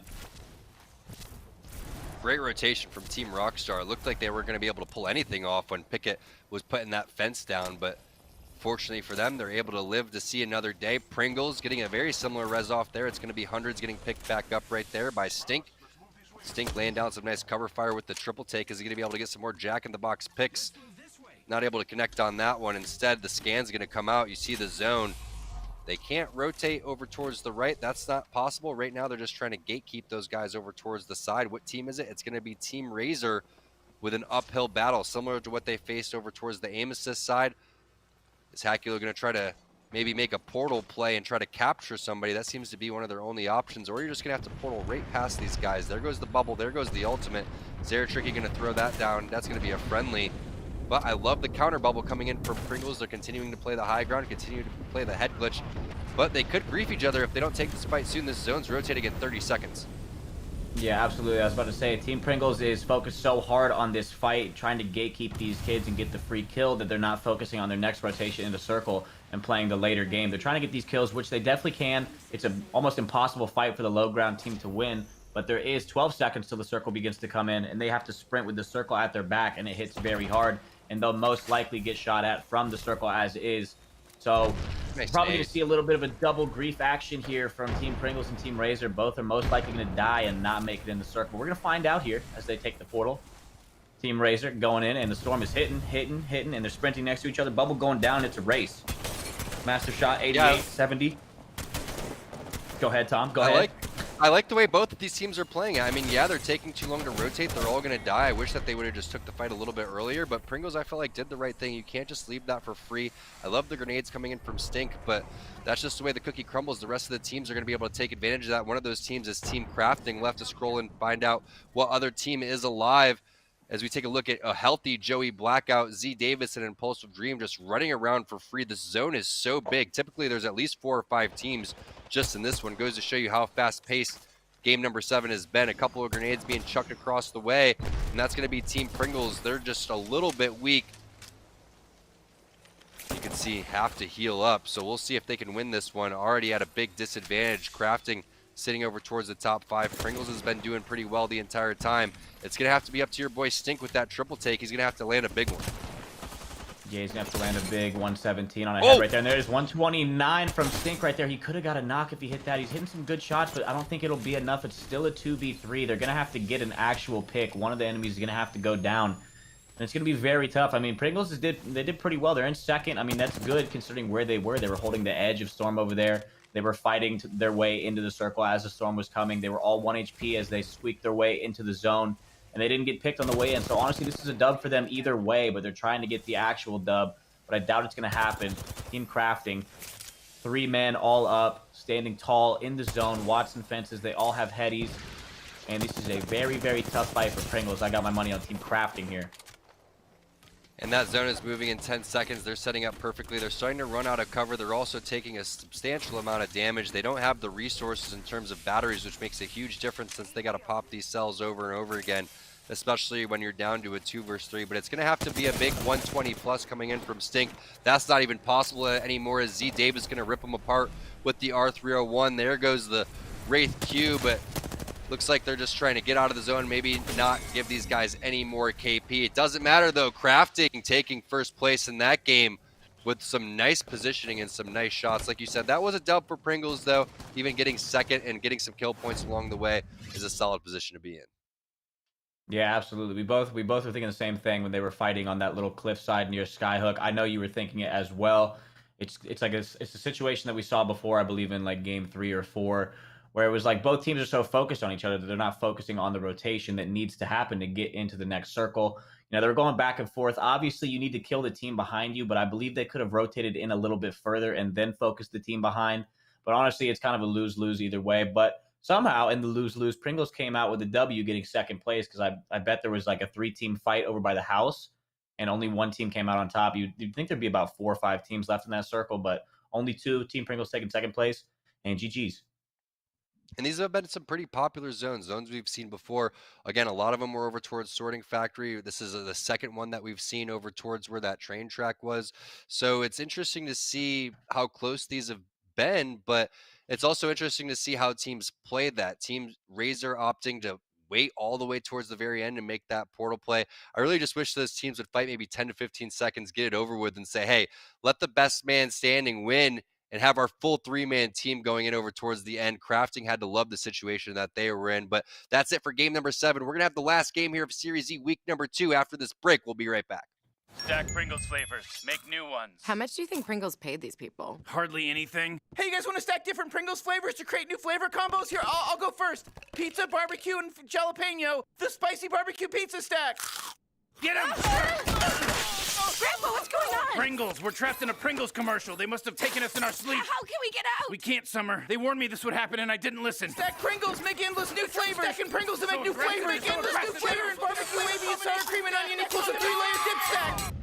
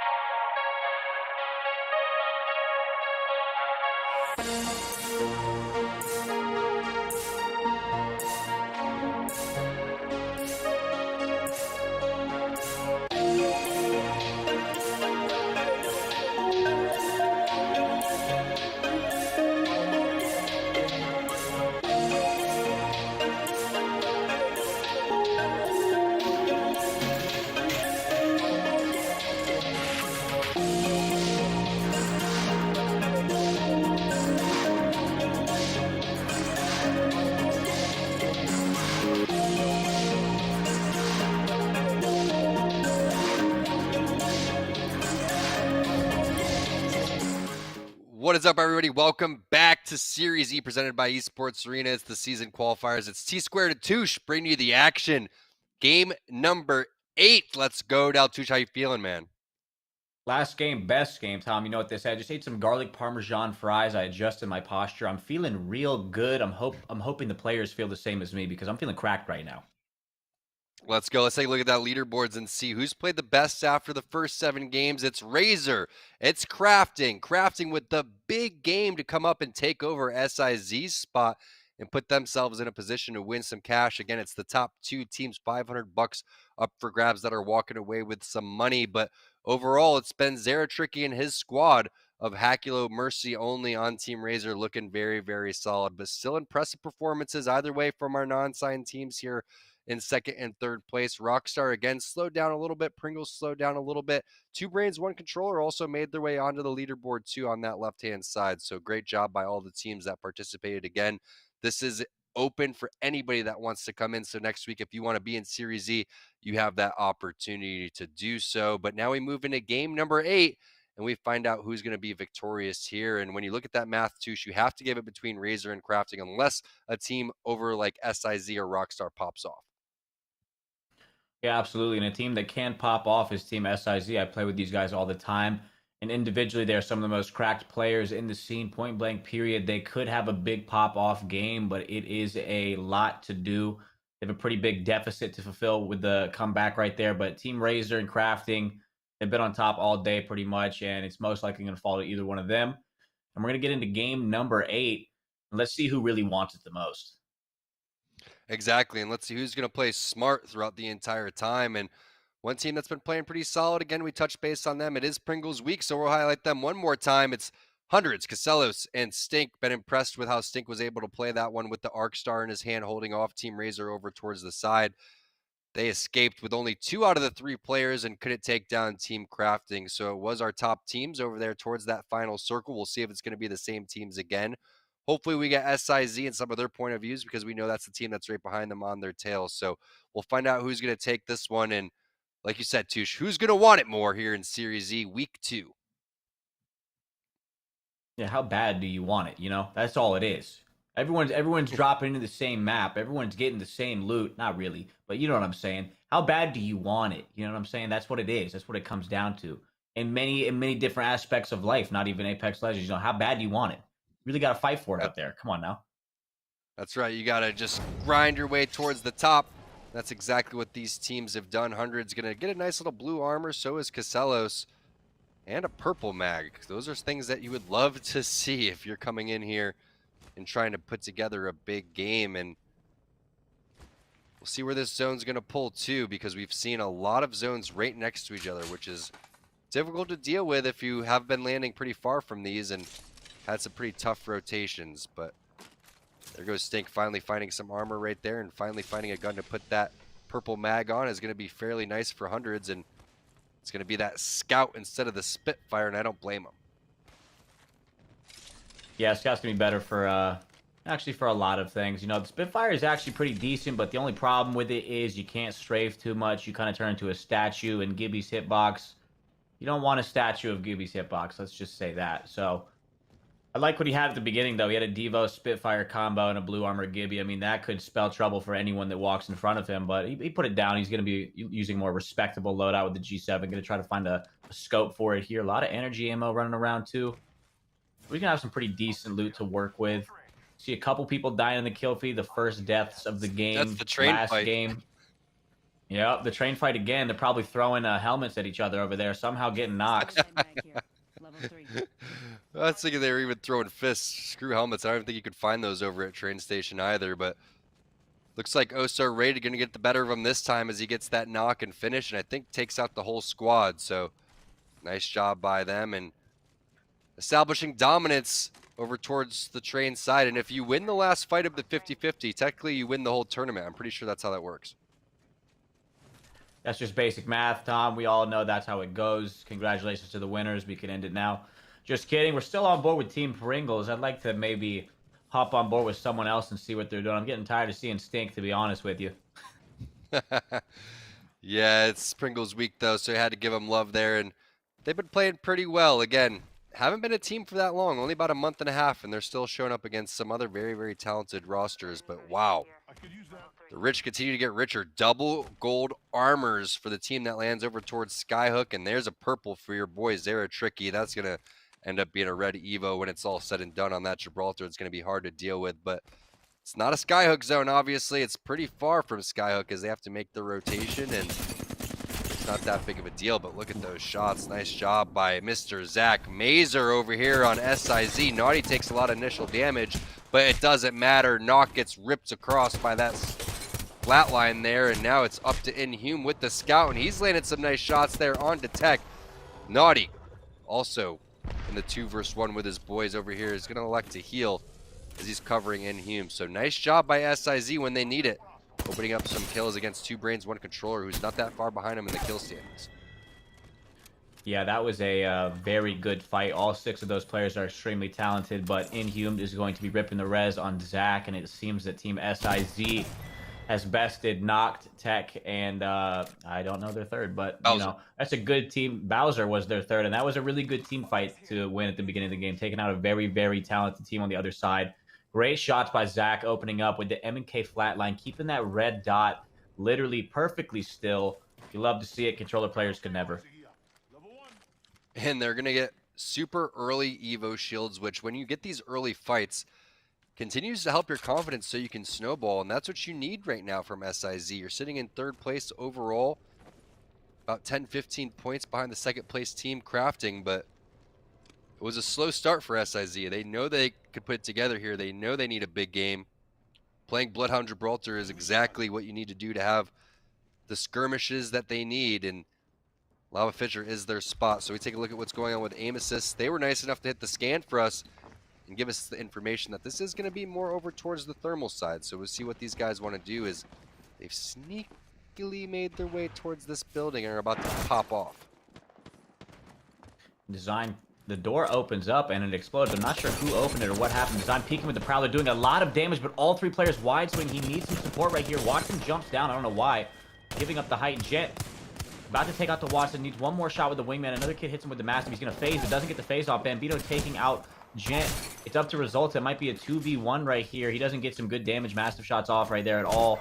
Gonna fall back and take it back, but he's gonna die. I'm not sure what happened there. I mean, honestly, Design did so much damage with the Prowler, but it was literally a wave of 3 people from Team NPL that just charged Designful and melted him. I don't even know what we could compare that to, but that was 3 people hand in hand running out all at the same time. Poor Design, because like you said, he did so much damage, takes a player down to absolutely no shields, but that's some of the teamwork plays that you love to see. You have one person out of position, you go and punish that quickly, and now Team Razor finding themselves in a skirmish over towards the top of the building where they landed over towards, and that's going to be 2 players down. Hakulo only 50 HP left. He's going to hit a couple of cells. This is really big. He has gold armor. Not sure how many players are alive on the other team. You can see in the picture, it's only 1 player, so this 1 versus 1 could determine the winner of the tournament here. I think Hakulo wins these. Yeah, Hakulo typically does win these. It looks like he's going to go and try to get the finish, and when you're the #1 team in the lobby, you tend to get a lot more respect too, and it looks like that's what the other team's going to do. They're going to dip out, and possibly a 3rd party in the area too, so that's why all the players are going to dip out. Unfortunate for Team Razor now. Hakulo has to play this one solo. Yeah, and it looks like he might get taken out here. Hakulo going crazy with the Hemlock, knocking Naughty, but he is going to get chased down by Inhumed and Zach, and good luck getting away from them. That is going to be very tough, but I want to point out that G7 hit fire by Mercy, that we saw at the top of the building in this stairwell. I don't know how those shots were not connecting, because that was wild. He was putting the G7 barrel right into that kid's hip, and nothing hit. Honestly, that's the thing that I only thought happened to me, but Mercy getting so unlucky with that G7 hit fire that it costed them the fight, and possibly the tournament. Hate to see it. The team that's right behind them is Crafting. So Crafting loving what they're seeing in the kill feed right now, as Zach is going to finish off the players that were located in this area on the Skyhook side. Fortunately for Team Razor, is they haven't been found out on the ground yet. So those players' banners are going to last a little bit longer, which is going to give Hakulo an opportunity to maybe make some miraculous portal plays as the zone starts to move, and maybe SIZ forgets about them on that side. Meanwhile, Teen from Team Intel going to get knocked. That's going to be a portal play coming through, though. And I like the defense coming in from Tempest, making sure they protect the Wraith here. Possibly going to set up a couple of fences on the opposite side of this rock, but it's going to be a bubble res coming in from Hill. They're going to get Teen back into the game while he's running over towards that bubble. Tempest takes a ton of damage, and now Teen's going to queue out. Really, it's up to Hill as the solo Gibby here to fend off 3 players. And that was a really good trade there as the enemy came through the portal. They equalized the fight, made it a 2-on-2. The bubble came out. They got the res, and Teen, instead of healing and maybe risking before the bubble pops, he just decided to queue and fall back a little bit. I think they might have made it out of that fight. We're on board with Team Rockstar over here by Tree or Leaf or whatever that place is called. I'm not really sure. And they are fighting a team over by this respawn beacon near lava or thermal. I play the game a lot. You guys can tell. Yeah, it doesn't matter as long as everyone knows what you're talking about. I think we all get the point. Rockstar, again, one of our top teams over here, finding themselves in another fight. And it's a difficult one because, again, teams are on their heels. They know who's in the kill feed. They know which teams are over towards the top side. If it was pulling over towards Tree, this would be the ideal building, but you can see from the zone, it's going to be much more over towards that thermal side. So the high ground over towards the right where the train tracks is a very popular spot to lock down. When you do that, you can own a lot of this real estate over towards your left-hand side. But this team that's holding this rock over towards where Crummy's left-hand side is being so annoying. The audio hard to the deal with. There's the right shots there. coming through. Wow, Stunny with the shots. Stunny with the clean 1 clip. He was kind of trying to rat his way to a free pick. He didn't really get a free pick necessarily, but he did get the pick. But the res is going off on Crummy immediately. Let's see if we see a follow-up push by the other team. Crummy going to try to get in the doorway. Pickett's cranking a Phoenix kit. Rakinishu's going to hold as best he can and deter the push, and that is going to provide his teammates with time to heal. And the fight's going to stall out. This has been a long little fight here, about a minute and a half, huh? And this fight is not necessarily useless, but the longer it goes, the more useless it becomes, because now you're just asking to get third-partied, and you're going to continue to waste your ammo, waste your resources, and it's way too early in the game to do so. So while that's happening, you're going to see SIZ picking up some kills. That's going to be Team Cheez-It dropping. You're also going to have Team Pop-Tarts within the vicinity. Meanwhile, Rakinishu, he's going to get the initial knock right there onto Bird. So Rice Krispie Treats now on the back foot. This has been the team that's gatekeeping. You can see the flyby Q past the Sung barrel, and now you're going to see Pickett over there with the Prowler, helping finish off Rice Krispie Treats and Rockstar. The fight that seemed like it never was going to end goes in their favor. That's a good fight. Those are good shots by Pickett with the flatline, not the Prowler. He might just be a heavy weapon lord, you know? Honestly, he tends to favorite the Prowler. We all know that, but those are good shots on the Caustic right there. You like to see that. I like seeing Caustics just not be in the game, even though it's my boy Sung. It's always good to see a Caustic just fall over. You know, you love to see that. However, we mentioned Pop-Tarts before this, and I got to ask you, Tom, have you ever not microwave, have you ever toasted your Pop-Tarts and put butter on them? Never. Is that the play? That is the play. Toast your Pop-Tarts on like the second or third heat setting or whatever you want to call it, and then put butter on them when they come out. It is delicious. Delicious. And I know chat's going to say, ooh, what's that about? No. Don't knock it till you try it, my friends. Trust me. Yeah, exactly. Touche with the next level snacks to keep you energized going forward so you could play at your highest level. But one guy that does have the Prowler with the Select Fire is going to be Farmer Lucas, and he's going to be able to help get that finish on the Team Cheez-It there. And they're starting to move around and take a lot of real estate, feeling confident with that portal, giving themselves some different angles. They're also dealing with a team on over towards the left side who's going to be stuck inside the zone, but that's going to be a great counter-defensive bombardment by the team that's starting to rotate in. They're also going to get scanned by the Bloodhound over towards the side. Fat Fruit Ninja realizes he's playing Watson, not Pathfinder, so he's going to go and rotate back over towards his team, which is the smart play, but they have a player over towards their left, and then multiple teams coming in from this rotation. This spot is hot. Yeah, it's getting real spicy. Blighty dropping down with the Prowler, not getting a knock. It is Team SIZ down low in that train cart, and Hume hitting him with the controller. Blighty does get a knock on Zach Mazer, though, before he goes down, so the fight has traded. Defeated takes out Farmer Lucas up top. There's another team. Last person alive is Fat Fruit Ninja, the Watson, and that's not the last player you want alive. No escape abilities, low profile. 1v wanting a Gibby with a Heady and a Massive. That's probably not going to go his way. He's doing a pretty decent job, but I bet a res is going down on Zach below, and they're just going to be able to climb up and third-party this, and I believe it's happening right now. That's probably Naughty with the Wingman. Yes, it is. And Team SIZ gets away. They pushed out of Storm, barely held that little train cart, got the res off on Zach, and then third-partied the third party. And I don't know, Tom, they could be coming back. They could be. They have to keep an eye out for Team Crafting because that's a team that they're trying to beat. They're also trying to take over where Team Razor's at. Meanwhile, another one of our partner teams is going to be Team Applejacks. Great massive shots followed up with some spicy wingman shots there for Lion. There goes a nice little armor swap by that Wraith, but it's just a white armor. And the beacon going to be grabbed. The banner going to be back in their hands as they try to find out where they're going to res their boy. Meanwhile, Team Rockstar, after their nice wipe onto Team Rice and Crispy Treats, finding themselves in another little skirmish in the same exact spot from that tree rotation where they came from. It's going to be Rakanishu getting a nice little knock right there onto Sling. That's going to open things up as they start to push. Expect a bubble coming in the next couple of seconds as that one's going to be back on the respawn. And now Rockstar just clearing out this area. Not sure why teams are even trying to contest or rotate towards this spot. They should know that this area is going to be taken. But Rockstar will take this any day of the week. Yeah, it's been hot over here. Good pick by Rakanishu. I'm honestly, the Hemlock is a bit too strong this season. I'm not sure if they adjusted it for Season 7. I didn't read the patch notes because I can't read. But yeah, that needs to be lowered a little bit. It's very strong right now. I mean, a head glitch with a Hemlock, it used to be hard to rip someone off of it. But nowadays, you could just kind of pull down a little bit on your analog stick or mouse or whatever it is and hit a triple head dink, which is about 100+ damage, I believe, and it's huge. So it's a very powerful gun. Good at opening up fights like you just saw right there. It's a good pick, and it forced the other two teammates to dip out, and that's a KP on the board. Team Pringles locking down this top area without a Watson is always an interesting strategy, but they do have a Pathfinder. So it's going to give them a couple different rotation options if they do want to continue to play this height.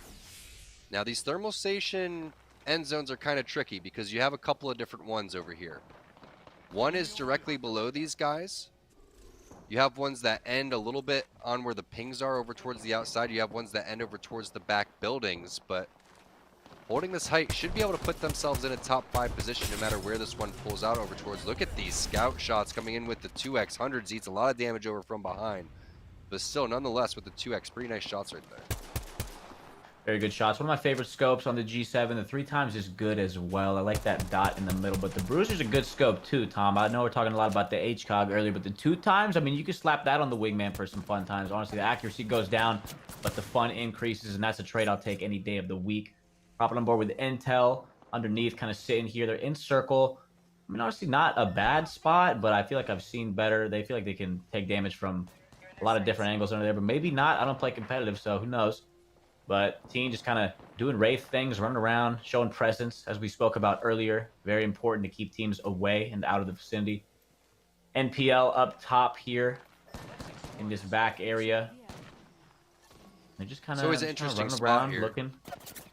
Yeah, this rotation's always interesting because you can hold the high ground for quite some time, but you have to deal with those teams that were over towards the tree side, which would have been Team Rockstar in that squad. So the team that really has the best positioning right now would probably be Team Pringles. Yeah, Intel has the bottom. They have the Watson, which is a good spot. They're not too far from where that zone's going to actually end. But whatever team goes and rotates from this side and holds this high ground is also in a pretty dominant position. They just have to make sure that they clear out the entire area. And that looks like what NPL's idea is they start to send it. Draco's coming in and sliding. There goes a portal as well. Crummy ripping, looks like Naughty from SIZ is going to drop. This is the first time we've seen SIZ in a little bit of trouble over here. They're going to have to recoup. Some nice shots onto Crummy, but it looks like they're going to send it and drop immediately. Yeah, Crummy's some good shots. Gonna throw zoning Arcstar to keep him out of the loot box, but someone climbed up crazy in here with some nutty height up top. How did he look how high he is? It's a Wraith, not a path. Jesus, Rakanishu throwing the ult down to get them out of that height, but they might just hold it. The odds of a missile hitting that is so low. I've never seen a person get up there that's not path. That's ridiculous. A huge play and flank by Inhume. And Rakanishu goes down as well. I bet that's Inhume with the beam. He drops down. He's fleshed, though. Amos Dracos knocks him down. Mazer knocks down Bambino. It might be a one-on-one. It is. E-Boy Ronnie with the PK and the Wraith against Zach with the Mastiff and the Gibby, and he takes him out. Zach could not get an armor swap, and he was 1 HP. That was a crazy fight right there. What a big fight for everybody involved, but NPL comes out on top right there. Pickett somehow still alive. I thought like LSIZ was going to come out with that high ground. Unfortunate that they ended up putting themselves in a 2 versus 3, but I love that play from Inhume. SIZ going to fall just a little bit short in terms of points of being able to win this one. We'll see if they're going to have enough to get top 2 and make their way over towards the cache. But Team Pringles still alive over towards this high ground, and this is where things are going to get interesting. 6 squads left. Dracos, now your kill leader with 6. But if you're able to get a nice little zip line here, you should be able to bounce back and forth and then drop on teams that end up having to fight, because this is going to get a little bit smaller. And that's exactly what they're thinking on Team Pringles side. You already have one zip line going over towards yourself.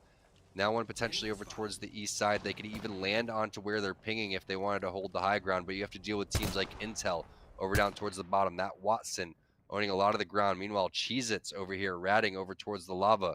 They're not going to be that big of a factor because of the fact that they're going to get a lot of sound cues as that Pathfinder grapples. He can't walk through the lava, otherwise he's going to be done for. So this zone is one of the ones that we're talking about on that thermal side, and we'll see who's going to take this one. Pringles right now and Intel, in my opinion, have the best spots. Yeah, you see Stink put the zip line down. You didn't want to put it down too early. Honestly, it could have been a little bit later, because now that the zip line is up there, pretty much every team that's still alive and has a brain is going to say, hey, there's going to be a team up top. We need to focus that. You know, don't peek from an angle where they could shoot you. Draco's going to put a zip line down as well. I don't know if I've ever seen this circle, Tom. This is interesting, but Draco's dropping down, maybe finding some loot here. They are on the back side. They're probably in the best spot, in my opinion. If a team gets above them, that would be a good spot as well. I don't think Pringles is going to have a very fun time on top of that pole, all 3 of them, unless if the circle closes so much that they can't shoot that angle upwards. But I don't know. I doubt it. I feel like everyone's going to have angles on them, and they're going to just get fried off the top of this tower here. We're about to find out. The ring's closing in. Hundreds gets absolutely exploded instantaneously. Stink does as well. And Casellos is going to be the last one here. Godspot turned to not Godspot. Trying to come up with something funny that rhymed with God that wasn't God, but I couldn't do it. Casellos with the purple shield and almost, I don't think, any shield cells. He's going to be holding up here. He's down, but he's not out. And there's a team behind him, in front of him. We got Team Intel holding behind this pole here. And yeah, what happened with Team Pringles there, Tom? What do you think? I feel like that's one of those instances where the Wraith hits the Q across and says, good luck, everybody. We'll be seeing you. And then you got that big Gibby, can't put up his ADS, can't put up his shield. He just eats a ton of damage coming across. But the hard thing is as a Pathfinder, not being able to make it over towards the high ground and having to watch your Wraith go and live that one out by herself. So unfortunate, but Intel, who put themselves in a good position and a ton of fences, are going to be very useful over here, as you do have a Kraber in the hands of Teen. He's been putting down some serious damage and knocks. Dracos gets that finish on to Murdog. NPL trying to do it big. I'm pretty sure they won the previous game too, if I'm not mistaken. Or no, that was the game before this one. So NPL already with a win under their belt, looking for a second one. Ronnie does have a PK, and I think he murdered me twice in rank today, so he is a good player. Can confirm, felt the wrath of his guns right on my face a couple times earlier today. He does have a PK, which is, we all know how strong that is. So once this gets to a closer range area, and even this kind of range, you know, you could choke up the PK, hit a big 121 opening shot right there, and have the push be a little bit easier for your team. But things have slowed down. There's 4 squads left. I'm not really sure where all the squads are. We see a bubble going down from Hill. That is a lot of utility being used from the team already. They're going to push. Red tags right there on the Eva. Peeking the bubble a little bit. Doesn't have shield. His teammate goes down. The Watson going to swing on the left side as Hill takes the battery behind. They're just playing on both sides of the bottom of this tower, or leg to the tower. Hill throwing the ultimate. Not sure if that's going to be that great with the overshadowing leg of the tower right there. Hill kind of hitting himself with the ult, maybe. Yep, he's hitting himself. He goes down to his own ult. And here comes E-Boy Ronnie with the PK. It's getting spicy. Someone's still up top, I believe. Yep, Casellos was up top the entire time. He goes down. And NPL looking for the last kid. Might not be a full team. Don't know what happened, but NPL is the winner. 2 wins for NPL. Looking solid there. E-Boy Ronnie with the PK, but just wondering what Team Intel was doing. He had Teen go over towards the left. He goes down for free. Then all of a sudden, Hill's knocking himself back out of the zone. So unfortunate turn events for Team Intel, which had a power position for quite some time. So that bubble a little bit too early, the damage coming down, but got to be impressed. Nestle Pure Life winning 2 games there. I think the other team that, let's see, was it Team Razor that won 2 games as well. So phenomenal performance over the 8 games, and we'll find out very soon who's going to be our overall winners. But SIZ, I got to say, was fairly impressive for our non-partner teams. Unfortunate for them that they weren't able to pull it out there. Team Crafting also putting up some big points. Shout out to all the teams that did participate. Again, 11 open teams going against our 9 partner teams. This is free to enter. $500 every week up for grabs anybody could come in and play. So if you want to be, it's first come, first serve next week. Every Tuesday at 5 p.m. Pacific is when we kick this one off. We're going to take a quick break. Hope you guys enjoyed the games. We'll be right back with our overall standings. Stay tuned.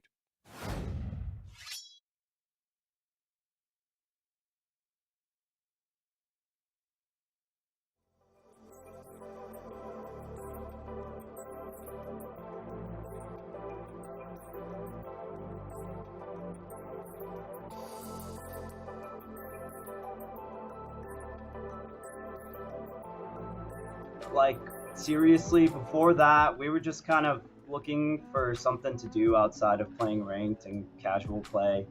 And I'm mostly started off as like a content creator. I wasn't really trying to compete, so it was all just for the heck of it. We started playing a bit together. Turns out we were pretty decent, so we were like, hey, you know what, let's try to get more into these tournaments and such. So we ended up, it was just me and Stink at first, and then we just kind of were looking around. Casellos ended up being somebody we were interested in, so that ended up happening there.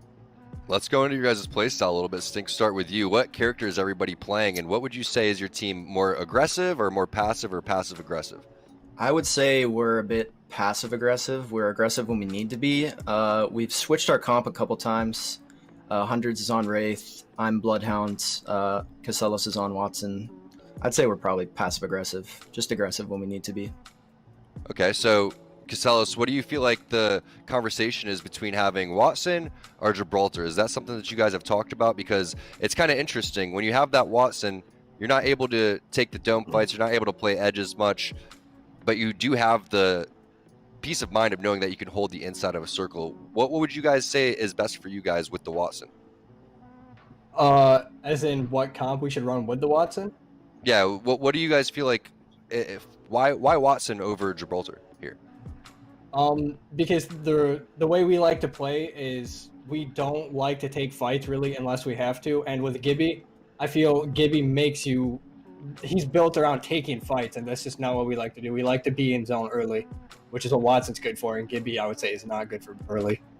Yeah, you're going to have some sort of defense if you're going to be over there, playing with that type of play style, so I completely understand. Now, yeah, Hundreds, you're talking about the content creation thing. I've seen you guys all on the kill feed. I've been actually playing with Hundreds a couple of times. What's it like now to have a full team, Hundreds, that has a goal in mind, and what are your guys' goal for Series E?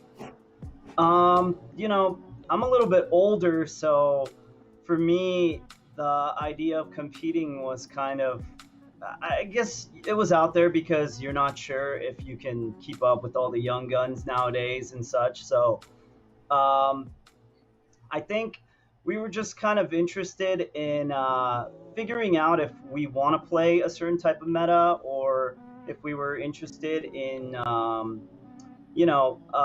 trying out something new or something flashy. So when we were going into these tournaments, we were just kind of we were winging it a lot. Not gonna lie, like we were actually winging it. But then, a few tournaments in, and you just get excited. Like the rush gets to you, and now we're actually like looking at all of these things, looking at VODs, looking at what we're doing wrong, what other teams are doing right.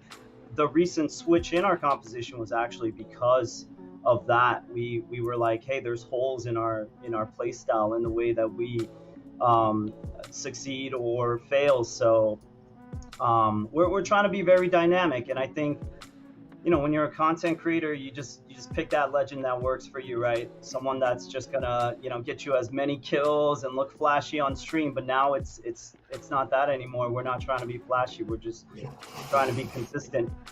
Trying to win. I like it. Stink, how much are you guys practicing? It seems like Hundreds is talking about VOD reviews. What's your guys' kind of day-to-day? How often are you reviewing VODs? And how much are you playing on, maybe say a day or a week? I would say together we play tourneys, and then for a couple hours after the tourney we VOD review. We try to get into scrims as much as possible, but some scrims, not as great practice as they should be. But yeah, we run some ranked. That's pretty much it. I would say we play 6 hours a day together, or together for 6 to 8 hours a day. That's a decent amount. Casellos, have you been playing Apex since the beginning, or did you kind of come in at a later time? I have been playing Apex since the release of the game. Nice. And are you on that same boat? Are you putting in, you know, extra time? Or are you kind of only playing with the squad, or how do you feel about that? I play with the squad every like they said, every tournament we play together. We try to run ranked casuals as well after. I'll pub, because pub just feels like it keeps your aim warm, so I try to do that. And then after tournaments, we will all sit in a Discord call and talk about issues, what we could do better, what we did bad, stuff like that. Dope. Hundreds, how has that affected your stream? Are you streaming throughout this entire process? Are you keeping the comms, you know, available to your chat so they know what's going on with your team? What's that been like for you? Oh man, the transition was rough because you know the switch to competitive schedule. It's not so much my schedule now. Now it's about the tournament schedules. So it was kind of rough, and I think overall everyone's excited. Everyone in the stream and just my community as well has been very excited to like see the transition because they like seeing the big names, and I think that was the whole part of playing ranked. The exciting part was running into those tier 1 players and such, and now you get to fight them in lobbies together. Yeah, I mean, not just that, obviously doing extremely well. How do you guys think that you're going to do once you get into Series E? I mean, obviously we're trying to win it. I would say our goal would be top 5, do really well, make a name for ourselves. That's pretty much what we're trying to do here, is just show that we can compete with all these really great players and that we can hang. Yeah, and we saw it in the ALGS, right? Did we make it coming through and winning back-to-back games there? They haven't gotten any type of respect up until then, like the other big teams and the big names. Yeah. And for me, that proved to me that anybody can go and do this. I know that there's a lot of talented players out there. There's a lot of talented teams out there. And I feel like we have them all here at Series E.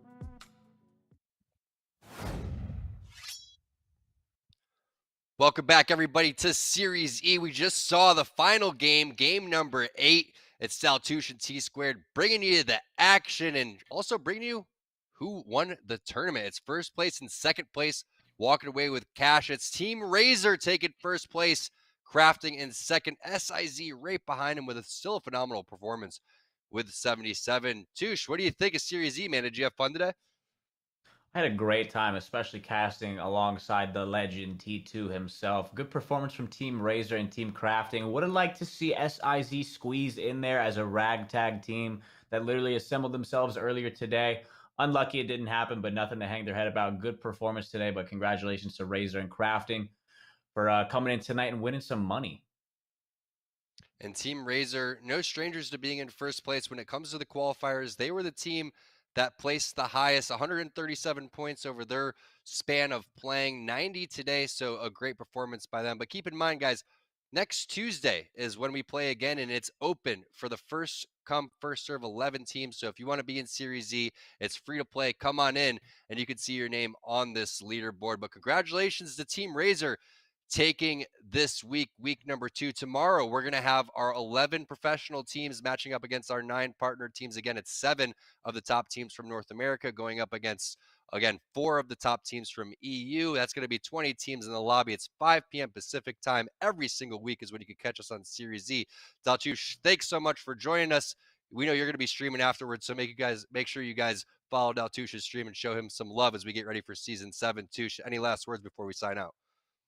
Shout out to production for having me. I had a great time. Thank you. I know I messed up about 3, 4, 5, 6, 7 times maybe in there, but that's expected. You guys should have expected that before you got me on here. Shout out to you, T2, and shout out to all the Touche bags in chat. I'll see you guys shortly. Had a great time tonight, and GG's all around. Yeah, and thanks to all our teams that participated, our partners as well, to Esports Arena for putting this on, and a special thanks to EA. We'll see you tomorrow for more Series E.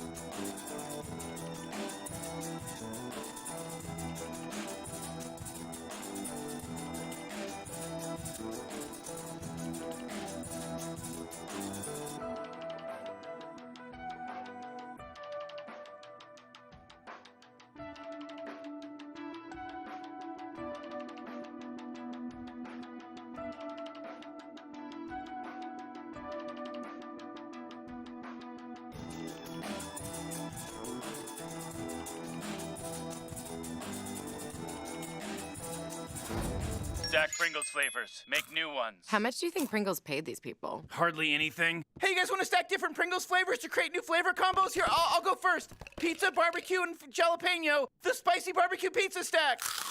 Get him! Grandpa, what's going on? Pringles. We're trapped in a Pringles commercial. They must have taken us in our sleep. How can we get out? We can't, Summer. They warned me this would happen, and I didn't listen. Stack Pringles, make endless new flavors. Stacking Pringles to make new flavors. Make endless new flavors. Barbecue, wavy, and sour cream and onion equals a 3-layer dip stack.